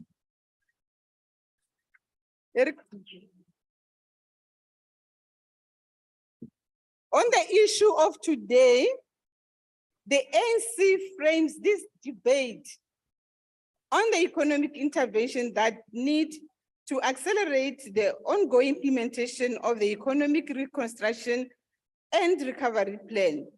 This includes increasing infrastructure investment, improving energy security and ending load shedding, expanding investment in infrastructure to improve community access to basic services, and increasing the overall efficiency and competitiveness of the economy. The country needs to build resilience to the economic challenges we face, and the choices we make must provide the people and their needs with the confidence that the quality of their lives is changing for the better. Therefore, our debate critically tackles both the political and economic factors that determines the content of the fiscal framework and revenue proposal. The fiscal framework and revenue proposal, the fiscal and no, I'm taking my time. The fiscal framework revenue proposal are crafted within the political context of what the ANC has defined as, listen to what we say, what the ANC has defined as decisive action to advance the people's interest. We are deeply conscious of the risks to the fiscal framework, which include weaker than projected GDP growth and higher interest rates, worsening global financial conditions, weak financial conditions of several state-owned companies, a public service wage agreement that exceeds the rate of growth of the compensation budget, and new unfunded social spending programs. We welcome that the deficit will continue to decline over the next 3 years and stabilize at 73% of GDP in 2025-26, which incorporate the ESCOM debt refill program. And we to state that this level of deficit is relative based on the demands that government faces. Revenue proposals are progressive in that they benefit from the increased revenue of almost 94 billion, higher than the 2022 budget estimate. This results in tax relief, which totals 13 billion. This relief can be seen in the proposal for the clean energy transition. The proposals to limit the impact of higher fuel prices and to provide for inflation-related adjustment to personal income tax. The proposal are aligned with the broad-based tax policy of the ANC government, keeping taxes at a level consistent with promoting economic growth. For the ANC, government must use fiscal policy effectively to intensify its fight against poverty and inequality, prioritize infrastructure maintenance and investment, advance the country's overall industrialization, and to finance employment creation objectives and programs. The increased revenue is also used to reduce the overall level of debt. Once we are still trying to emerge from the effects of a COVID-affected economy, load shedding has become the biggest constraint to any prospects of meaningful growth. A 0.9% growth is far too little for any meaningful impact upon unemployment and poverty, and should be our collective concern. It should be our collective concern faced with these challenges. The fiscal framework and revenue proposal have to respond to the concrete conditions the country faces and stick to policy priorities. With regard to some of the sentiments to certain opposition parties, let us for this debate record that the public has to say in contrast to what you have to say. At our hearings on the fiscal framework and revenue proposal, the public supported government's policy commitment in the 2023 budget to avoid tax rate increases while the economy is recovering from recent shocks. The public, again, supported the fuel levy relief. And the public again supported the allocation of additional funding to SARS to further strengthen efficient revenue collection. And the public supported a tax policy that is anchored on protecting the tax base and efficiency-based reforms. With regards to ESCOM, the conditions you are calling for were outlined in the budget review. Attached to the 254 billion debt relief, not a bailout. And the decision to do this are incorporated with the ability of ESCOM to deal with load shedding. The unconnected manner in which certain opposition debates these matters demonstrate an inability to comprehend the strategy that is being applied. Solving load shedding and debt relief are interconnected. For some, if you are not talking about the privatization Thank of you, ESCOM, honorable member. you are not said anything. The time is up. Thank you. I now recognize Honorable Jafta. AIC. Thank you, Honorable Chair. Honorable Chair, please bear with me. I'm affected by load shedding as we speak. Thank you, Honorable Chair. Am I not audible?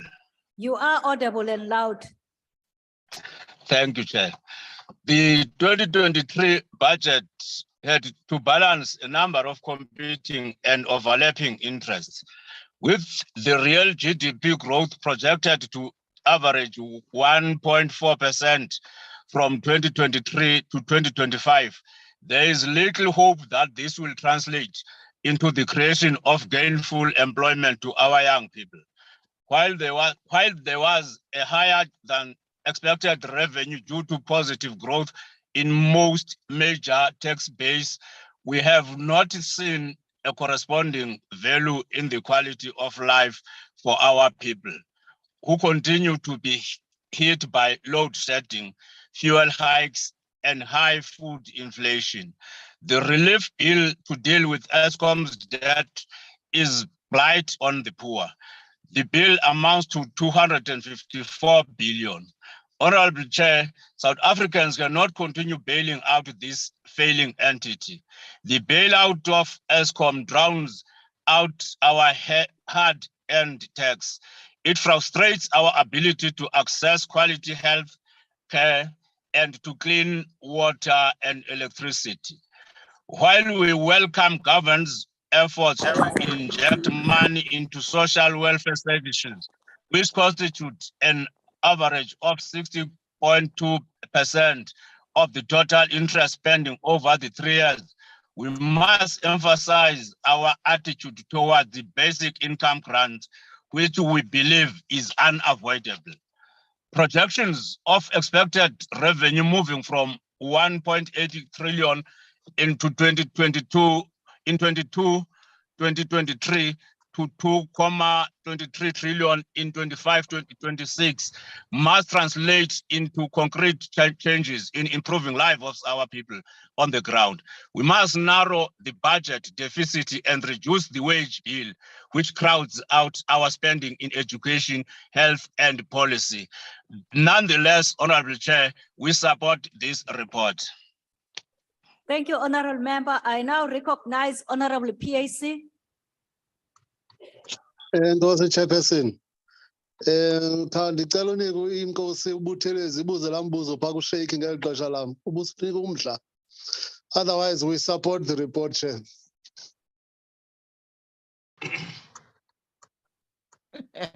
Are you done? Oh, I said we support the okay. report. Thank you, Honorable Member. I now recognize Honorable Hendricks. Honorable Hendricks. Thank you very much, Honorable House Chair. Honorable House Chair, it was former President Thabo Mbeki who said that we need a UN Convention on Tax Justice. I don't agree that with the position of this fiscal policy that it is that the tax levels and revenue generation has been drawn up to satisfy white monopoly capital and not the people of South Africa who has been shortchanged. Honorable House Chair, I'm part of a think tank in Africa, and we did 6 years of research and found that 53% of the GDP on the average of African countries goes out through illicit financial flows. South Africa does better than many of the other African countries. Only 50% of our GDP gets lost through illicit financial flows. I had, when leaders of political parties meet finance ministers, we have a frank discussion. And 2 finance ministers have agreed with me that every line item in our budgets there is 30% fat. They promise us zero-based budgeting, but we see no zero-based budgeting going forward. So we are very disappointed in that a lot of money that is supposed to go to the poor, that no effort is made by the portfolio committee to try and recover this money. Now, there's also a lot of corruption and looting, and 1/3 of line items that are budgeted are looted. And we depend on the SIU to do investigations. But what happens? This finance minister doesn't give them any money to fund their investigations. They have to, government institutions that need their services has to pay them. And they don't pay up front, and they pay 30 days after the report is submitted. So there is no SIU investigation on the corruption and looting takes place. All that money belongs to the poor. So this is not a pro-poor budget. This is a pro-white monopoly capital budget to meet the international obligations that South Africa agreed through during CODESA and the years that follows.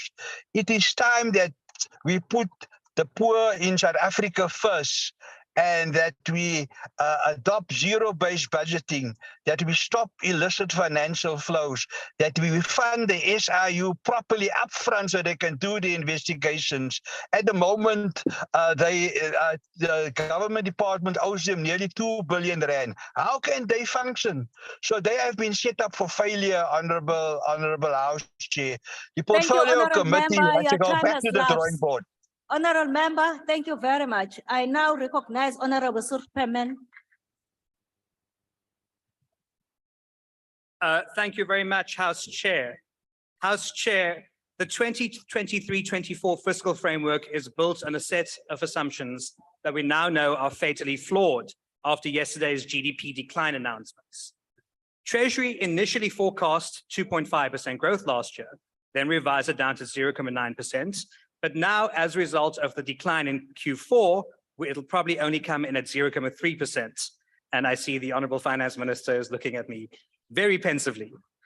In real terms, our economy did not grow at all in 2022, and GDP per capita has declined every year since 2007. So on average, every single South African household has gotten poorer in real terms since 2017.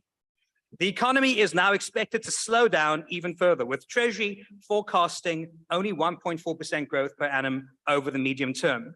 So if 2022 is anything to go by, we are only going to get poorer, our economy is smaller than the Treasury's optimistic forecasts have indicated.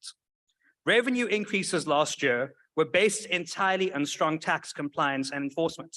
And this is not sustainable as a source of revenue, because there is less and less opportunity to squeeze revenue from a shrinking tax base. Borrowing is also not likely to be contained in the medium term, because net loan debt will grow from 4.5 trillion rand to 4.9 trillion rand in 2024, to 5.3 trillion rand in 2025, to 5.7 trillion rand in 2026. Those are the MTF projections.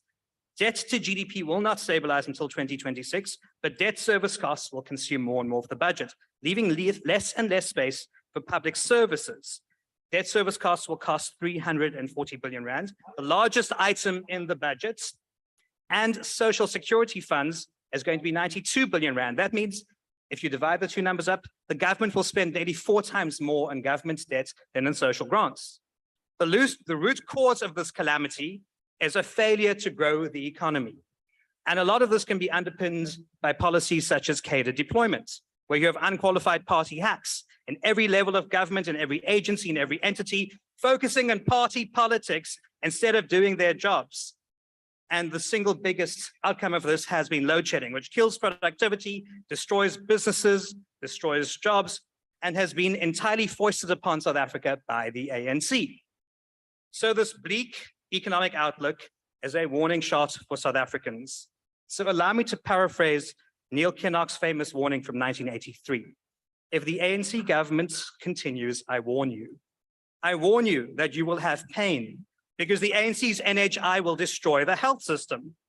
I warn you that you will have ignorance because the money meant for schools will be stolen and mismanaged by ANC cadres. I warn you that you will have poverty because the ANC government will borrow so much that they can't afford social grants. I warn you that we will all be cold because the ANC has destroyed Eskom and there'll be no electricity to keep you warm in the winter. And I warn you not to expect work because the ANC will reserve jobs for its cadres while millions of South Africans remain unemployed. And I warn you, don't go into the streets after dark because the ANC is too busy committing crime to solve crime. And so I conclude by saying that I warn you that it is now time to abandon the ANC. Thank you. Thank you, Honorable Member. I now recognize Honorable T.N. Abraham.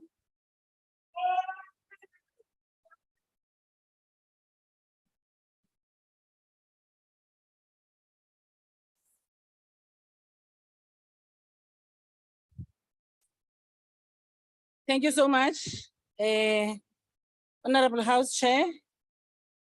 As I wish everybody in the House a very happy International Women's Day, which is the 8th of March, I wish to go back to the debate of yesterday where an honorable member of the ACDP referred harshly to sex workers as prostitutes.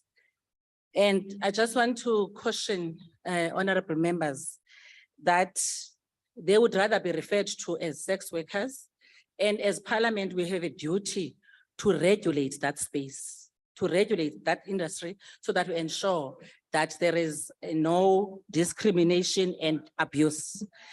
Maybe as ACDP from one Christian to the other, I can quote Isaiah 33 verse 22 where it says, the Lord only is the judge. So we don't have to judge others. Honorable Chair, I wish to welcome our brand new Deputy President to the House as the Study Group of Finance in the ANC. I also wish to welcome the members that have been sworn in as ministers and deputy ministers, and I congratulate them.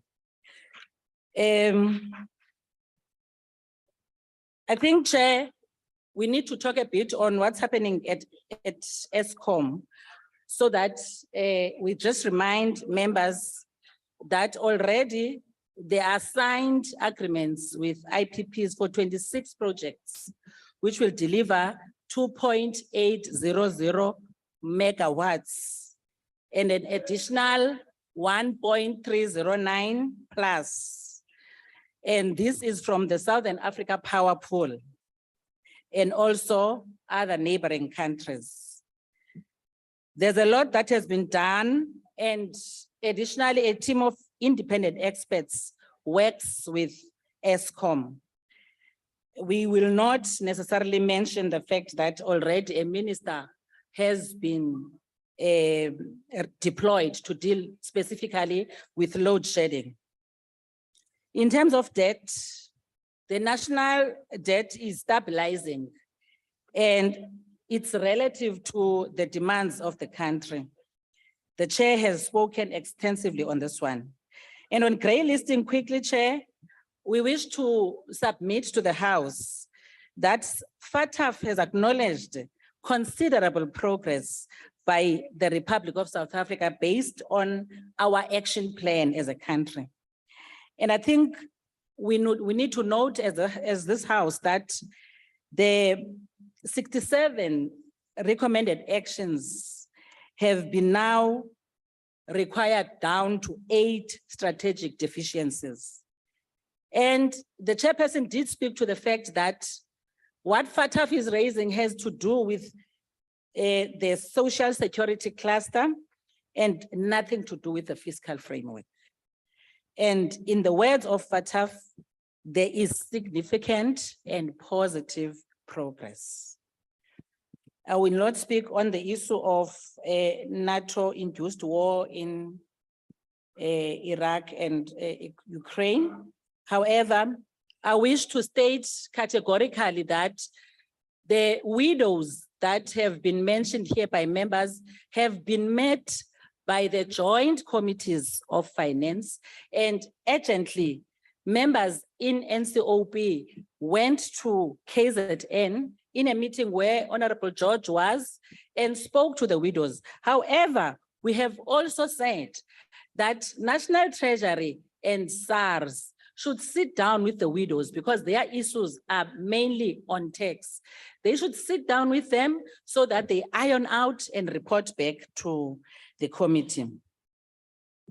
The ANC anchors this debate on whether the fiscal framework and revenue proposals advance people's interests. This in a year that the ANC has defined as one of decisive action to meet people's interests.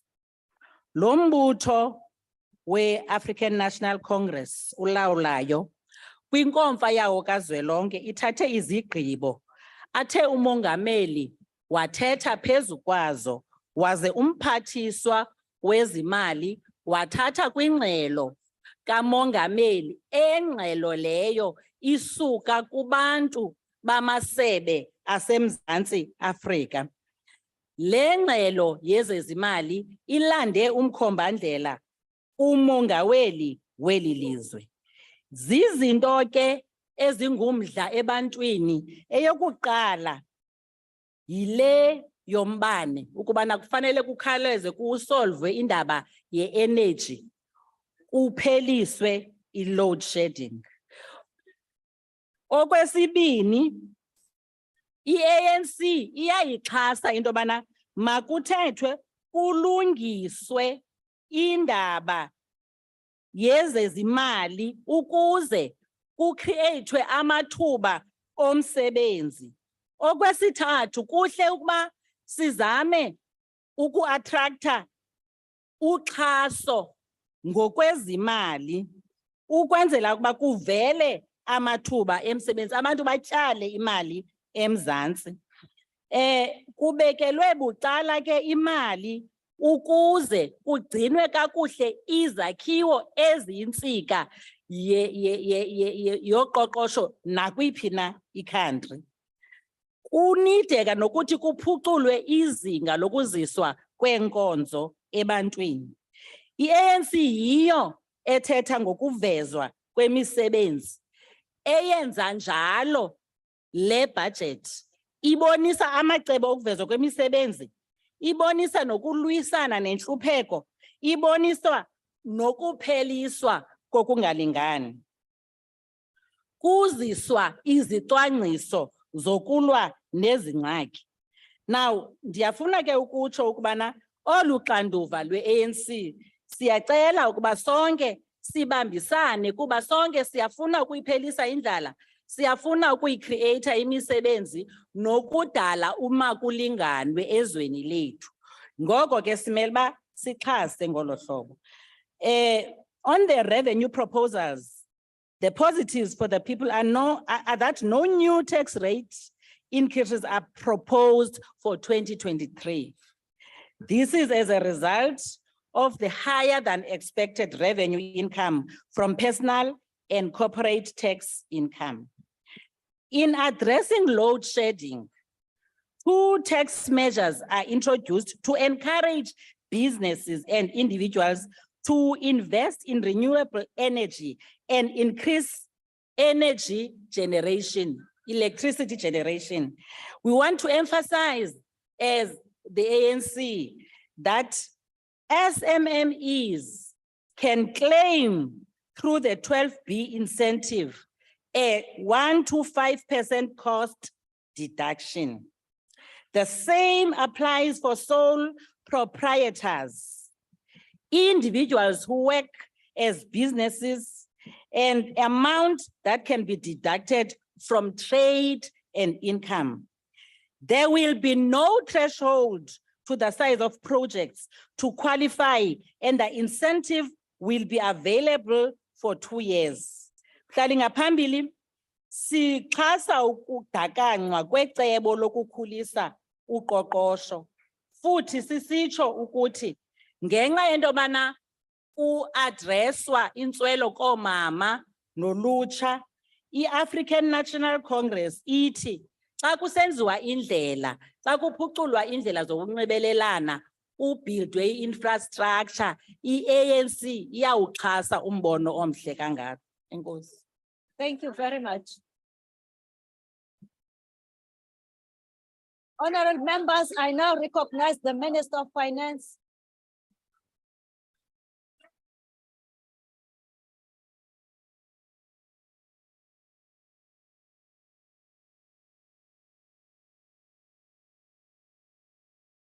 Honorable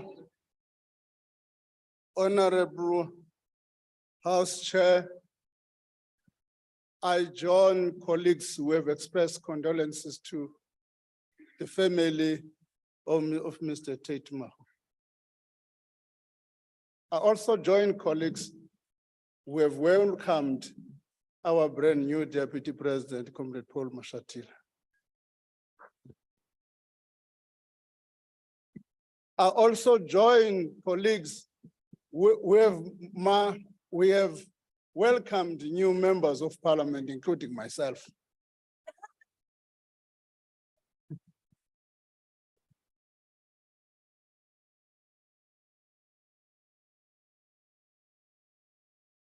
Honorable House Chair, when we tabled the budget, we're under no illusions that we are tabling this budget under difficult conditions, conditions not of our choosing. That's what Marx said. I'm not necessarily saying I'm presenting the Marxist manifesto here, but we're presenting it under conditions not of our choosing. Conditions both global and domestic are undermining economic growth. It is true that our economy has not performed well since the global financial crisis. No doubt about that, but it is mischievous and misleading to attribute it to cadre deployment. There's no doubt that there is a correlation between the electricity crisis and growth. No doubt about that. You will see that the outages started in 2008. And since then, our economy has not performed well. In my view, there is a correlation between those. The second point I want to raise is that we made a specific forecast. We also said, if there is a potential for a downward risk in that forecast. So we're clear that in the event that the economy has not performed as we predicted, there's going to be a downward risk. But let me just warn one thing. South Africa is a constitutional state where a head of state or government is changed through the ballot box. And if we lose to the ballot box, we'll humble ourselves and sit in these opposition benches. But But to think that you remove a head of state through unconstitutional means, you are inviting the full might of the law. And people will say they were doing a peaceful protest when the intention is to undermine and overthrow existing government. That won't be tolerated.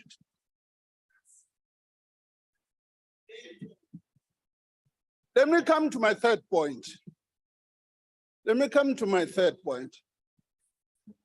And that is, I've warned honorable members on several occasions this year that we must not think that it is easy to cut spending and not identify sources of revenue. It doesn't work that way. Every member has said, cut spending, but no one has said, how are you going to finance the remaining commitments? And I've also said, the UK government collapsed in 48 days, precisely because of those populist tendencies of saying we're going to cut spending, we're going to cut revenues without cutting spending. The markets punished them. In 48 days, a government was just collapsed. We're not going to allow the ANC government to collapse on those bases, on the basis of populist proposition.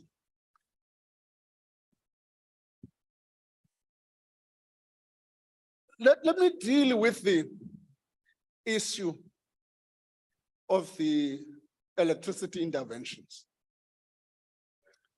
which in my view, there seems a lot of misunderstanding. That's why people don't understand where the poor fit into the equation.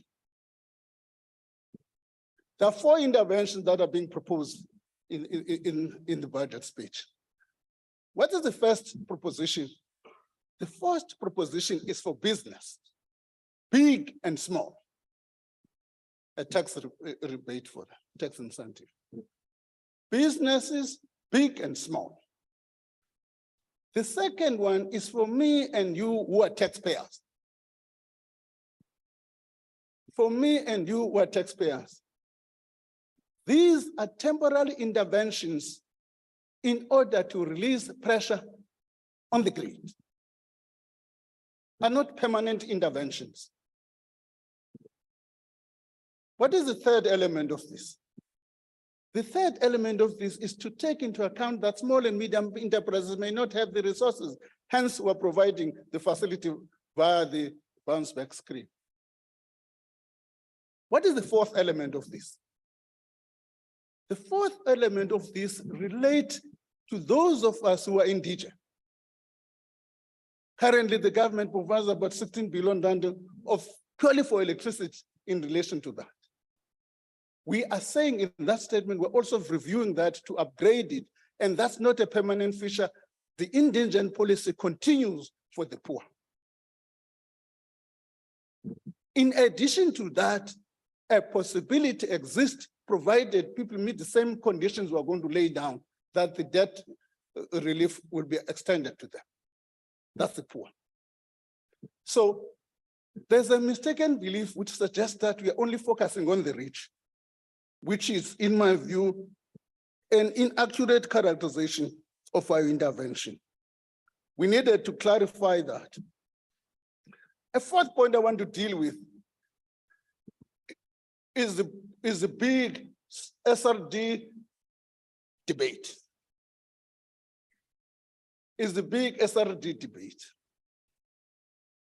We are under no illusion again that you can simply drop the SRD without a fundamental replacement.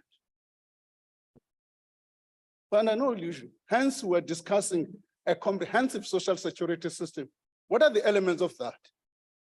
The elements of that is social assistance, social insurance, and active labor market policies. But for that to happen, we need to think about the trade-offs. As things stand, there's a budget of interventions we're making for the poor. So one is one. The entire indigent is 70 billion in this current financial year. If we're going to consolidate all of this, the amount about 200 billion, we can talk about that. Those are going to be trade-offs we need to be talking about. Infrastructure, there are people who are saying we must disaggregate the infrastructure. If we disaggregate that infrastructure in one financial year, the one we've concluded this year is 247 billion rand. 68 billion rand for municipality, 63 billion rand for provinces. The remainder is split between state-owned enterprises and national government. So that's what we're projecting over the MTF to about 202 billion rand. That budget is attempting to accept the expenditure on SOEs over the last few years has undermined the social departments. The budget over the past 2 years now is beginning to arrest that downward spiral. That must be acknowledged. On FATF, we undertake to provide regular reports both to government and to parliament on that progress. In terms of municipalities, I think we've got to bury all of these things and concentrate on how to can make sustainable municipalities instead of these transactional coalitions that are messing up the stability in municipalities. What that demonstrates is that at a national level, even Tswana, yours is undergoing a difficult circumstances. So that demonstrates that at a national level, it would be suicidal to think that we can have these coalitions. God forbid, because none of the political parties in this room, other than the ANC, can run this country on a national basis.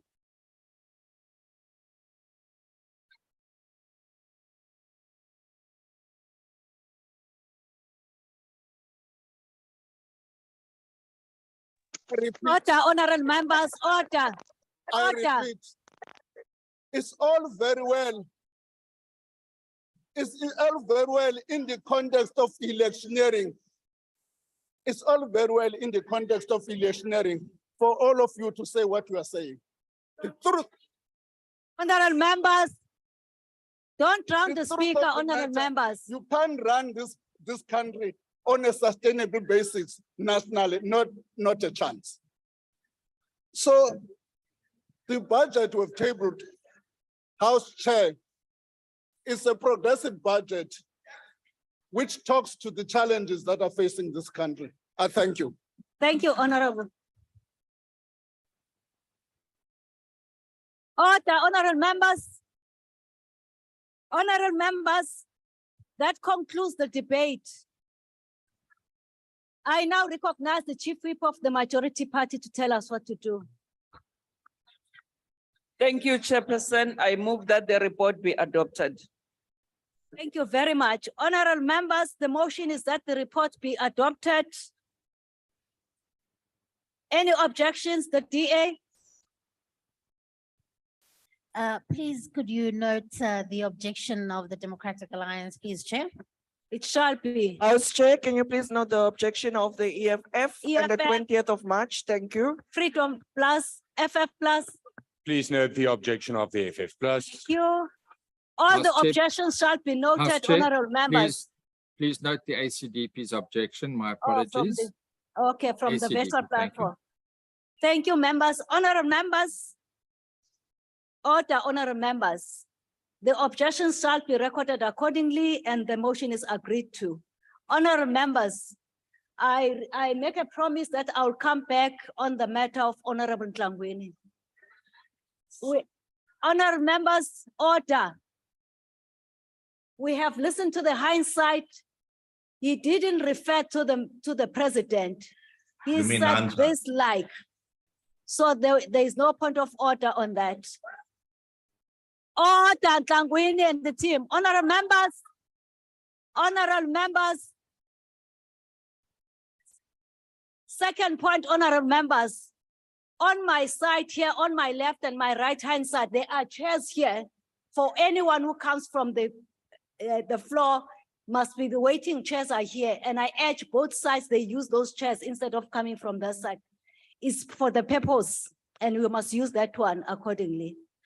Honorable members, that concludes. On a point of order, House Chair. A point of order, House Chair. Honorable members, what's the point of order? Honorable members, order, order. Honorable members, honorable members,